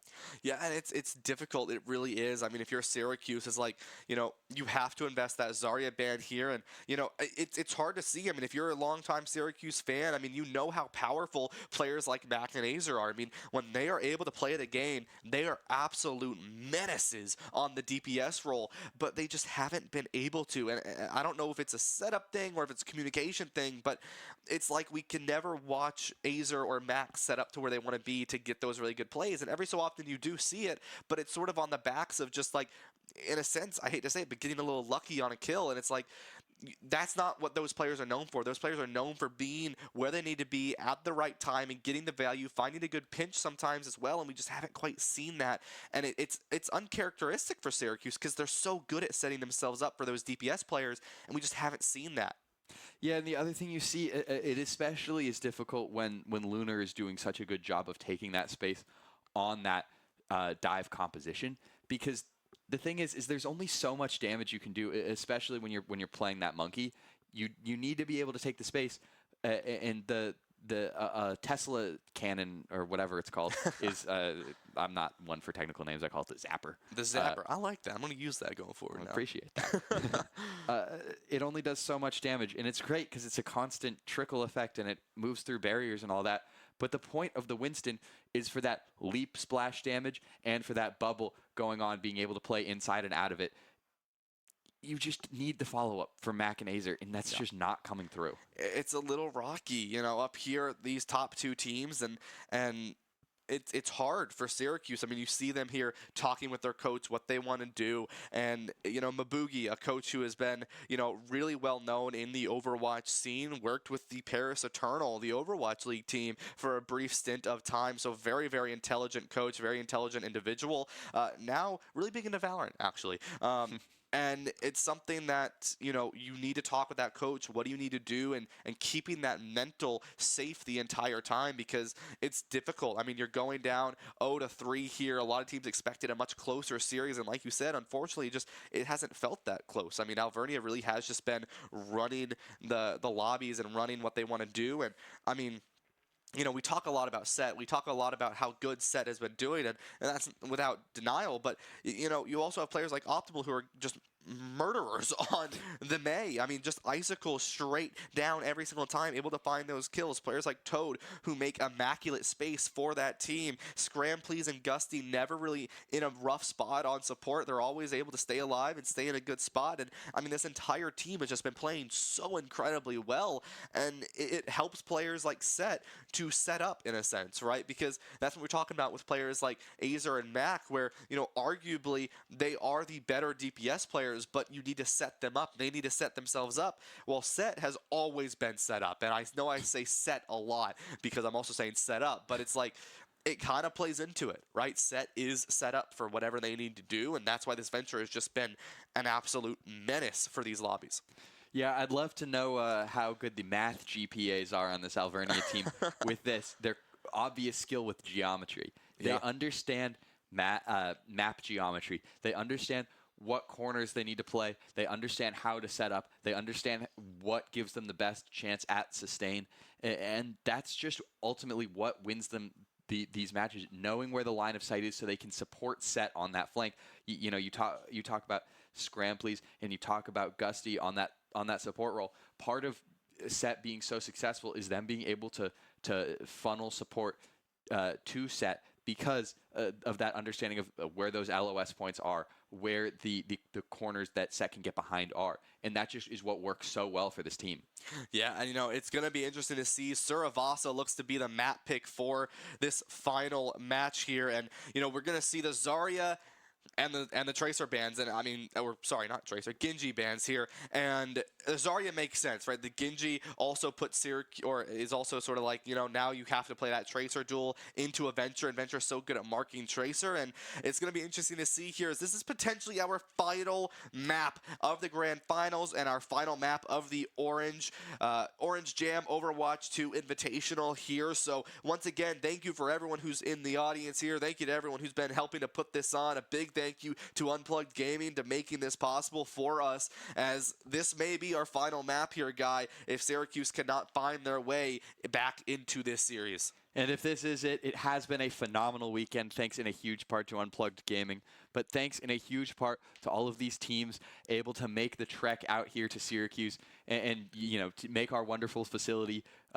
put it to great use. We've had so much fun being here with this weekend, and we hope that you've also enjoyed following along with us. That being said, it also might not be the final map.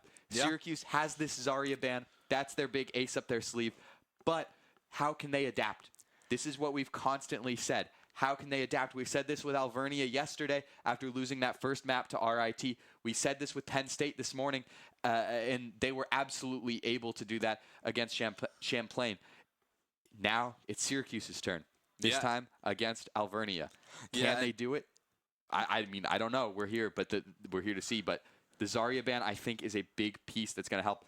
Azer will be taken off that Genji, but I don't think Syracuse will mind at all. Didn't get very much with that Genji in Gibraltar. Yeah, I mean, it is a worry because now if you run that Tracer, you're going to walk into the Venture, and that Venture just marks so well, and it's like, do you run the Tracer now because you know they're going to run the Venture? I do want to quickly mention something, right? You said ace up their sleeve. M4X, Max, the original main support for Syracuse University last semester, is going to be coming in for Saint here, so a little bit of a switch up here. Typically, you see these players come in, and, Max is sort of the OG main support player coming in. And this could be something very, very interesting. I mean, very powerful on characters like Wu Yang, on characters like Juno, on characters like Lucio.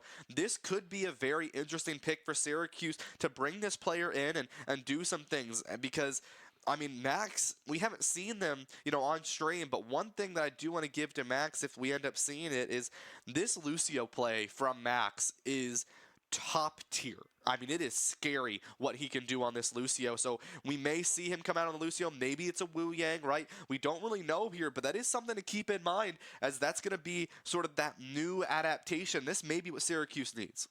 Yeah, and I think the other thing that you'll see is just minimal value out of the Wu Yang in general. And I think it's a lot more likely that we do see that Lucio just because of a higher ceiling. Syracuse is at the point where they need to play for a ceiling, and you'll get more of that ceiling from the Lucio.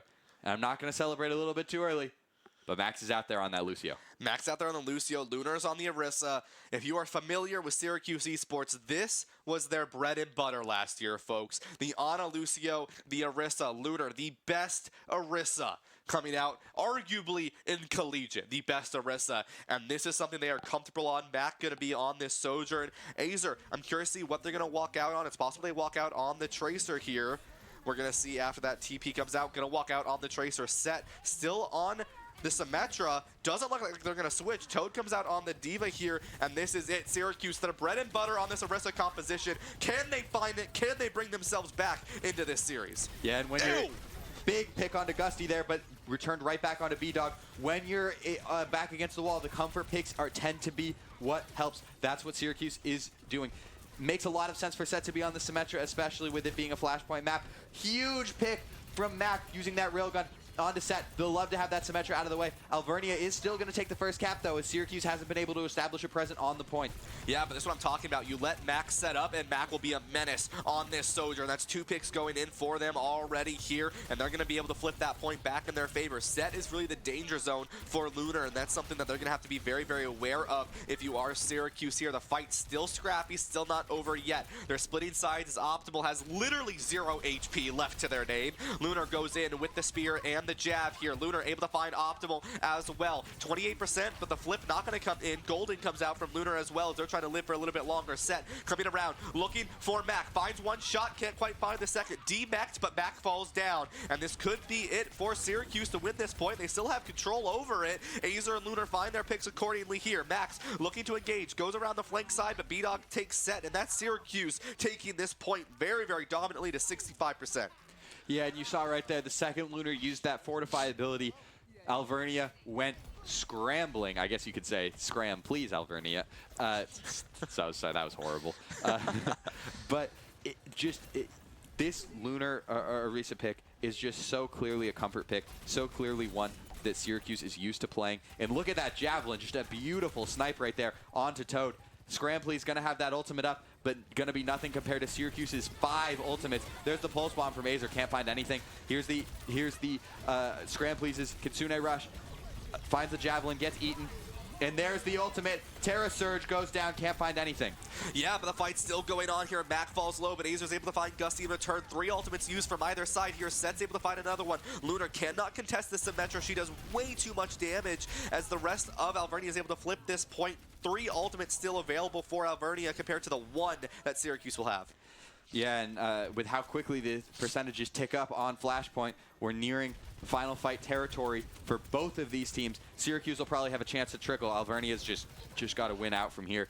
It looks like it's going to be another strong push from Syracuse. You have the overclock. There's the beat drop from Gusty. Now they take down Lunar. Optimal railgun shot, looking for Max, can't find it. There's Optimal going down to Max. Own overclock. Beautiful pick. Yeah, very well done. Lunar going to the Wrecking Ball for the last-minute contest here, but the rest of Alvernia knows that this is going to be a quick fight if they can get the contest here. B-Dog on the side. Lunar gets the final contest. There is the nuke available for Toad if they need to here. Still going to go in, get aggressive, try to keep them off of the point. Azer able to find Set. That's a really big pick for them. Toad going to go down, but not out yet. Set, Optimal, Set finding their picks here. 2 turret kills. Lunar's able to find Gusty, but Optimal takes out Lunar, and the pulse bomb gets eaten by Toad. Azer not able to find the value, and just when Syracuse almost takes this point, Alvernia brings it back. And do not step into Set's microwave. That is exactly what you want to see out of those sentry turrets. You can't move, you're getting whittled down, and when B-Dog is already gone, there's nothing that you can do. You have no sustain, you have no healing. It's just the microwave of death. I guess that's kind of like real life with the radiation, but still, it's the microwave of death.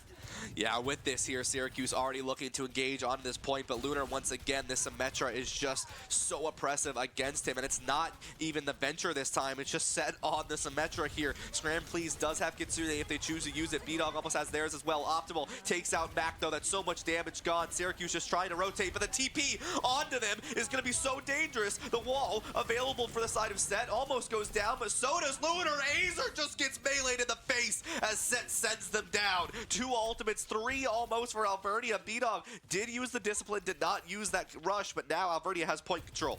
Yeah, and Azer's going to have to switch over to Symmetra to match on Set. We saw that whole fight from Set's point of view, and you can just see how dominant it is. All that mobility between the Lucio, between the teleport, between the Kitsune. It's just so... it's so hard to know where they're going to be, so hard to plan for it. There's just nothing. It's like a dive composition, but it's a brawl. It's insane. Yeah, the TP out if needed. The wall comes in as well into the rush coming out from B-Dog. B-Dog falls low here. Max almost has the ultimate. Set goes down to Mac. That's massive for the side of Syracuse to get this point back in their favor, but they're playing the wall really well if you are Alvernia. Here, Lunar almost has the Terror Surge, but Mac goes down to Optimal. It's 1 down for either side here. Toad doesn't need to worry about the Symmetra just as Lunar does to theirs. Max drops the beat to live their team a little bit longer, but Gusty almost has theirs as well. Lunar has the Terror Surge looking for it. B-Dog finds Optimal. This could be it for Syracuse to get this point back in their favor. If not, they will lose this second point here. The Sim Turret doing a lot of damage to Toad. No ultimates used from Alvernia. Very good discipline from them, but Syracuse is going to invest the Terror Surge. This could be really not the best thing for Syracuse here. Lunar bringing it all the way back. Mac going to get a pick onto Scram Please. How have they redone this? How have they brought that back? 99%. Absolutely massive Terror Surge from Lunar, able to get the pick onto Gusty, able to put the Focus Fire onto Set. That's exactly what you need, and this Orisa comfort pick is seemingly working. Yeah, but with that Terror Surge, now you only have 1 ultimate into the 3 that Alvernia is going to have. That Terror Surge, you can't use it for space now, and that could be the downfall for this point if they can't get an early pick here. I'm curious to see what Alvernia is going to invest first here. Mac does have the overclock, but Optimal is shut down. Mac going to look for more here, does have the overclock, is going to force the rest of the team out. The Sim Turret does TP Set to the left side to live just a little bit longer, but Syracuse very well played to win that fight. Yeah, exactly, and that early pick onto Optimal means that there's nothing they can do. Toad is going to try it a little bit. All you're doing is allowing Lunar to keep farming up that Terror Surge, keep farming up that Space Maker that you absolutely need. And now, look, another dive here right on top of him. Beautiful boop there, though, from Max. Able to take Toad right out of that fight. Might need to use that ultimate for the Remac. Here's the Kitsune Rush coming in. Overtime going to trickle down as the flip comes in. Can Syracuse keep it on? Here's the wall from Azer. Here's the Kitsune Rush from B-Dog. Down goes Azer. Down goes Max. Max just barely able to stick in it, but finally taken down by Gusty. This looks like it's going to be the second point taken for Alvernia. Yeah, Alvernia is able to walk that through. They were able to save that beat just long enough there. That's 2 points for for Alvernia as Optimal finds 3 into that fight. I mean, this is now a situation where Syracuse not only needs to reverse sweep the series, but reverse sweep specifically Flashpoint, and that is hard to do. You really only have the Terror Surge going into this next fight, which is crucial because the double DPS ult quite aren't built for Alvernia yet. Toad able to find pick. Mac early. Azer falls down to Set as well here, and this is great for Alvernia. No ultimates have been used because Syracuse just aren't able to walk on a point. That's the strength of this composition from Alvernia. Yeah, and if you're Syracuse, you're just looking for one more fight. It's almost guaranteed that Alvernia is going to take this first Flashpoint. You're fighting down so many fighters. You just can't invest any of these ultimates. You need to try to build up what you can, and if you're Alvernia, you need to have discipline, not use Optimal's railgun if possible. Gusty going to get taken down a little bit low, but with a pick on Max, there's just nothing Syracuse can do. Yeah, a great couple picks coming out from Optimal onto that back line, and once again, no ultimates used here. Mac falls incredibly low here. Optimal looks for something but can't quite find the value, but Scram Please able to build that rush for this. Optimal gonna pop the overclock here, looks for one. Azer gonna fall down to Optimal, looks for another one, forces the slide out from Mac, who has 0 HP. Lunar gonna be popped out as well here, looking for another one. B-Dog gets taken down by Toad, 50%, and they are practically in the spawn doors as Set pops wall as well. Yeah, you gotta regroup here. You gotta regroup. You cannot take too much time. You know that the percentage is gonna be ticking up quick. As Alvernia gets up to 60 and 65%, you've got one fight. You gotta do it. Mac going down, that is huge. Syracuse needs to regroup. They need to touch the point. They're going to try to get around on a flank, but they're down one of their damage dealers. Lunar going to see what he can do on it. Here's a huge Terror Surge. Unable to get anything, though. The beat able to save him. Yeah, and just like that, Azer is able to get a last-minute contest, but Scram, please, does use that Kitsune Rush. Toad and Gusty have their ultimates online, but Optimal and Scram, please, find Azer. They find B-Dog in the rush. It's just a scramble for the rest of Syracuse as they try to get back onto this point. It's just Lunar alive and a 3-0 series in a 4-0 matchup. Alvernia are your Orange Jam Overwatch 2 Invitational Grand Champions. Beautiful work by Alvernia there. Just absolutely able to come in and dominate. 4-0 sweep, 3-0 flashpoint. They didn't lose a single map this entire day. Just a great show from Alvernia. They've got to be feeling really good after that one. So phenomenal. Congratulations to Alvernia University for winning Orange Jam 2, brought to you by Unplugged Gaming. Yeah, I mean, such an incredible job coming out from that Alvernia squad. And, I mean, it really, I hate it. You can't deny it. It came on the backs of Set. I mean, just like on that venture, right? Very, very powerful. And then the venture wasn't even banned. Set walked out on that Symmetra and was just a menace. And, I mean, you know, we talked about a lot of the kills, but one thing I also want to mention about Set is those TPs. How beautifully placed they were to always get Toad out every single time. It's like, hey, I'm going to throw my TP forward, come back through it. So beautifully well done. And I mean, that's the type of team play that was just so powerful against the Syracuse squad. Yeah, and that's what you're really looking for.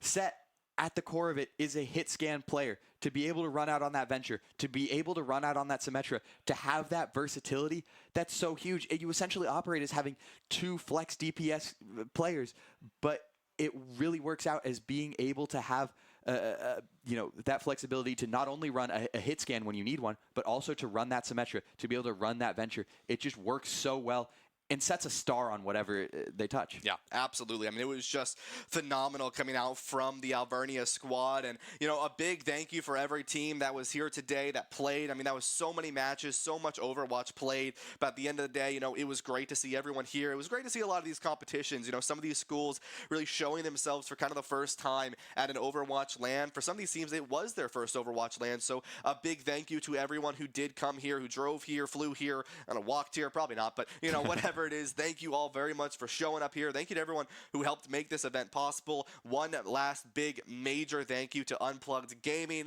for coming in and helping us put on this event. But I mean, Guy, for us specifically, that's going to wrap up our portion of this glass box.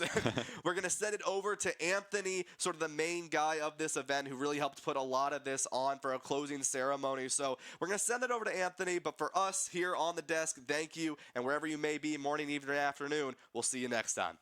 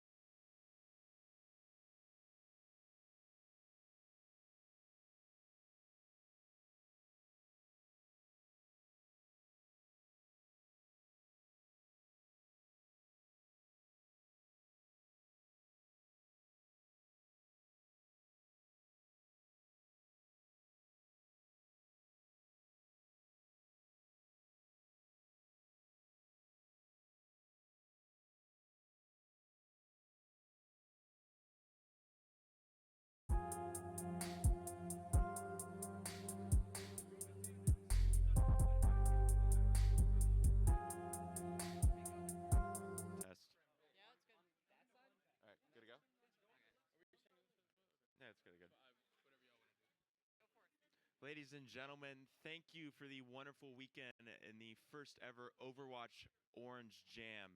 My name is Senshi, and I just want to say thank you to all of our, thank you to our audience, to our volunteers, to our staff, and to everybody that has helped put this event together. It's been a beautiful weekend, and a round of applause for everybody here in attendance.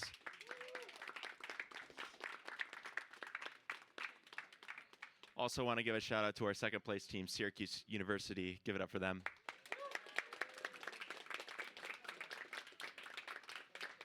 And let's give it up for our champions, Alvernia University.